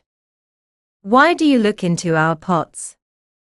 Kaidashika shouted and came at Palashka with fists. Palashka rushed at Kaidashika and struck fist against fist. They came together and parted, like roosters flying at each other. For my pots, for my daughter-in-law, here you go, said Kaidashika, and showed Palashka a fixed sign right under her nose, so that Palashka even threw back her head. And here you go. Palashka made two fixed signs, twisted one around the other, and shoved them right into Kaidashika's nose. Kaidash saw that this was no joke, pushed one woman one way, and the other way. Look at this lady. More and more, Lady Ekonomsha, mocked Palashka, imitating Kaidashika. You are poking fixed signs like a noblewoman, polite, nothing to say. Not your business, noble or not. Get dressed and let's go to the Velost office, that's what, shouted Kaidashika. I will go. Do you think I am afraid of you? I will go. But first put on your yellow boots and red necklace, Lady Ekonomsha, if you want to go with me to court in the Velost office. Yes. I will put on both yellow and red boots, but I will still put you in prison, shouted Kaidashika, spinning on one spot as if she were a Cossack dancing. Kaidash and Lavrin also joined the women's quarrel, shouted at the top of their lungs, argued along with the women, and raised such a racket that people ran out of their cottages. Paraskar returned again, leaned on the gate with her hands, and smiled wickedly with her grey eyes. The Kaidash family still dragged old woman Palashka to the Velost office. Paraskar followed them at a distance, not letting them out of her sight. Palashka, as if feeling her behind, turned, grabbed a clod of earth, and threw it at Paraskar. "Throw it at your father, madwoman," shouted Paraskar from afar. "Here, take it, take it. Take it, grey one," shouted Palashka, and again threw a clod of earth at Paraskar. "Take it to your husband and daughter for a snack," shouted Paraskar, and still continued to follow the Kaidash family to the Velost office. The Kaidash family together with Palashka came to the Velost office. The elder questioned them about the matter, scolded Palashka, but did not sentence her to go to Kiev to search for Malashka. He said that Malashka was not a child, and if she stayed in Kiev, then she must have had her own reasons. Palashka, leaving the Velost office together with the Kaidash family, showed them a fig sign in their eyes and went home.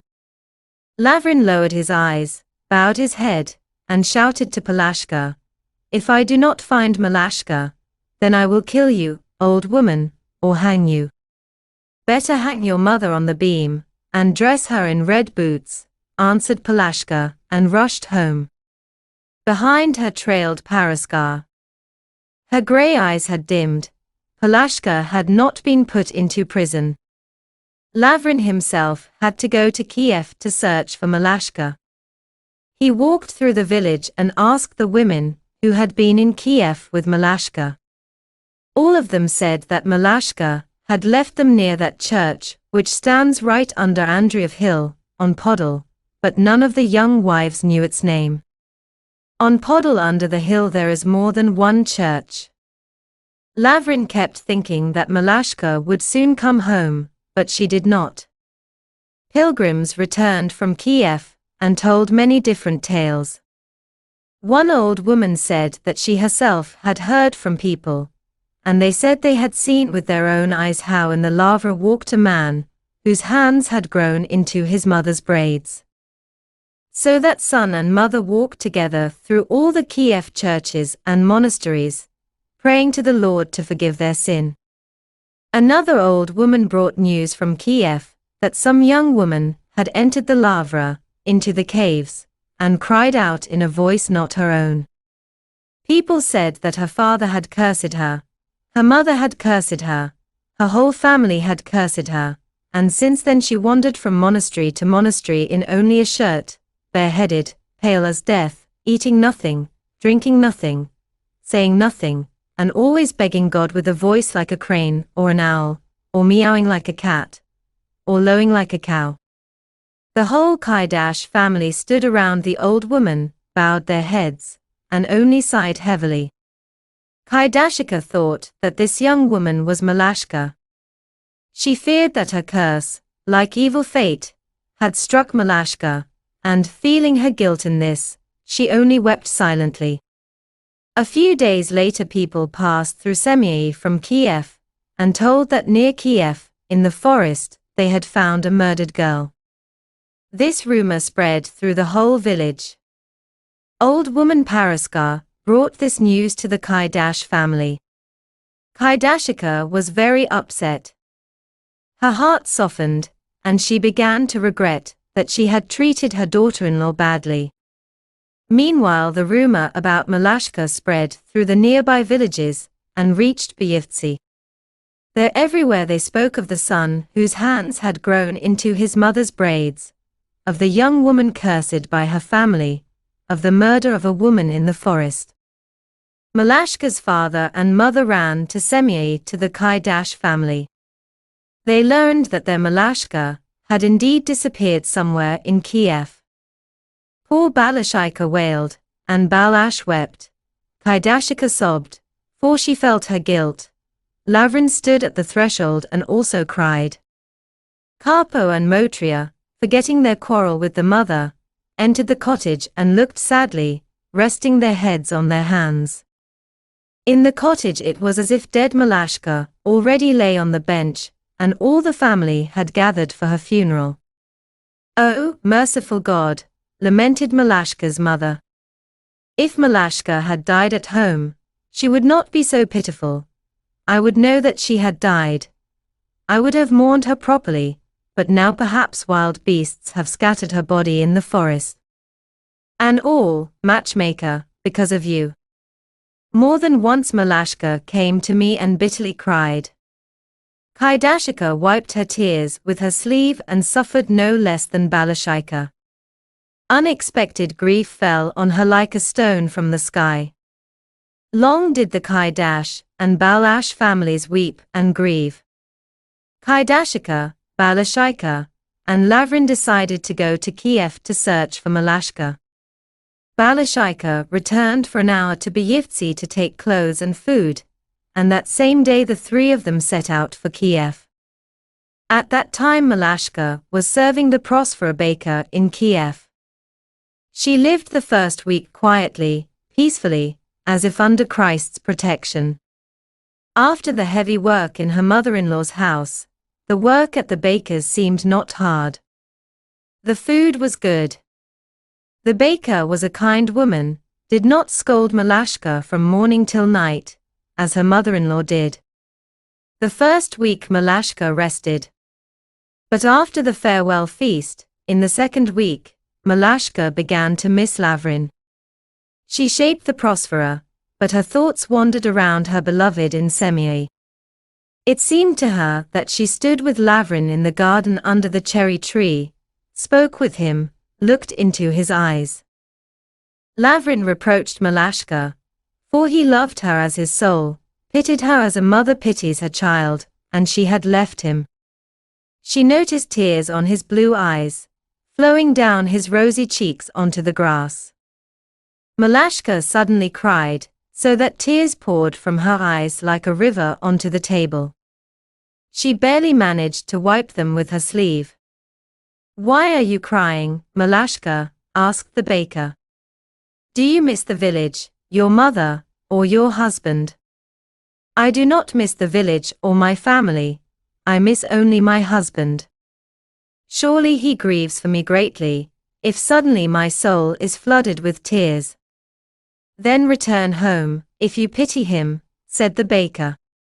"No, I will not return, mother, for whenever I remember my father-in-law and mother-in-law, it seems to me that I will fall into hell. If only I could bring Lavrin here, I would never return to Semyai until death," said Malashka seriously. She put the Prospera into the oven, went into the yard, and stood at the gate, which opened onto the cemetery. From the gate the tall columns of the church with wide iron steps were visible. On the steps sat and stood pilgrims. In the church they served vespers. Malashka looked over the pilgrims and saw the young wives from Semyai. She was so glad that she cried out and wanted to run to them and ask about Lavrin, but she remembered herself and stepped back behind the gate. She looked at her fellow villagers, and it seemed to her that she saw among them Lavrin and her own mother. Vespers ended. The people dispersed. The Semyai young wives also left the cemetery. Malashka watched them until they disappeared behind the iron fence. The young wives turned and noticed her, but she jumped back behind the gate so quickly that it seemed to them they had seen a ghost resembling Malashka. It grew dark. Malashka went out into the cemetery, stood under a linden tree, and folded her hands. She kept thinking of Lavrin, how he grieved, how he cried for her, and tears flowed from her eyes. In the cemetery it was quiet, like in a cellar. Only the poplar and lindens languished in the warm air, and to Malashka it seemed as if she dreamed of the Semyai garden, beyond the garden higher on the hill the Semyai church, and near to pond. Into the garden came Lavrin to her and took her hand. "O Lord, take my soul into your dwelling," said the poor young woman. "It is easier for me to carry stones than to bear such grief. I would fly over the forests, over the steppes, and at least once look at my beloved. It is a sin for me that I torment him and myself." Above the cemetery hung Andreev Hill with its high sharp peak, on which stood the Andreev Church. As if suspended in the pure dark blue sky, shining in the west. Light clouds floated across the sky. Malashka gazed at the hill, at the church. It seemed to her that these were not clouds drifting across the sky, but thin side domes made only of columns on the church moved, and even the church itself shifted on the sharp peak of the hill. Fear seized Malashka. She looked at the hill, and it seemed to her that the crosses on the church trembled and swayed, and the whole hill shook and was about to fall on her. She ran home in terror. The baker sat Malashka down to supper, but she did not touch the spoon. And when she lay down to sleep, sleep did not come. Grief and sorrow pressed on her heart like a heavy mountain. Barely had she fallen asleep, when suddenly she dreamed that she was walking with Lavrin in the green grove of Byivtsi, waist deep in grass and flowers. Then she went with him onto the road and walked between two walls of green rye, came to the mill and sat with him on a rock above the Ros River, embraced and caressed him. Suddenly she looked at the Ros and saw that Lavrin was swimming, drowning in the middle of the river. The swift current carried him away. Lavrin would sink under the water with his head, then rise again and wave his hand to her. She wanted to throw herself into the water, to save him, but her feet seemed to have grown into the rock and sent roots into it, like a willow.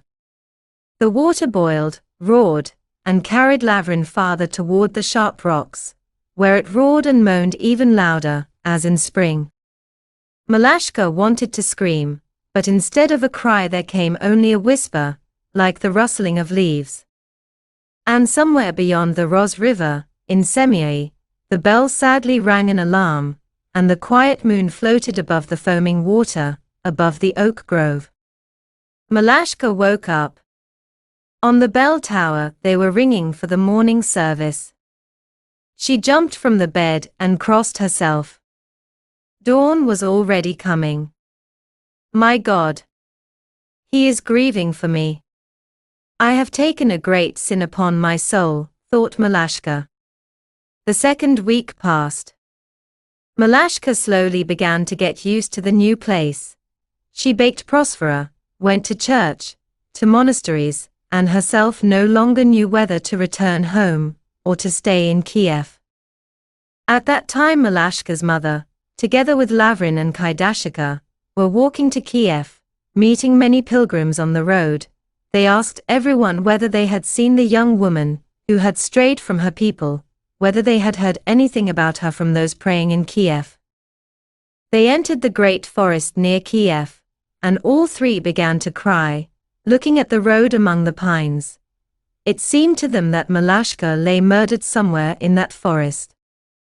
Quietly and plaintively the trees in the forest hummed, like bees in a huge apiary, and only brought them more sorrow. They reached Kiev, and entered the Lavra. Around the Lavra pilgrims hurried, having come here from all corners of the land. And the three of them walked, asking whether anyone had heard or seen the dark-haired young woman, whether she was searching for her people. The pilgrims said that recently one woman had strayed from her people and was searching for them in the caves, but she was fair-haired and already older. The three went to look for the church on Podol that stood right under Andreev Hill, but there were many such churches there. They walked, asked people, and came to the cemetery where Malashka lived. By the columns near the church Lavrin and his mother sat on the steps.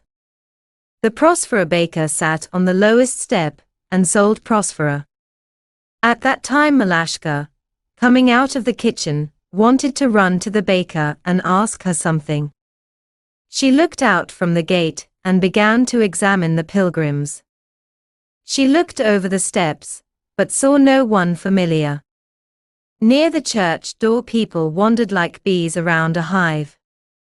Suddenly she saw, right beside the baker sat a young man, exactly like Lavrin.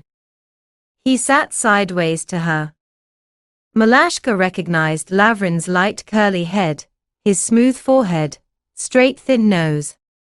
But why was he so pale, so sad? Is it Lavrin or not? she thought. Where has the color gone from his face? Why is he so pale, like death, worn out and weak? The evening sun lit the tall white columns and the people who, like flies, swarmed in its reflection. A ray of sun slid across Lavrin's face. It is him, said Malashka to herself and clutched her heart. Her head spun, she cried out and almost fell to the ground. But that is my mother, whispered Malashka, seeing Balashika near the huge white column.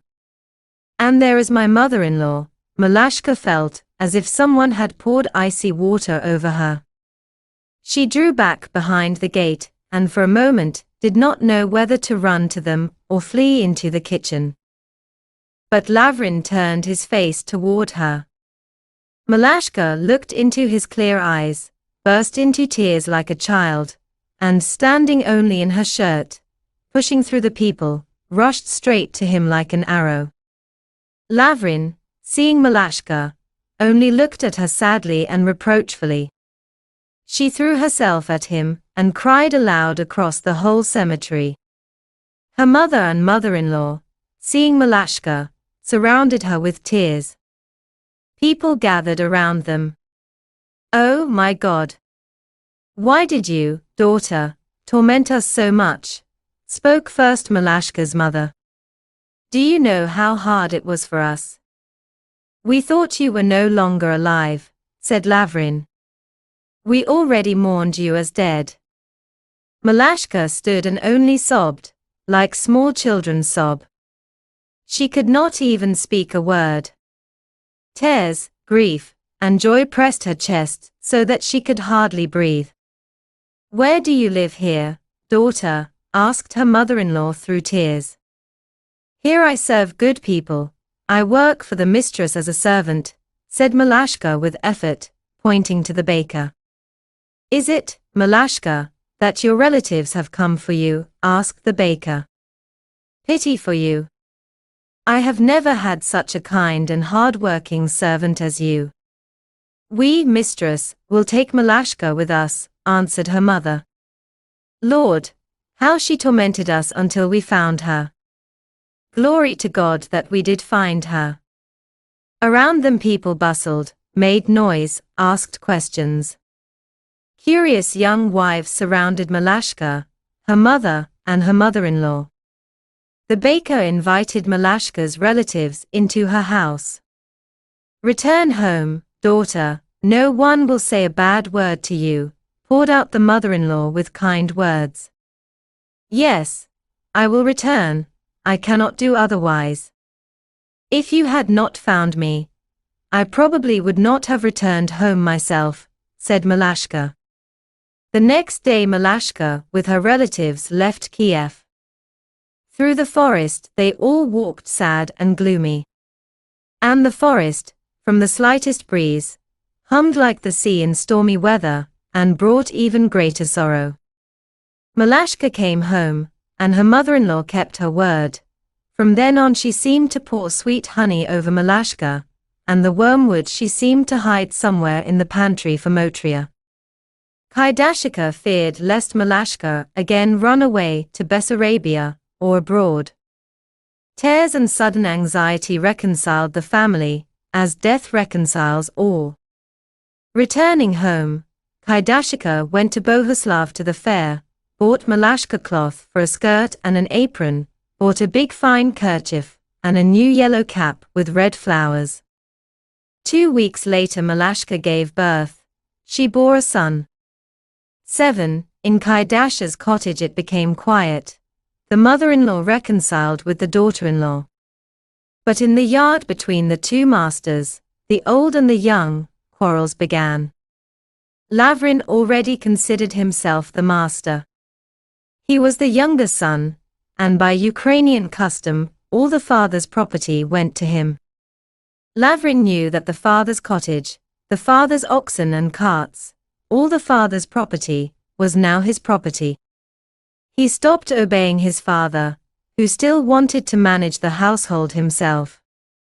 Kaidash grew old and more often looked into the tavern, drinking away his old serfdom sorrow. All the money he earned from the landlord and from people, making them plows, carts, harrows, he drank away. He did not give money to Lavrin, who found it hard to submit to his irritable and quarrelsome father. At the feast of Saints Peter and Paul the mowing began, and at that time the early barley, recall, was ripening. Already in the evening old Kaidash told his wife and Malashka to rake hay, and Lavrin to mow the barley. The next day Malashka took the child in her arms, fastened the cradle and tripod to her back. Kaidashika took the rake, a gourd with water, and they all went to the field. Old Kaidash sat in the shed and worked. Suddenly he saw that the scythe lay on the bench, and Lavrin in the middle of the yard was harnessing the oxen. "Why, Lavrin, do you not go to the field? Do you not see that the sun is already leaning toward noon?" asked Kaidash. "Why are you harnessing the oxen?" "I will go to the mill." "Mother said there is no flour," answered Lavrin, turning the oxen toward the cart. "But I told you to mow the barley." "It will wait until tomorrow, it will not go anywhere, it will not run away. You know that the barley is fully ripe, it will soon begin to shed." "The barley is not yet fully ripe, it will stand 2, or even 3 days, answered Lavrin. "Hey, feathered one, stop," he shouted at the ox. "Go to the field to mow, I tell you. If it is necessary to go to the mill, then I will go myself. And I will find the road. Go, father, into the shed and fix the wagon there." The son no longer listened to his father. Old Kaidash spat and went into the shed, while Lavrin began to harness the oxen. "My sons will soon drive me onto the stove," thought old Kaidash, working in the shed. The next day Lavrin took the scythe and together with Malashka and his mother went to mow the barley. The father was silent and only looked at Lavrin. "So you go to the field without asking me?" asked the father. "And does Capo ask you when he goes to the field?" "Am I worse than him?" answered Lavrin, putting the scythe and whetstone on his shoulder.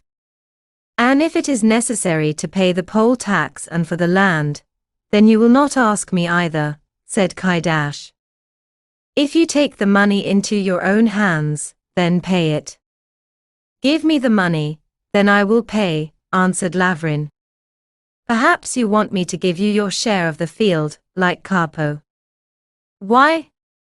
Your share is my share, today you are the master, tomorrow I am," answered Lavrin. "You honor your old father well.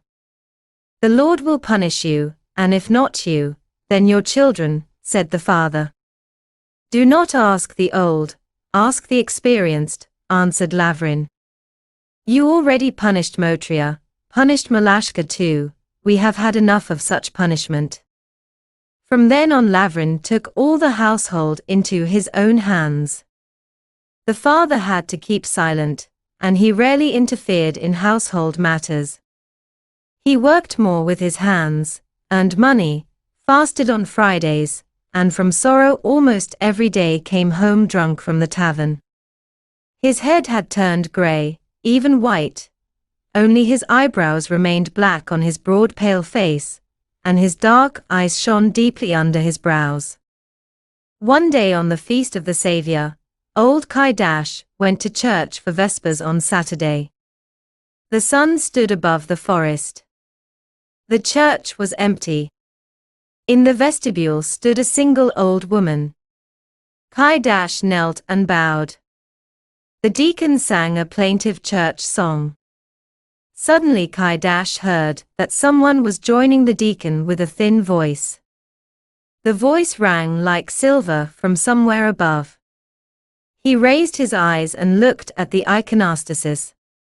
At the top of the iconostasis stood a large golden cross, with a crown of thorns at the intersection, and on both sides near it knelt 2 gilded angels. Kaidash looked at the angels, and they, opening their mouths, sang with thin voices together with the deacon.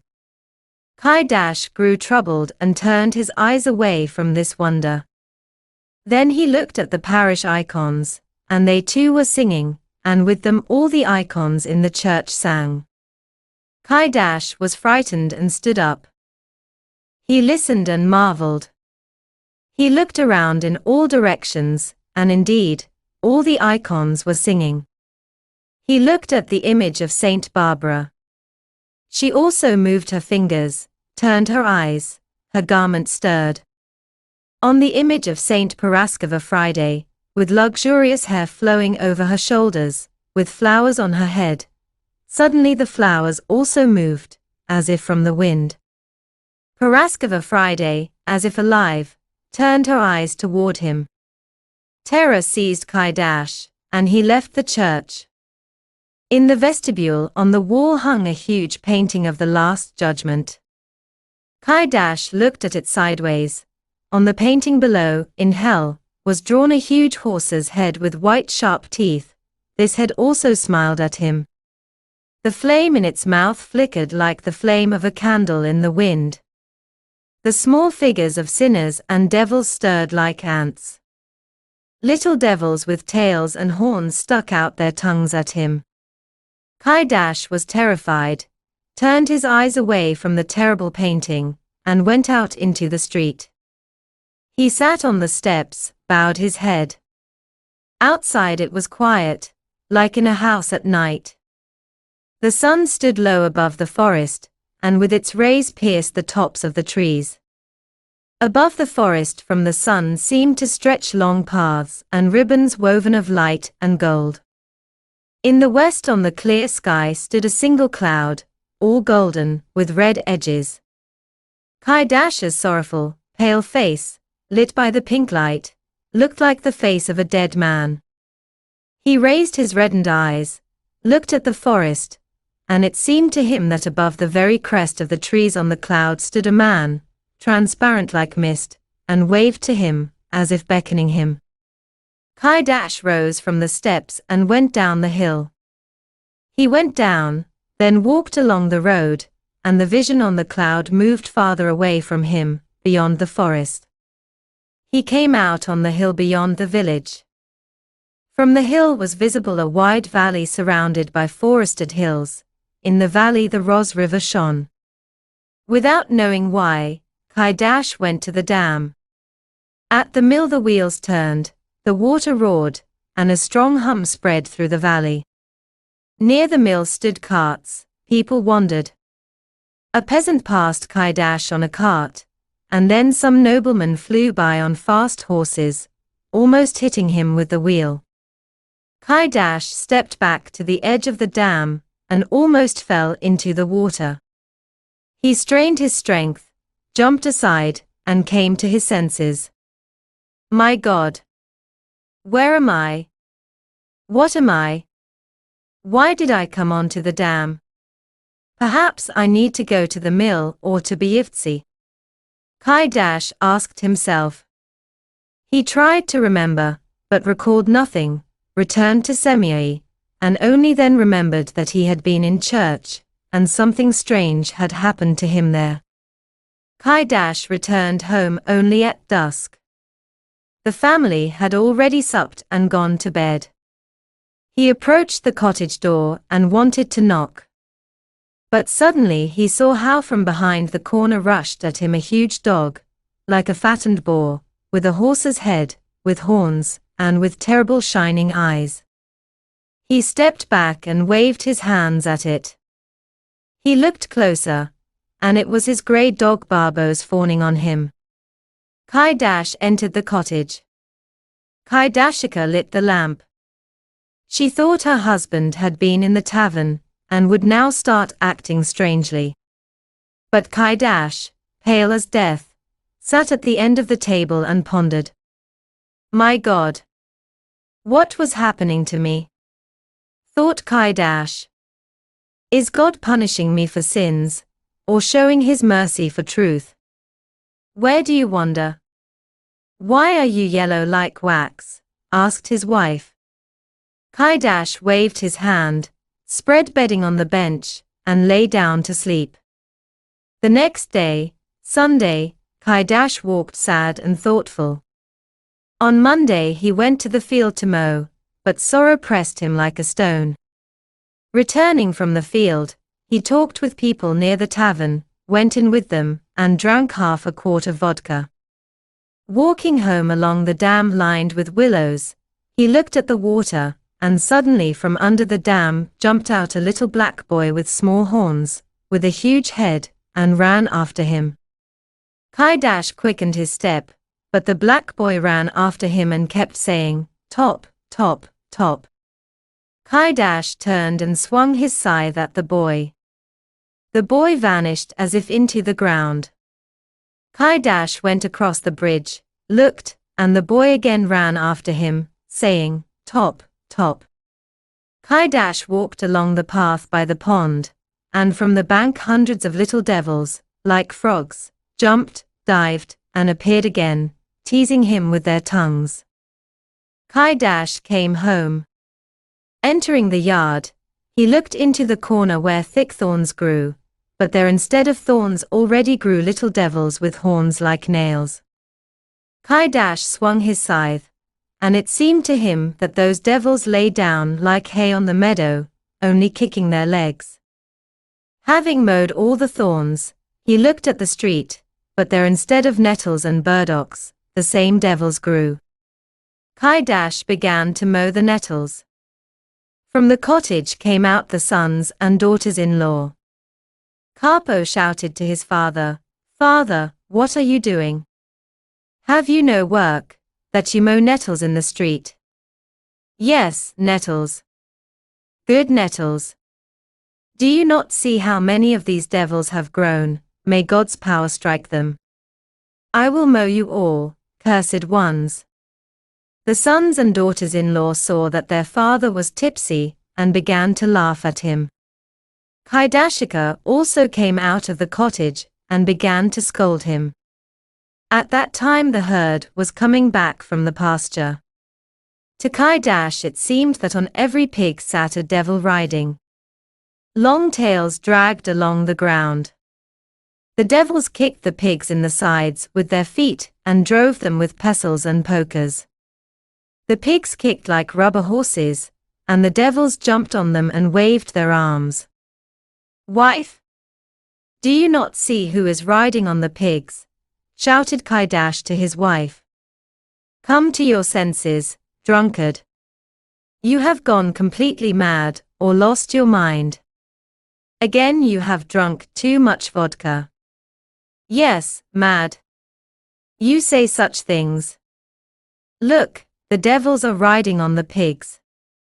May God's power strike you.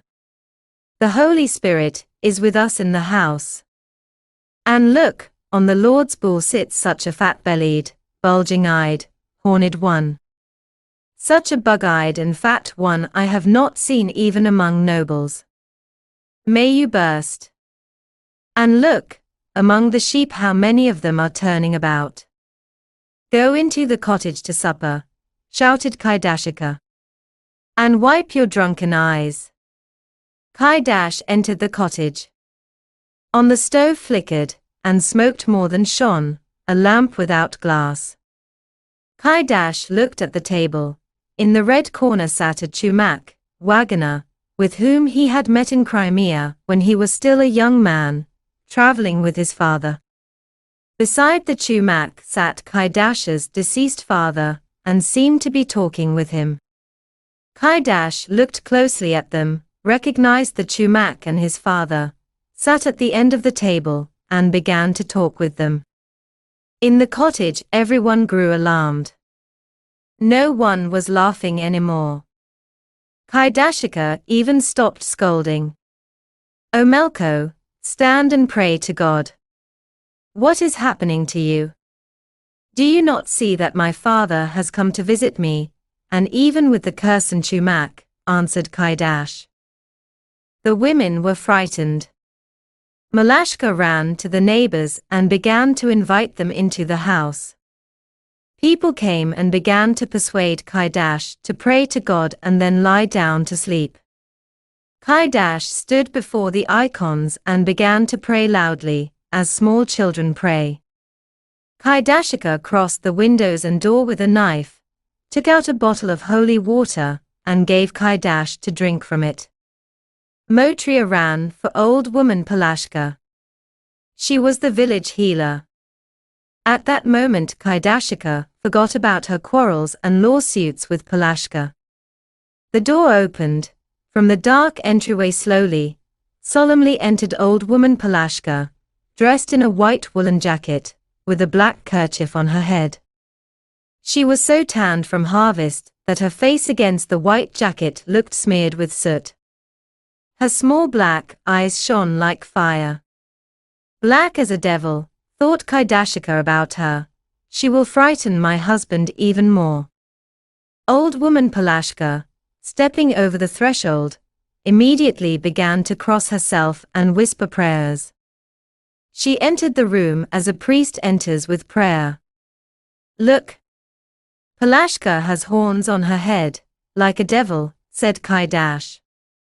I go, servant of God Palashka, to servant of God Omelko, to drive out all sorrow from his veins, from his yellow bones, from his red blood, from his 70 joints, from his grey hair, from his head, from his crown, from his eyes, from his shoulders. Go out to those swamps, to that reed, where God's voice does not call, where man does not go. Kaidash stood in the middle of the cottage, and prayed loudly. Everyone went out of the cottage. Only Palashka and Kaidashika stayed with Kaidash. Old woman Palashka poured water from a jug into a bowl, added holy water from a bottle, threw in a coal and a piece of clay from the stove, took a spindle, dipped it into the water, and drew a cross with it on the edges of the bowl. Then she took a knife, dipped it into the water, and again drew across the bowl. And all the time she whispered, as I went along the reed and the swamp and climbed a high mound, oh, on that mound, on Ocean Hill, there stands a little church, locked with a bagel, with a honey cake. I bite the honey cake, I bite the bagel, and I enter the little church. Holy Saint, Heavenly Queen. Friday, my mother, and you, Holy Monday, God's keeper of keys. Mokrina, Marina, Agapitka, Alipia, Ivan, Demayan, and you, Nicholas, miracle worker of Myra. Remember, Lord, servant of God Omelko, and those books that are read in church, Yermoloi, Bermoloi, Savgir, and that one bound in calfskin. Rejoice, Orimi and Parkimi, and you, bride, holy Pokrov, walled up in the lavra. I will take in a little skull some fufuda, and pour it on servant of God Omelko. Have mercy on him, Lord, and shake him by his sides, by his ribs, by his bones, by his plows, by his cattle. A cross on me, a cross on my back, all in crosses, like a sheep in burrs. Have mercy on him, boneless Mark, dry Nikon, wet Nicholas. Sarandara, Marandara, the asp has died, the basilisk has gone. Amen runs, Amen cries, Amen overtakes. Old woman Palashka blew 3 times on the water and gave Kaidash to drink. Then she called Kaidashika into the entryway and ordered her to drown a small puppy in vodka, then soak a herring in it for 3 days, and give this potion to Kaidash to drink for his hangover. Kaidashika took from the chest a large piece of cloth and a heap of money and gave them to Palashka for her work. Kaidashika did everything Palashka ordered. Kaidash, knowing nothing of this, drank the healer's vodka, and then drank for 3 days in a row. Kaidashika only waved her hand at him and sent him to the priest. Kaidash told the priest about his sorrow, ordered a prayer service to Jesus and an akathist to the Mother of God, went to confess in the Bohuslav monastery. At that time he did not drink vodka, and devils did not appear to him. It was death that came, since my deceased father appeared to me, said Kaidash. No, not death came. Father, you are destroying yourself with drinking, answered Lavrin. From that time Lavrin took into his hands the oxen, the carts, and all the household. The children drove their father onto the stove to rest. Kaidash endured, but could not bear it. He again began to go to the tavern. I was once Kaidash, but now I have turned into little Kaidashanak, said he in the tavern over a glass of vodka. One night under the moon Kaidash slept on the loft. Suddenly he heard the door creaked, and into the cottage entered his old acquaintance, the cursed Chumak. Kaidash rose and began to talk with the Chumak. After talking in the cottage, Kaidash went out into the street and walked with him beyond the gate. They went out into the street and seemed to go toward the tavern, but they had already crossed the dam, passed the village, and the tavern was still not there. They walked along the road and kept talking.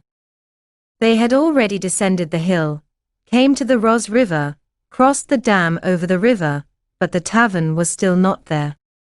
They looked, before them was a forest. The moon shone in the field, but in the forest was deep shadow. Kaidash went into the thickets and lost the road. He looked, and the Chumak was gone, around him only thick oaks and lindens. Above, through the branches, broke the light of the moon, and here and there its rays shone on the ground like bright yellow scarves spread on the grass, or like golden apples scattered on the ground. Kaidash looked down. Before him grew a heap of large and tall mushrooms, almost up to his knees, with caps shining like fire. The heap of mushrooms stirred. From under it jumped out little hares and began to leap over one another and laugh like small children. And above them rose a splendid fern bush, and blossomed with sparkling sparks. The flowers scattered like sparks in the stove, and then from the bush grew a large flower, the size of a bowl, all woven of gold and fire, with red flame in the middle. From the flower flew out a fiery bird and fluttered onto a tree. Kaidash raised his head, struck his forehead against an oak, and came to his senses. My God, where am I? Kaidash asked himself. He stood in only a shirt in the middle of a thick forest. Above the crowns of the trees shone the full moon. The thick trunks of lindens and oaks barely glimmered around him, while the white birches shone like white wax candles. Kaidash looked back and saw between the trees a field flooded with moonlight. The place was completely unfamiliar to him. He went down the road from the hill and came to the Ros River. The mill wheels roared and caught his attention. Kaidash approached the mill and only then fully regained his senses, realizing where he had come. Fear seized him. It seemed to him that unclean spirits were leading him. His back felt as if sprinkled with hot ashes, the hair on his head stood on end. But he came to the mill and saw people there. People walked, talked, loaded sacks onto carts. Kaidash cheered up. One peasant drove across the dam. Kaidash followed behind his cart, spoke with the man, and with him reached the village. It was already midnight when Kaidash came home and woke everyone in the house. Malashka lit the lamp, looked at Kaidash, and was frightened. The old man was yellow like wax, his eyes shone and burned like candles. Where do you wander, where do you roam? Kaidashika began to shout at her husband. She thought he had been in the tavern until midnight. Yes, wander.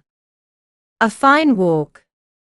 I do not go myself, but I am led, said Kaidash with effort, laying his head on his hands.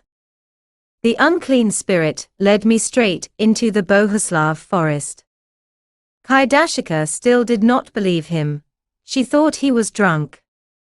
Kaidash raised his eyes, looked at the stove, then at the loft above the stove. Suddenly it seemed to Kaidash that from there jumped out a little devil, the size of a cat, and hid in the stove.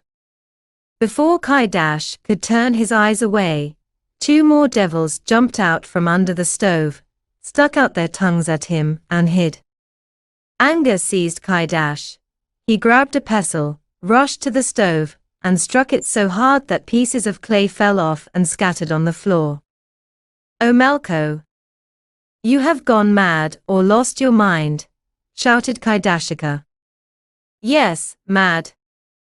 Do you not see how devils jump out of the stove? Holy, holy, holy. Cross yourself." "From where could devils come here?" said Kaidashika. "You drink in the tavern until you see devils, and then you play the fool." Kaidash turned away from the stove and looked under the table, and there, as it seemed to him, lay a huge shaggy devil, like a boar, with a terrible black face, horns, a mouth to the ears, and huge white teeth. Kaidash was frightened and sat on the bench. He looked at the loft and the bench, but there too sat big devils side by side, snapping their teeth at him like wolves. Each of them held in his mouth a burning coal. Their glowing teeth burned, their toothy mouths were red. One devil pointed to the axe under the bench and whispered, "Take the axe, cut yourself." The second, pointing to the rope under the bench, whispered, "Go to the barn and hang yourself." The third pointed, "Go to the pond and drown yourself." "Wife, do you not see how many devils sit on the bench?" asked Kaidash, trembling, even chattering his teeth. "Merciful Lord, you only frighten us," said Kaidashika. Malashka stood near the stove, half dead with fear. Lavrin rose from his bed. "Take me outside. For the cottage is full of devils already, and among them big flies fly and black ravens swoop," said Kaidash. Lavrin, taking his father by the hand, led him outside. Malashka, frightened, ran after them. Kaidashika's legs trembled from fear.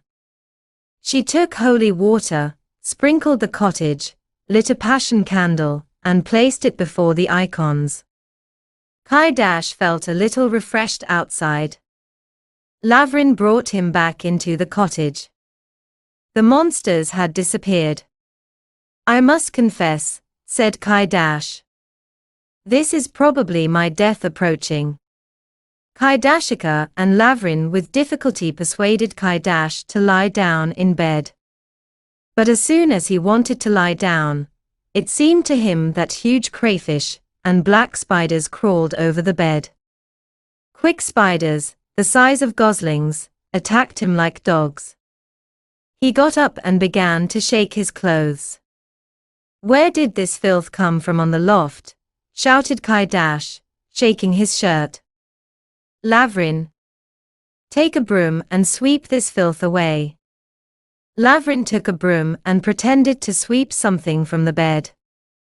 Then Kaidash lay down again and fell asleep. The next day Kaidash went to the priest, confessed to him, but even that did not help. The curse and Chumak began to visit him often, came at night and seemed to lead Kaidash through thickets and dense forest. A week later this Chumak led him again to the dam. And in the morning they found Kaidash in the river, at the very sluice of the mill's water channel. The miller came to raise the sluice and found in the water a dead man. At the mill Sem'ya people were grinding grain, and they recognized Kaidash. The Velost placed a guard near the drowned man. For 3 days Kaidash lay under a willow, covered with an old coat, until the district officer came and allowed the sons to take their father's body and bury him. Father fasted 12 Fridays in the year so that he would not die a sudden death, and not drown in water, and still he drowned. The Fridays did not help, said Capo. Was it worth tormenting himself all his life? 8. The sons buried Kaidash with great honor, even persuaded the priest to allow the deceased to be brought into the church. When Kaidash was buried, the gospel was read almost at every cottage. After the funeral they held a rich memorial feast. Kaidashika gave generous alms to the poor, and gave the priest money for 40 days of prayers. On the 4th day after their father's funeral, Karpo and Lavrin began to divide their father's property. "Well, Lavrin," began Karpo, "let us now divide the land in half, otherwise father cut off the garden for me as if he had stolen it." "Let's divide it," said Lavrin. "Shall we go to the Velost office or manage without it?" "What do we need the Velost for?" "Let's divide the garden in half and the orchard in half, that's all," said Karpo. "Can't we manage this ourselves?" "It makes no difference to me, we can measure the garden ourselves," said Lavrin. Karpo took a long straight stick, and he and Lavrin began to measure the garden lengthwise and crosswise. They measured the garden, divided it in half, and drove stakes into the boundary. "And how, Lavrin, shall we put up a fence or manage without it?" asked Karpo. "What is the fence for?" "We have a common yard near the cottage, though in it stand both your and my sheds and barns," answered Lavrin. "As for me, let it be so," said Karpo. "Still, I don't know what our wives will say," said Lavrin, no longer thinking of his mother. "Do I not have sense enough, that I should listen to my wife?" answered Karpo. Just as they divided the garden and orchard, Motria ran out of the cottage. She went into the garden, looked it over from the hill downwards and from below upwards, then climbed the mound and measured the land again with her eyes. Lavrin's plot seemed larger to her, probably because a piece of bread in another's hands always looks bigger. She took off her belt and began to measure the garden across. Lavrin's half turned out longer by 1 belt. She measured again, oh, trouble. Lavrin's plot was already 2 belts longer. "May the devil measure you as you measured," said Motria to herself, and began to measure the land lengthwise with her belt. Oh, disaster. Lavrin's half was a whole belt longer, and even jutted out with a corner into the street, into the elder bushes. "Wait then," shouted Motria across the whole garden. Surely his mother helped him measure. She added herself a whole belt in length and 2 belts across, and even grabbed a corner in the elder bushes. Motria rushed to the cottage, holding the belt in her hand and shouting across the garden. Near the cottage stood the stick with which Karpo and Lavrin had measured the garden. Motria seized the stick and darted to the door. "You measured the garden with your mother, may the devil measure you," cried Motria at the threshold so loudly that both doors opened at once and out ran everyone, Karpo, Lavrin, Kaidashika, and Malashka. They stared wide-eyed at Motria. "Why do you stare as if you had never seen me? How did you measure the garden? May devils eat you with such a division," shouted Motria, in a voice not her own, and struck the stick on the ground so that it even buzzed. "Bzzz," buzzed Lavrin mockingly. "Why do you shout as if at your father? Shout at your mother. I will buzz you with this stick too, if you like." "How did you measure the garden, if Lavrin's piece of land turned out bigger both lengthwise and crosswise?" "You had no sense, so we managed without you," answered offended Lavrin. "You, Motria, are not right," said Karpo calmly, folding his hands behind his back.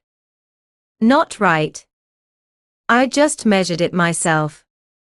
"Go to the Velost, let it divide you, not your mother," screamed Motria. "Leave me alone, Satan. I was not even at home when they measured." "What a quarrelsome woman," said Kaidashika. She takes my property and scolds me. Go and measure again before my eyes, and if you don't, I will pull out your stakes from the boundary and throw them to the devils beyond the fence, and I will prove my right, shouted Motriya. Running out of the entryway, Motriya ran to the garden. Behind her went Kaidashika with Malashka, and behind the wives went the husbands. Motriya took her belt and began to measure the garden. Lavrin's part turned out wider by 2 belts. Well then, whose truth is it? How do you measure? Fool someone more simple, not me, shouted Kaidashika. See, when you measured your half, you stretched the belt so that it even cracked, but when you measured Lavrin's half, you let the belt slacken. Go away, wretch. Let me measure with Malashka. Kaidashika measured the whole garden lengthwise and crosswise. Both halves were equal. Well then, whose truth is it? Said Kaidashika. When you measure for yourself, you stretch the belt, and for another you loosen it. Shame on you. You should sit in a shop and cheat people with the yardstick. You invented some woman's measure, Motriya, which shrinks and stretches as needed, mocked Lavrin. And that corner that juts into the elder bushes, with what measure will you measure it? Surely you will not give it to me, answered Motriya. Bite off that corner with your teeth. What else to do with it, if it juts into the street, said Malashka. Motriya grew angry, because it turned out not as she wanted. And she clung to Lavrin. Why did you not divide the apiary? She asked. For the apiary is father's. You are ready to grab everything. In the orchard on Lavrin's half there are 2 more pear trees, and 1 apple tree. And you already counted them? Asked Lavrin.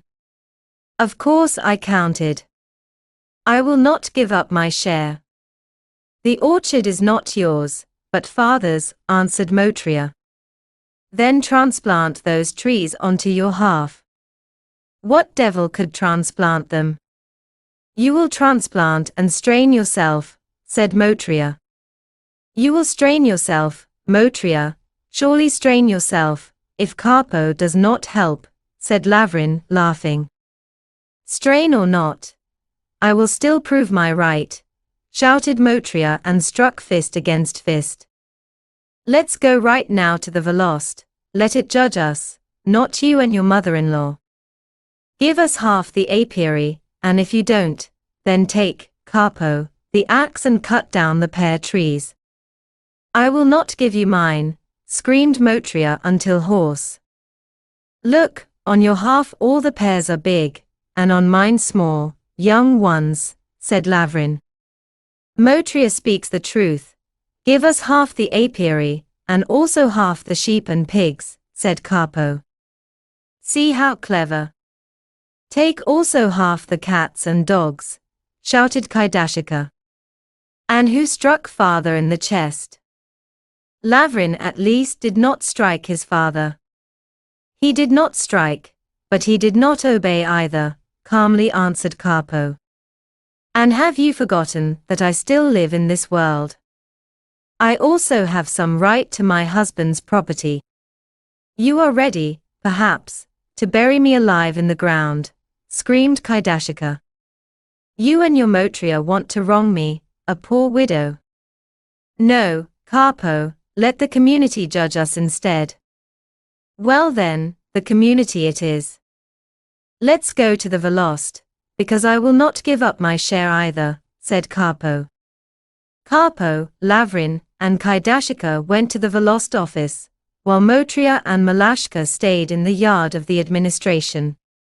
The Velost awarded the father's property to Lavrin and the mother, since Karpo had already taken his share during his father's lifetime.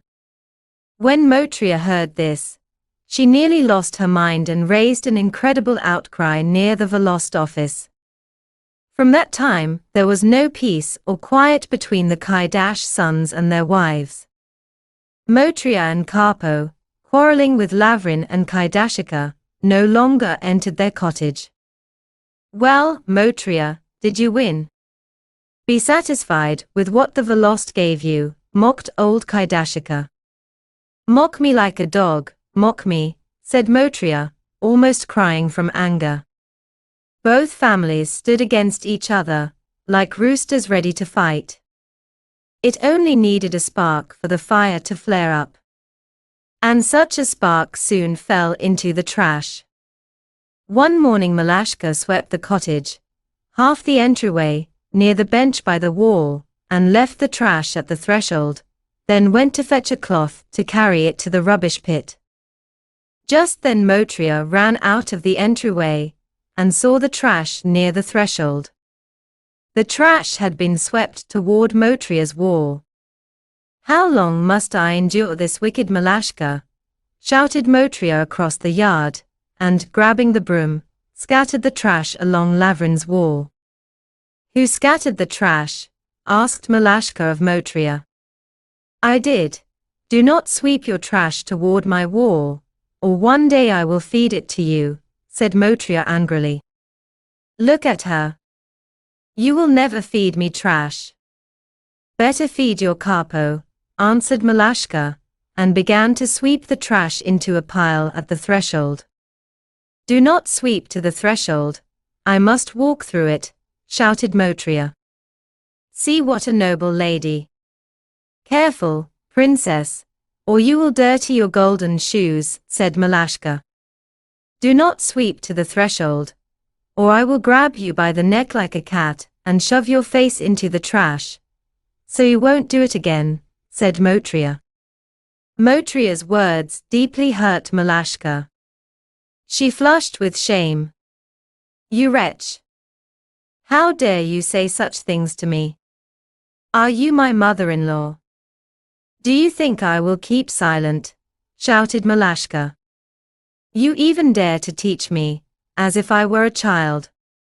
Here you go, here you go. And Malashka tossed trash with the broom onto Motriya's wall, onto the windows, so that even the glass rang, and the wet dirt stuck to the wall. Motriya was so surprised she opened her mouth. She had not expected such boldness from Malashka, and at first did not know what to say. So, this is how you act. You raise your hand against me, you who once ran away from your mother-in-law. You are not my mother-in-law, and I am not your daughter-in-law. I will not run from you, nor will I keep silent. Here you go. Here you go. The broom in Malashka's hands whistled like a hawk in the air, so that even the window glass trembled. Motriya rushed at Malashka, trying to snatch the broom. Malashka was weaker and let go of it. Motriya swung the broom at her. At that time Karpo was sitting in the cottage, and heard something hitting the windows. It seemed to him that hail was beating against them. What wonder is this? The sky is clear, yet hail falls in the yard, he thought. Help! Help! Shouted Malashka. Why do you attack me, devil? From the cottage ran Kaidashika straight from the stove with a poker in her hand.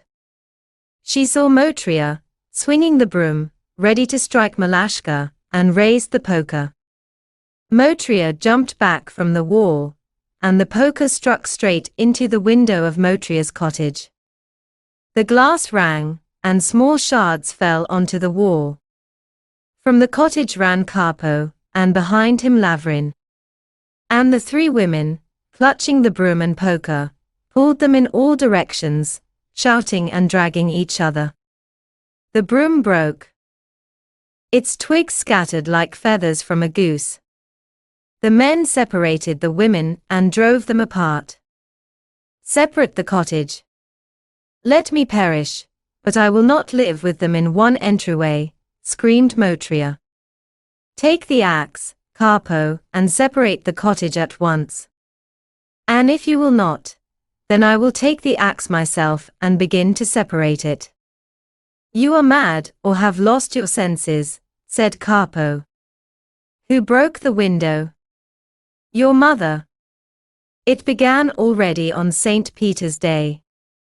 One ruined my walls, another broke my windows. Here you go, shouted Motriya, grabbing mud from a puddle and throwing it at Malashka's cottage. The white wall became spotted, as if covered with beetles and horseflies. May God's power strike you. Do not throw, or I will smash your head with the poker, shouted Kaidashika and chased Motriya. But Motriya ran behind the cottage, and peeking from the corner, cursed Kaidashika. Lavrin. Separate the cottage. I don't care, let Motriya go to the devils or under the dam, never in my life will I live with her under one roof, shouted Kaidashika. Karpo. Separate their cottage, or I will set fire to theirs and mine and go to Siberia, shouted Motriya. Lavrin. Separate their cottage, or I will move to the neighbors. I will go to the Velost at once, let the community come and tear down their cottage, shouted Kaidashika. Saying this, Kaidashika threw on a coat and ran to the Velost to sue Motriya and Karpo. The Velost elder summoned Karpo to court. Karpo told him that he did not intend to separate the cottage, and that only the young wives had quarreled and fought. The elder drove Kaidashika out of the office.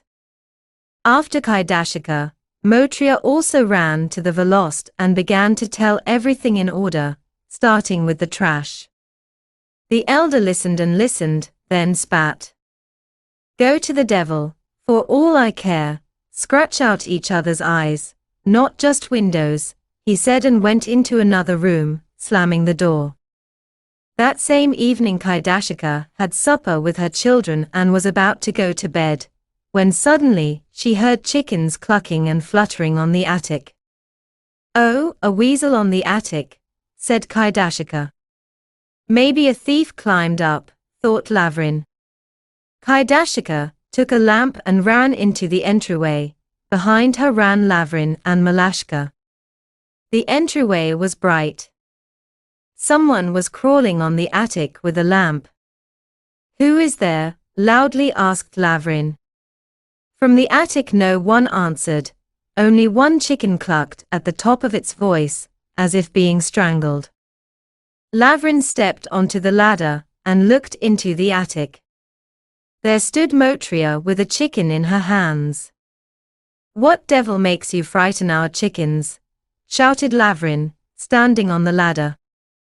Do you not see? I caught my chicken on your roost. Did we invite your chicken onto our roost? Answered Lavrin. Did we bow before it, perhaps? Give me back the eggs, for my black hen has long been laying on your attic.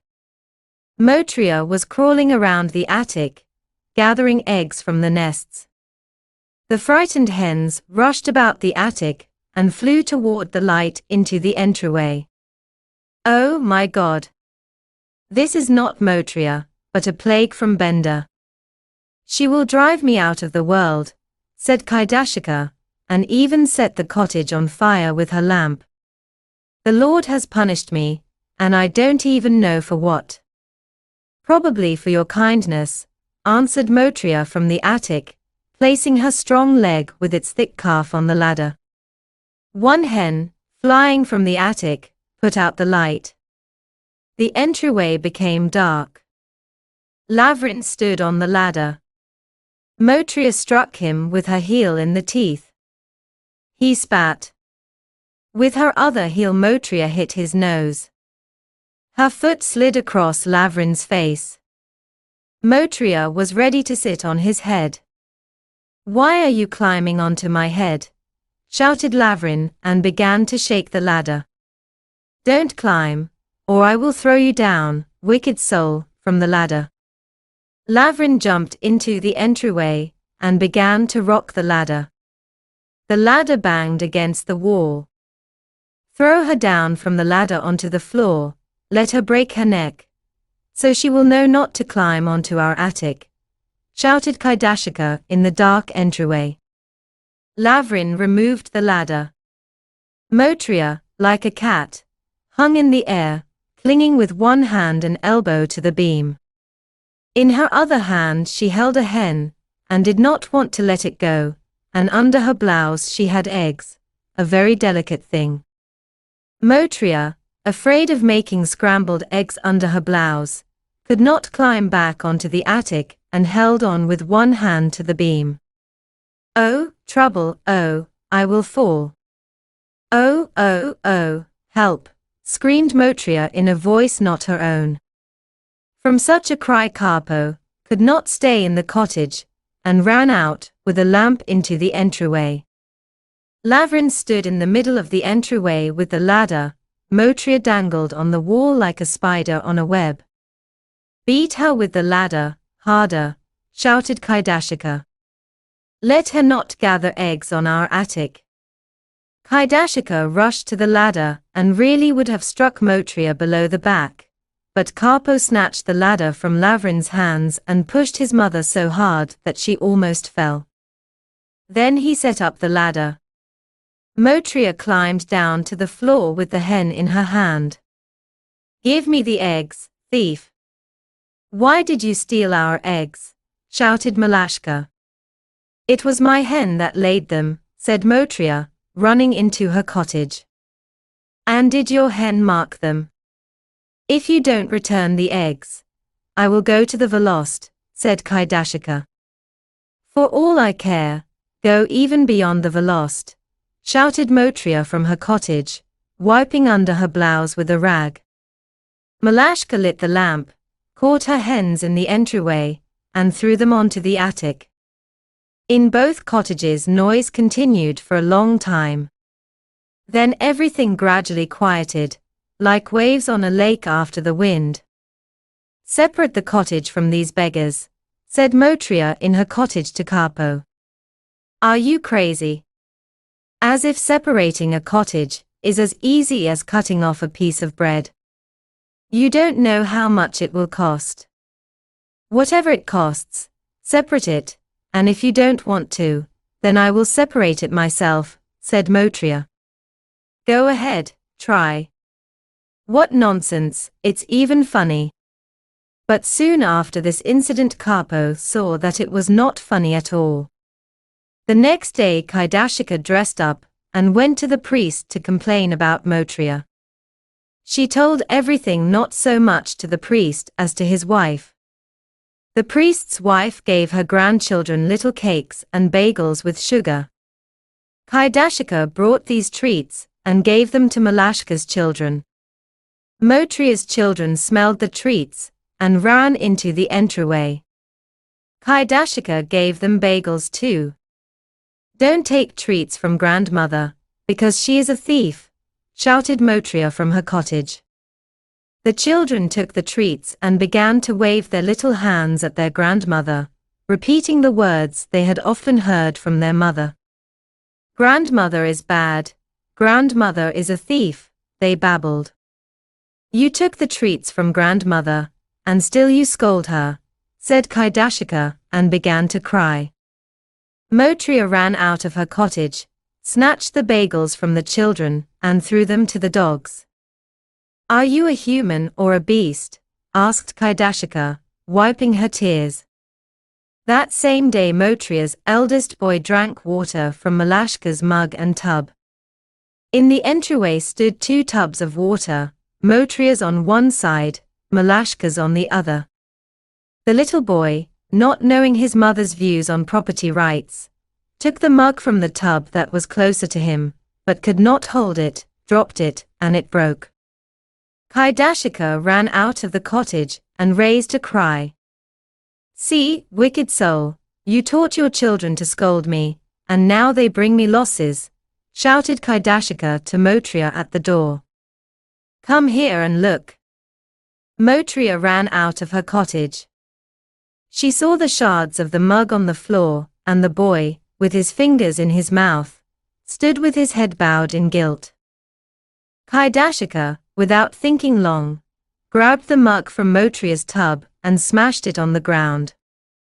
Indeed, the devil has led you astray. Old woman acting like a child. Have you gone mad? What did the child do to you? Shouted Motriya. Your children are snakes like you. You bred wolf cubs, so don't let them near my tub. Then hide your tub under your blouse, and buy me a mug, for you are not a child, answered Motriya. Oh! As if. See how you let your blind puppies loose. You will not get it, continued Kaidashika. If so, then I will repay you, said Motriya. Saying this, she ran into Lavrin's cottage, grabbed a pot from the shelf, and smashed it on the ground. Malashka and Lavrin only opened their mouths in astonishment. But Motriya had already run out of the cottage. Malashka ran after her. If so, then I too am capable of a soldier's punishment, shouted Kaidashika, and like a madwoman, ran into Motriya's cottage, grabbed a huge mortar from the stove bench, and smashed it on the ground. Karpo even jumped from his stool. It seemed to him that his mother had gone mad. Ah, 100 devils into your livers, you and Malashka. For such a mortar I know how to repay you, shouted Motriya, pale as wax. She ran into Lavrin's cottage, grabbed the poker, and struck the pots drying on the bench. The pots groaned, shards scattered on the floor. Kaidashika, without thinking long, also grabbed a poker, and Malashka seized the oven fork, and off they went into Motriya's cottage. Kaidashika smashed pots on the shelves with the poker, and Malashka struck bowls in the cupboard with the oven fork. The pots fell from the shelf like apples from a tree during an earthquake. The Kaidash sons were stunned.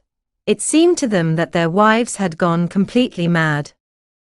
Lavrin thought perhaps his mother had been bitten by a rabid dog. Karpo thought the same.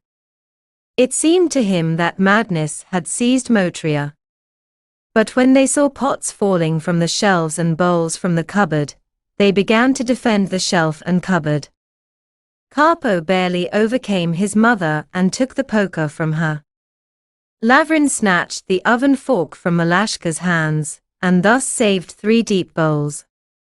All 3 women were barely catching their breath. They screamed, shrieked, cursed. The noise in the cottage was so great that nothing could be understood. You are a fierce snake, not a mother-in-law, shouted Motriya. I will be the devil's daughter if I don't smash your head with the poker. Who? You? To me? To your own mother, hissed Kaidashika. Karpo. Do you hear what your Motriya says to me? Is it you who says this to me, your mother? Karpo, take a rope and hang her right now in the entryway on the beam, or if you don't, then I myself will bring her death. Karpo, take a rope and tie your mother for 3 days on the pasture to a post, like a mad dog. Let the dogs bark at her for 3 days, let the whole village spit on her for 3 days. She will poison me or cut me down, shrieked Motriya. What are you saying? That my son, my own blood, should tie me with a rope in the pasture for people's mockery, hissed Kaidashika. Now I will take a sack and put it on your head, like on a mad dog, or you will bite us all. Kaidashika pulled an empty sack from under the bench and ran at Motriya. Karpo only stared wide-eyed and did not know whom to listen to, whether to hang his wife or tie his mother with a rope. You thief! You stole our eggs, shouted Kaidashika and rushed at Motriya with the sack. You lie, you cannot prove it. You are the thief, for you robbed me for a whole year. I worked for you like for a lady, shouted Motriya. Then why did you not leave me, if it was so bad for you, shrieked Kaidashika. Why did the devil not carry you off to Bessarabia, or abroad? Oh! As if to run abroad because of such filth. Better throw yourself from the dam into the water, screamed Motriya. You thief, witch! Who? I am a witch. I am a thief, hissed Kaidashika. Here you go. And Kaidashika showed Motriya a fixed sign. But instead of her nose, she poked her in the eye. Motriya grabbed the broom and struck Kaidashika straight in the eye with the handle. Oh, disaster! The cursed snake has put out my eye, cried Kaidashika, clutching her right eye. Blood flowed from her eye. Lavrin and Malashka, seeing the blood, grew even more furious. They rushed to defend the mother. Lavrin pushed Motriya with all his strength, and she flew onto the bench. Karpo rushed to defend Motriya and pushed Lavrin. He struck against the cupboard. 3 bowls, saved earlier by Lavrin from sudden destruction, fell on his head. Separate the cottage, Karpo, or I will leave you together with your cursed mother and your wicked nest, screamed Motriya. To the Velost with her, the robber. To prison with her. Separate her cottage, Lavrin, or I will climb onto the roof myself and begin tearing off the straw. Lavrin indeed grew furious. He grabbed a ladder, leaned it against the eaves, climbed onto the roof, and began tearing straw from Karpo's cottage. The straw fell to the ground. Like thin ribs, the rafters and laths gleamed on the cottage. Meanwhile, Kaidashika deliberately smeared blood over her whole face, over her chest, pulled hair from under her cap, and ran to the priest, then to the Velost, raising a cry. Oh my God! Ring all the bells! Karpo and Motriya have killed Lavrin, killed Malashka, killed me. Save us, whoever believes in God, screamed Kaidashika frantically in the Velost office. Call the community at once. The elder and the clerk, seeing Kaidashika covered in blood, were frightened and ran to the Kaidash family. Behind them ran Kaidashika, wailing across the whole village. The elder and clerk came into the yard and saw Lavrin alive, sitting on the cottage roof and tearing straw from it. From the cottage ran Malashka, alive and well, and behind her Motriya. Save me, screamed Motriya. If I am found cut down with an axe, let the whole community know that my mother-in-law killed me. Save me, whoever believes in God. Why do you scream, madwoman? Asked the elder. You are still alive. Save me, she has already killed me, screamed Kaidashika. Have you gone mad? Asked the clerk. She runs around the yard, screaming that she has already been killed. What happened here? This happened, pointed Kaidashika to her eye. And what are you doing on the cottage? Shouted the elder to Lavrin. Come down at once and answer us. I will not come down until I separate Karpo's cottage, answered Lavrin, and threw a bundle of straw onto the elder's head. Why do you throw straw on people? Come down at once, or I will climb onto the roof myself, drag you down, and give you 100 lashes, shouted the elder. Lavrin, after tearing off 50 bundles of straw, cooled down a little and came down to the ground. The elder and clerk entered the cottage. In Lavrin's and Karpo's rooms heaps of shards from pots and bowls lay. The children, running out of the cottage, saw their grandmother's terrible, bloody face and raised a cry. The dogs barked, even howled at the elder and clerk. People from the village began to gather. The elder, clerk, and several peasants led the Kaidash sons, their wives, and Kaidashika to the Velost office. There they with difficulty sorted out what had happened and sentenced Karpo to separate his cottage, placing it apart on his garden plot, because Lavrin, as the younger son, had the right to remain in the father's cottage and for this was obliged to support his mother until her death. The community also sentenced the Kaidash sons to divide the land in half. The elder still put Motriya in the cold cell for 2 days for putting out her mother-in-law's eye. After such a scandal, Kaidashika fell ill. Her eye swelled completely and became as big as a hen's egg. Then the swelling went down, but from then on she was blind in her right eye. Lord, why did such scandals begin in our family? Said Kaidashika. This is not for nothing. Surely the builders laid the cottage not for peaceful life and death, but for quarrels.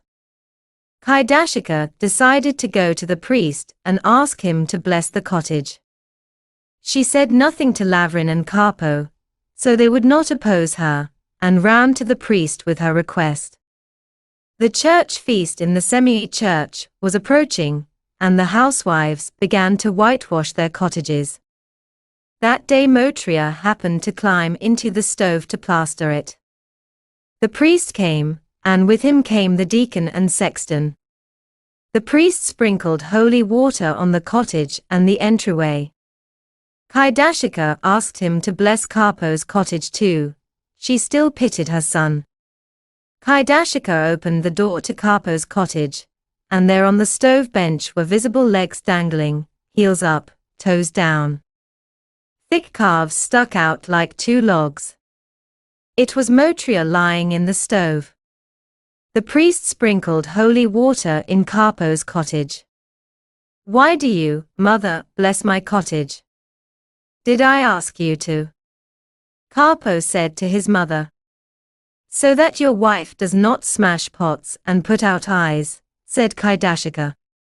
Our cottage was probably built by the masters exactly for your quarrelsome Motriya. Then bless yourself first, mother, for you are not without guilt. Together with Malashka you broke more pots than Motriya, answered Karpo. Do not joke, son. You are still young. Do not forget, you have children, you have cattle. Be careful, whether you bless my cottage or not. I will still separate it from yours and will not build it for quarrels, said Karpo, and at once began to separate his cottage, and set it on his own land. The Kaidash yard was small, and when it was divided, the yards became even smaller. The old cottage faced the street sideways, because in villages cottages are built with windows and doors to the south. Karpo built his cottage not far from Lavrin's. Karpo's cottage stood with its back to Lavrin's door.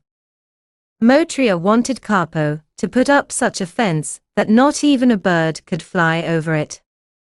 Karpo had to partition both the yard and the garden. That's how it should have been done long ago, Karpo.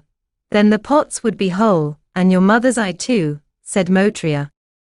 The Kaidash sons lived through the winter in separate yards, and the 2 families began to reconcile little by little. At first the children ran from one cottage to the other.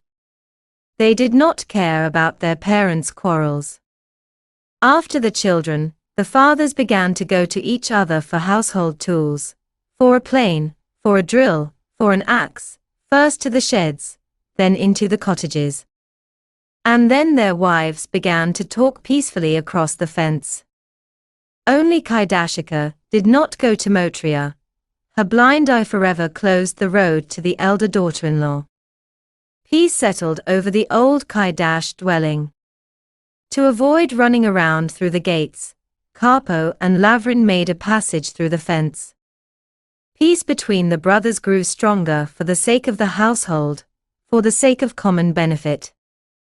Karpo, separated from his father at first, while gathering his own household, had difficulties.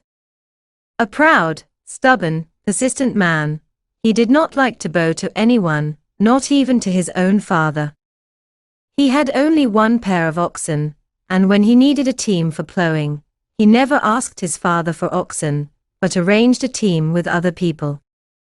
Lavrin also had a pair of his father's oxen. Now Karpo teamed up with Lavrin, and together they plowed first Karpo's field, then Lavrin's.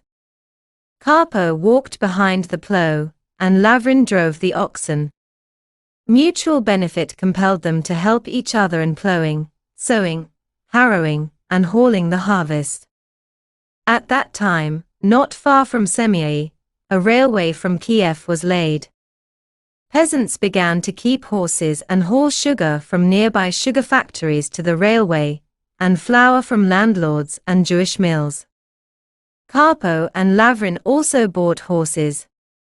And since with one horse you cannot go far, or carry much, they harnessed their horses together in a pair and divided the earnings equally. Taxes were heavy, and the rent for land was not small. Karpo and Lavrin saw that their fields did not provide enough money for taxes, and they began to look for earnings in autumn and winter elsewhere. The Volost community chose Karpo as Desiatsky, a village overseer. Karpo is proud and harsh. He will be a strict overseer, maybe even women and young wives will fear him, said the community. Or perhaps, respected community, we should elect Motria as overseer, joked one man. No way, she would put out all the women's eyes, laughed the men. An order came from the Volost, to level the road, repair bridges, and fill in the swamp. Karpo called people to work and first ordered to remove that nasty hill above his garden, on which his father had broken about 20 carts. Well, Lavrin, take a shovel and go to work, ordered Karpo to his brother. Better send your Motria to work first, said old Kaidashika. I will send Motria too. Do you think I will spare her, said Karpo. And indeed he had to send his Motria to work. The people dug the slope diagonally, just as the late Kaidash had once advised, and the young wives carried the hill away in their skirts to Karpo's fence. Already many years had passed since serfdom. The community gradually became more active, and began to defend its benefit, its communal rights. At that time the community started a case against the tavern keeper. One rich Jew from the town, paying the landlord a large sum, acquired the right to build taverns in the village on the landlord's land.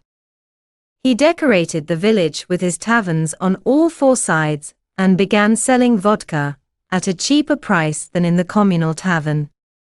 People rushed to buy vodka from him. The communal tavern stood empty, and no one went there. The Volost elder gathered the community. The Kaidash sons began to shout at the meeting. Respected community, said Karpo. We must ensure that no one from our village buys vodka in foreign taverns. Let us place overseers and centurions near the foreign taverns, let them drive people away with clubs. I myself will sit with a club and drive away even my own kin, shouted Lavrin. Let the Jews sit all summer, over their barrels in vain. They will sit, and then leave. The Kaidash sons advise rightly, buzzed the community. We will place people, and not let anyone into the taverns. The community discussed and dispersed. The tavern keeper, seeing that his business was bad, took a bucket of vodka, and brought it to the elder, another to the clerk, and invited to his tavern a dozen men who ran the community, and gave them a full bucket of vodka.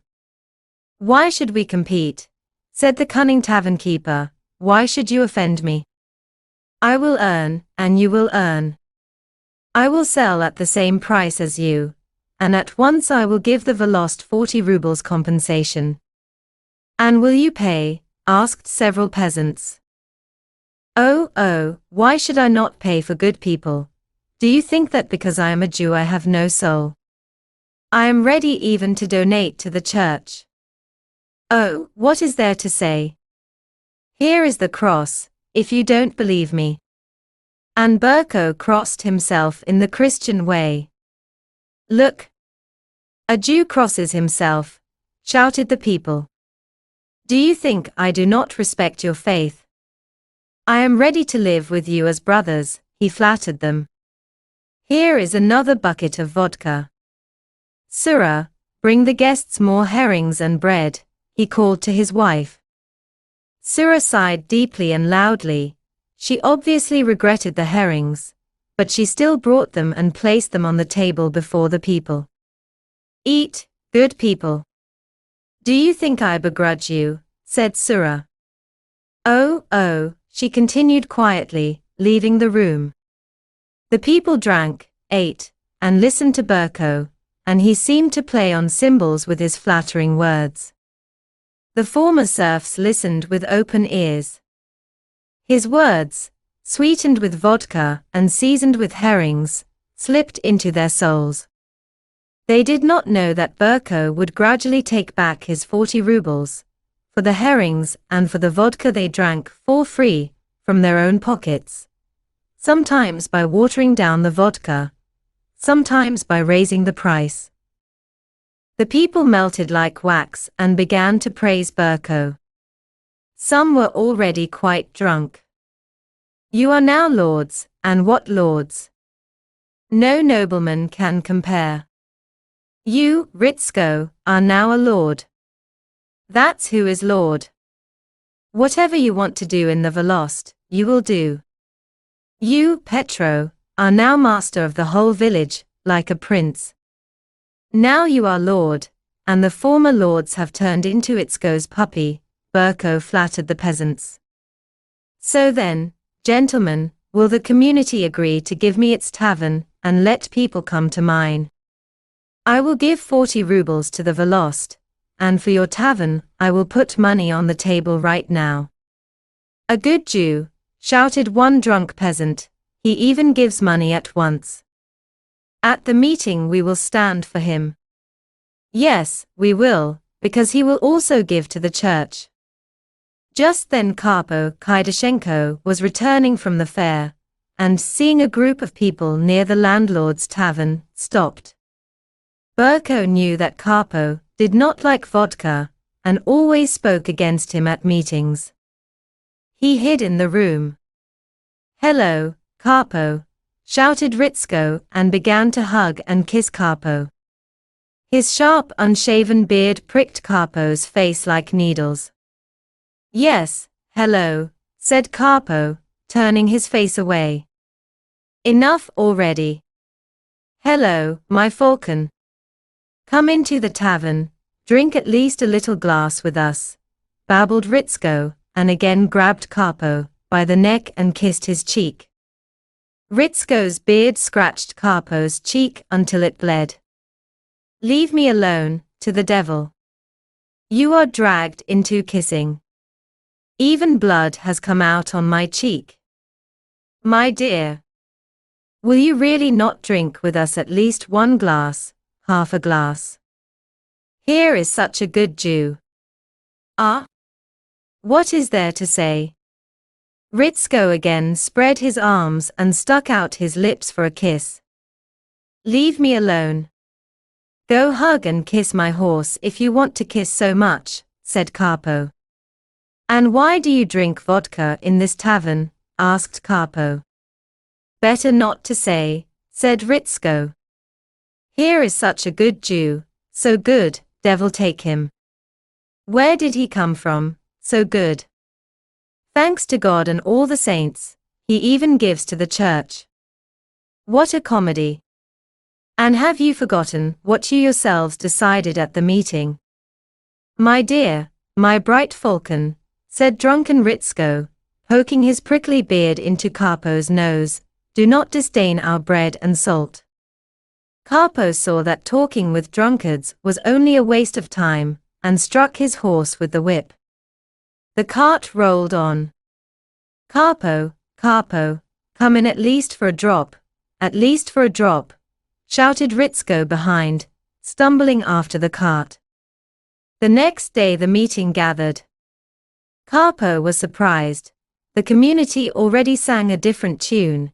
The elder and clerk themselves supported the meeting and shouted not only to allow people to buy vodka in Berko's taverns, but even to give him the communal tavern, because Burko would pay money at once. Respected community, you give bad advice. I do not support it, said Capo, frowning, and stepped aside. The meeting gave Burko the communal tavern, though the tavern keeper never gave the promised money to the church. I did, shouted Motria from behind the corner of her cottage. Let it not crawl into my garden. This is for my rooster. Motria stood behind the corner of her cottage, deliberately waiting for Kaidashika. She shouted sharply at her, turned, and ran into her cottage. Lavrin. Malashka. All honest people. Come here. See what Matruha has done. Lavrin and Malashka ran out of the cottage, and looked with pity at their poor piglet. Motria really no longer knows what she is doing, said Lavrin. Motria at that moment was waiting for this. She jumped out from behind the corner like a Cossack from the poppies. Here I am. I hear how you curse me. This is for my rooster. This is for my chicks that mother-in-law killed. Now take me to court. Motria struck fist against fist, and leaned over the fence as far as she could into Lavrin's yard, as if she wanted to reach Kaidashika with her fists, then turned and quickly disappeared into her cottage. Wait, you bitch. I will twist your rooster's head, said Kaidashika. Kaidashika took flax, sat down to spin behind the cottage, and kept watching the cucumbers. Suddenly Motria's rooster flew onto the fence, flapped its wings, crowed, and jumped into Lavrin's cucumbers. Kaidashika quickly jumped up and crept toward the rooster with a bunch of flax. The rooster pecked cucumbers and kept crowing, ko ko ko ko, as if mocking the old woman. The old woman threw the flax and struck the rooster on the head. The rooster spun in place. Kaidashika caught him, twisted his neck, slaughtered him, scalded him, plucked him, and put him into the borscht. But at that time Motria's children came to play with Malashka's children. The eldest boy noticed the broken leg of the rooster sticking out of the pot. He quickly ran to his mother and told her. Motria ran into Lavrin's cottage, and, without greeting, looked into the stove. Oh, Lord! Oh, disaster! From the pot indeed stuck a big broken rooster's leg with a thick lump in the middle and one cut-off claw. Motria, without saying a word, grabbed the rooster by the leg, pulled him out of the borscht, and ran from the cottage. Oh, Granny! Shouted one of the children. The rooster ran away from the pot, only traces left on the stove bench. The old woman was silent, puffing her cheeks. Malashka felt embarrassed. Lavrin smiled. Motria, running into her cottage with the rooster in her hands, again pressed Capo. See what your mother does. Here is your pepper with salt. Go and fill your mother's mouth with pepper, and season her blind eye too. She has gone mad even without pepper. Isn't this our rooster? Said Motria, showing Capo the broken leg. Yes, ours. Why did you slaughter him? Your mother twisted his neck and even put him into her borscht. Go and poke out her other eye. What kind of master are you? Why don't you say anything to your mother? Your mother is a witch. She might cut and throw my children into her borscht. Go and at least tear out her braids. Capo pitied the rooster. He grew angry at his mother for the loss and went to quarrel with her and Lavrin. While Capo quarreled with his mother and Lavrin, Motria told her children to catch Malashka's black rooster and bring it into her cottage. The boys were only too glad. They ran into Lavrin's garden, caught the black rooster, and brought it to their mother. Motriya took it and threw it among her hens. By that time the poor fence between the two gardens had completely sunk. There were no ditches, and pigs jumped straight over the fence. The next day Lavrin's spotted boar jumped into Karpo's garden and began digging potatoes. Motriya saw the boar and raised a cry. She grabbed the oven fork, the children took pokers, and all together attacked the boar. The dogs ran after the children. Motriya and the children drove the boar into the barn and locked it. Lavrin, from across the fence, demanded that Karpo release the boar. Of course. Your boar is in the pen for the damage. Redeem him, then take him, shouted Motriya across the fence, and if you don't want to redeem, then return me half a sack of potatoes. Lavrin scratched his head and went into the cottage. Kaidashika only pressed her lips. That same day Karpo and Motriya's godfather invited them to the tavern to celebrate, after a christening. In the yard stood Karpo's horse, tied to the cart, eating hay. Karpo's children untied the horse and began riding it around the yard.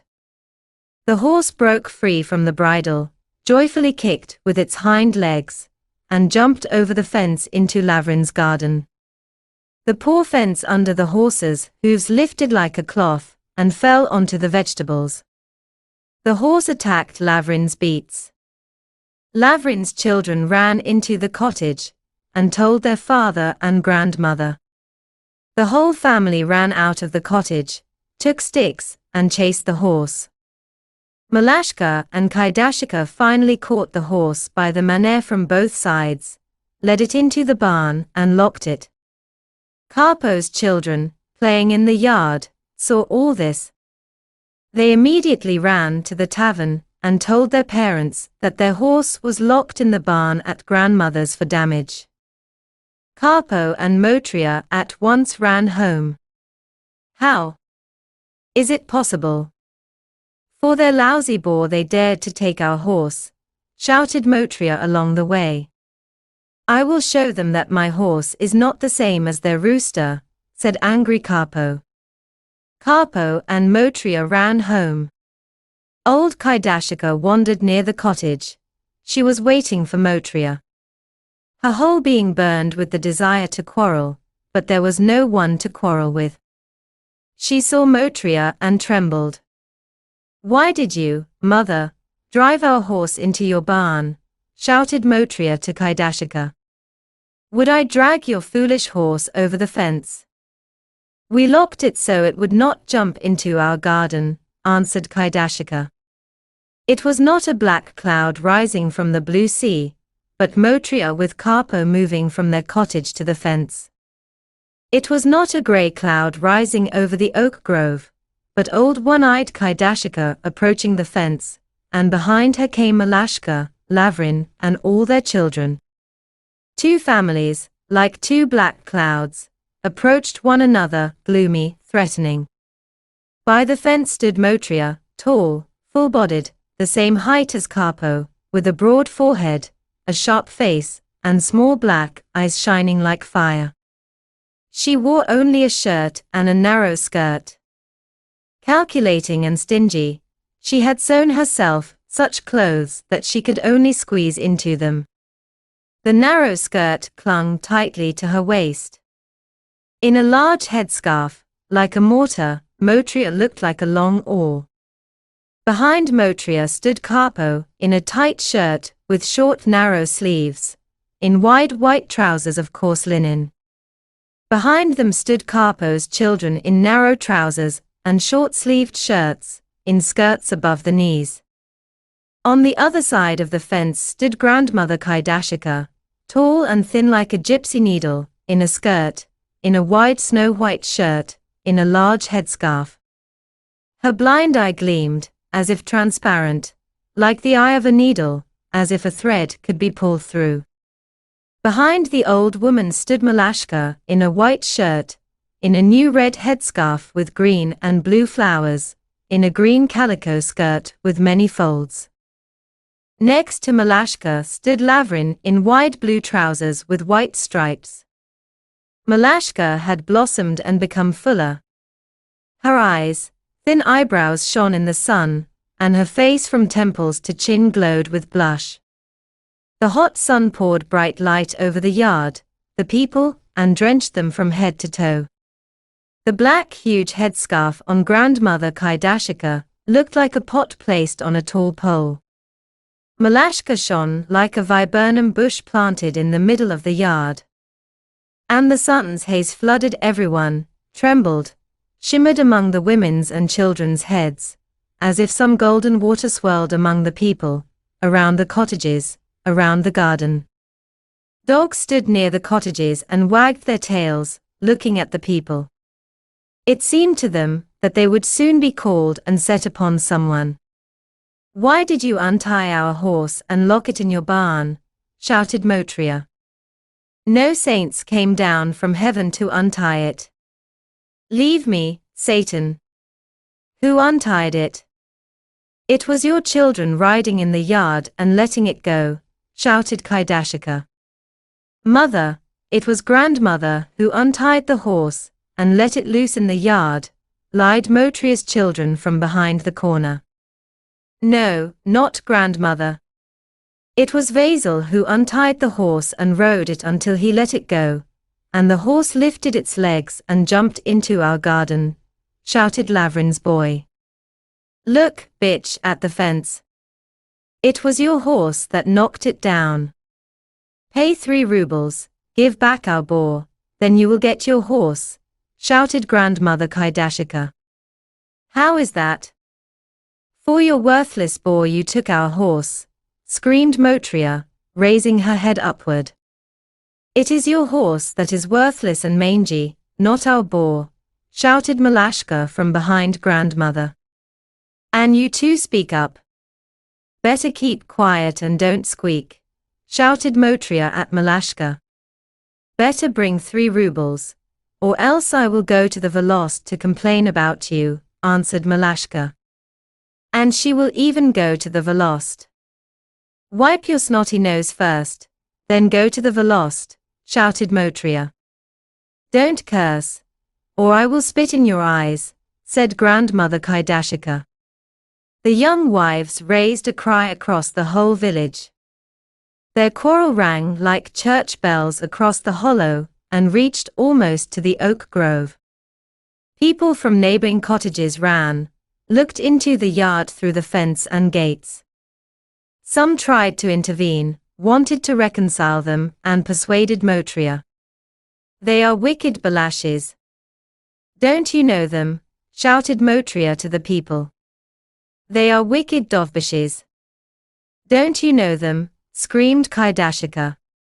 "She is from that wolfish breed, with devil's tails." "Enough of your quarrels," shouted one man standing behind the fence. "How enough?" "They are ragged, dirty balashes." "Don't you know them?" "They are the clumsy ones from Beehive, who lead beggars around the market," shouted Motriya. "See, she covered her head as if for Easter, while her father walks the village with a beggar's bag." You lie, old bitch. And you don't even know how to lie properly. You don't even have enough brains for that," shouted Malashka. "You have as much brains as in a cracked pot, the same as your mother-in-law," shouted Motriya, grabbing 2 sticks and peering into Lavrin's yard. "Do I owe you, that you insult me?" shouted Kaidashika, and rushed to the fence so quickly that Motriya dropped the sticks and ran into her yard. "Give back my horse," shouted Karpo after all the quarrel. "And if you don't, I will take it myself." "No, you won't. First give back the boar, and also pay extra," answered Lavrin. "And why should I pay you? Your pigs crawl into my garden, and my horse jumped into yours.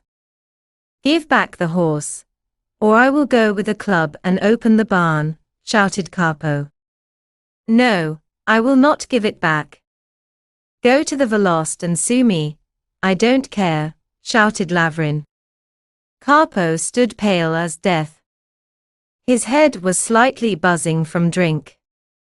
He grabbed a stake, jumped over the fence, and rushed to the barn. From the barn, through the opening above the door, looked out the quiet horse with gentle eyes. In the yard everyone stood and silently watched Carpo. All were afraid to touch him, for they knew he would not yield when angry. Only old Kaidashika rushed to the barn and blocked the door with herself. Carpo grabbed his mother by the shoulders, pressed her with all his strength against the barn, and shouted like a madman, "Eat me, or I will eat you." Carpo shook his mother so hard that even the poor barn shook. The old woman, breaking free from his hands, screamed and ran from the yard. Carpo chased her with the stake. But the old woman was still quick, and ran from the yard like a girl. Heavy Carpo, in huge boots, could not catch his mother. Hit her on the back. Poke out her other eye, shouted Motria from the yard, egging him on. Lavrin and Malashka ran after Carpo to defend the mother. Kaidashika ran down the hill straight to the pond. Carpo was already catching up with her.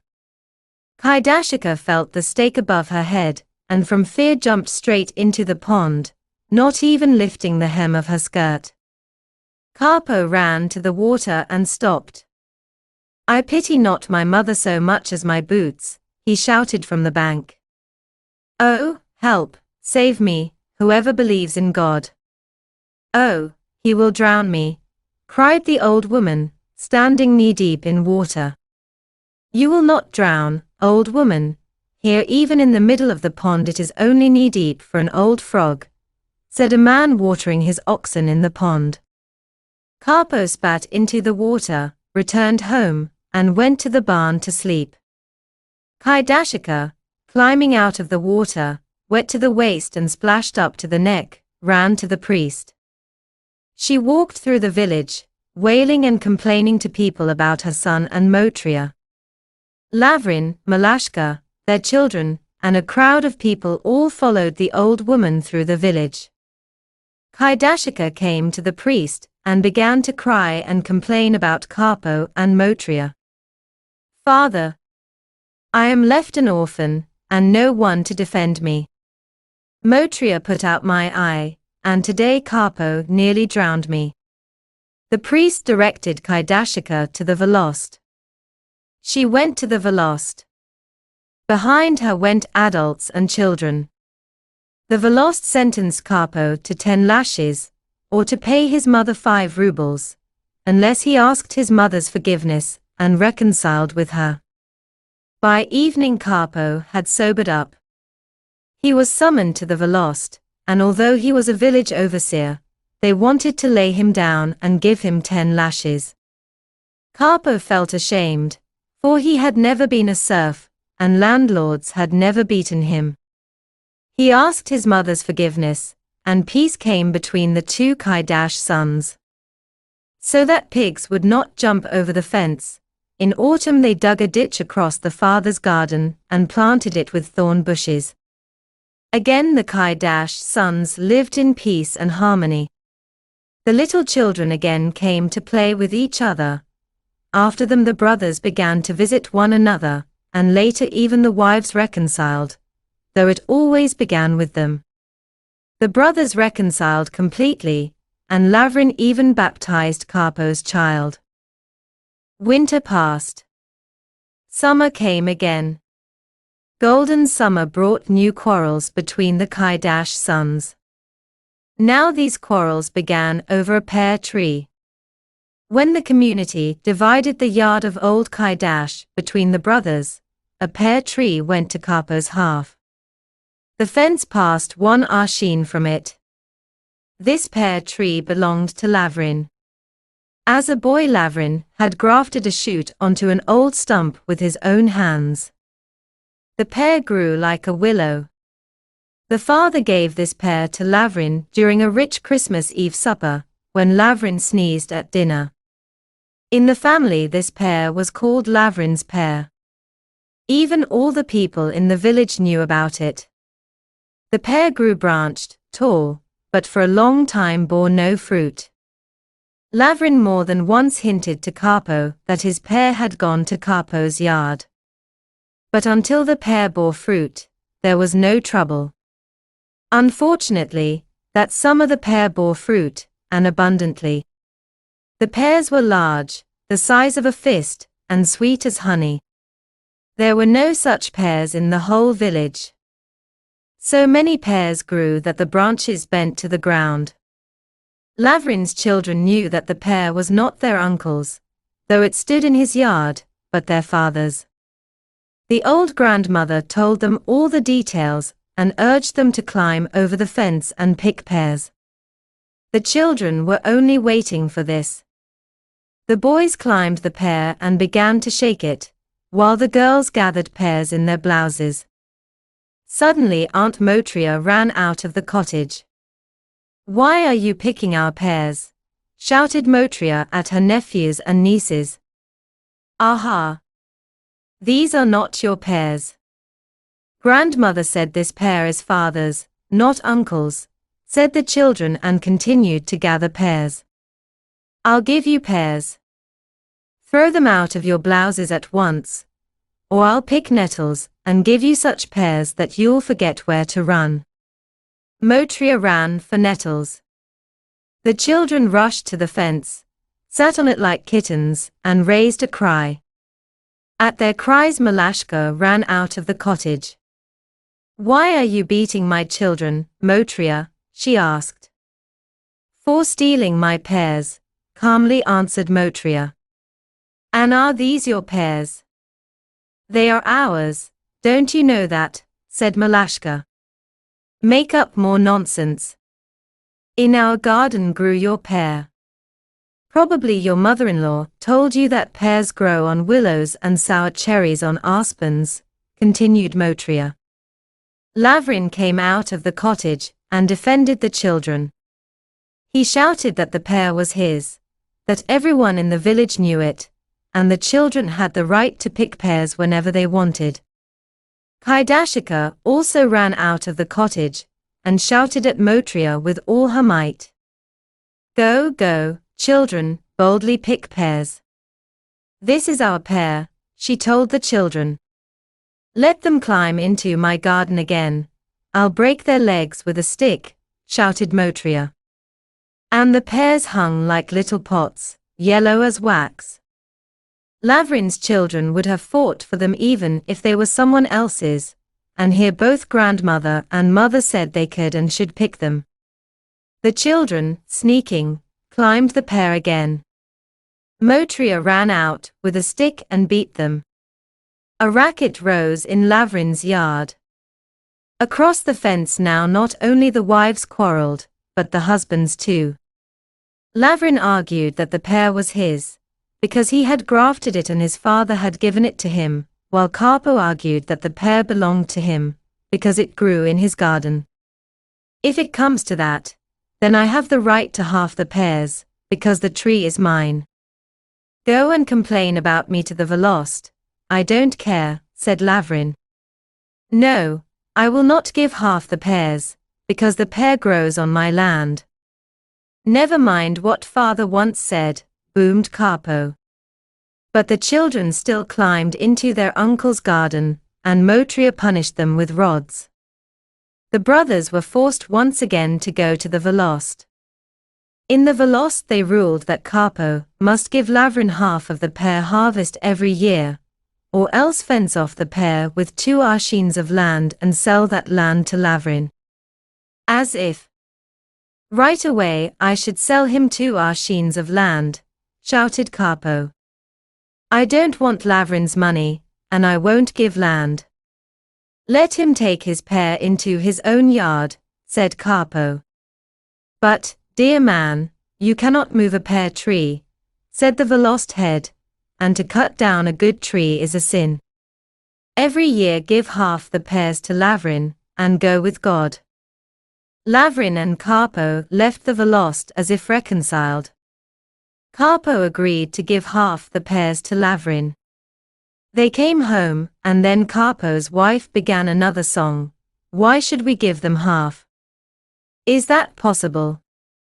They will still want us to give them half the potatoes and beets. This is all mother-in-law's talk in the Velost. Motriya continued to chase Lavrin's children from her garden with a stick, until her children and Lavrin's children had stripped all the pears. Winter passed. Summer came again.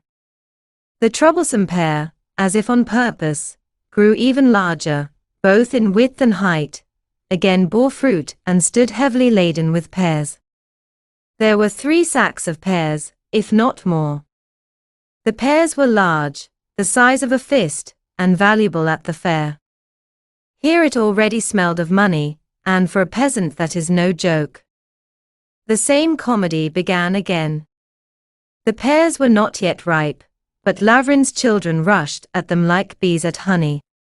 Motriya ran out with a poker, beat Malashka's children, and even took the pears away. Malashka grew furious like a she-wolf. She rushed at Motriya and nearly tore the kerchief from her head. Karpo and Lavrin again went to the priest. The priest advised them to do as the Velost had earlier advised. Karpo, pay Lavrin 3 rubles compensation, and let the pear forever be yours. Lavrin, do you agree? Asked the priest. How can I agree to this? Answered Lavrin. Every year I sell pears for 3 rubles, and you want me to take 3 rubles once, and that's all. Better let Karpo cut off 2 arshins of land with the pear and fence it. That I agree to. As if.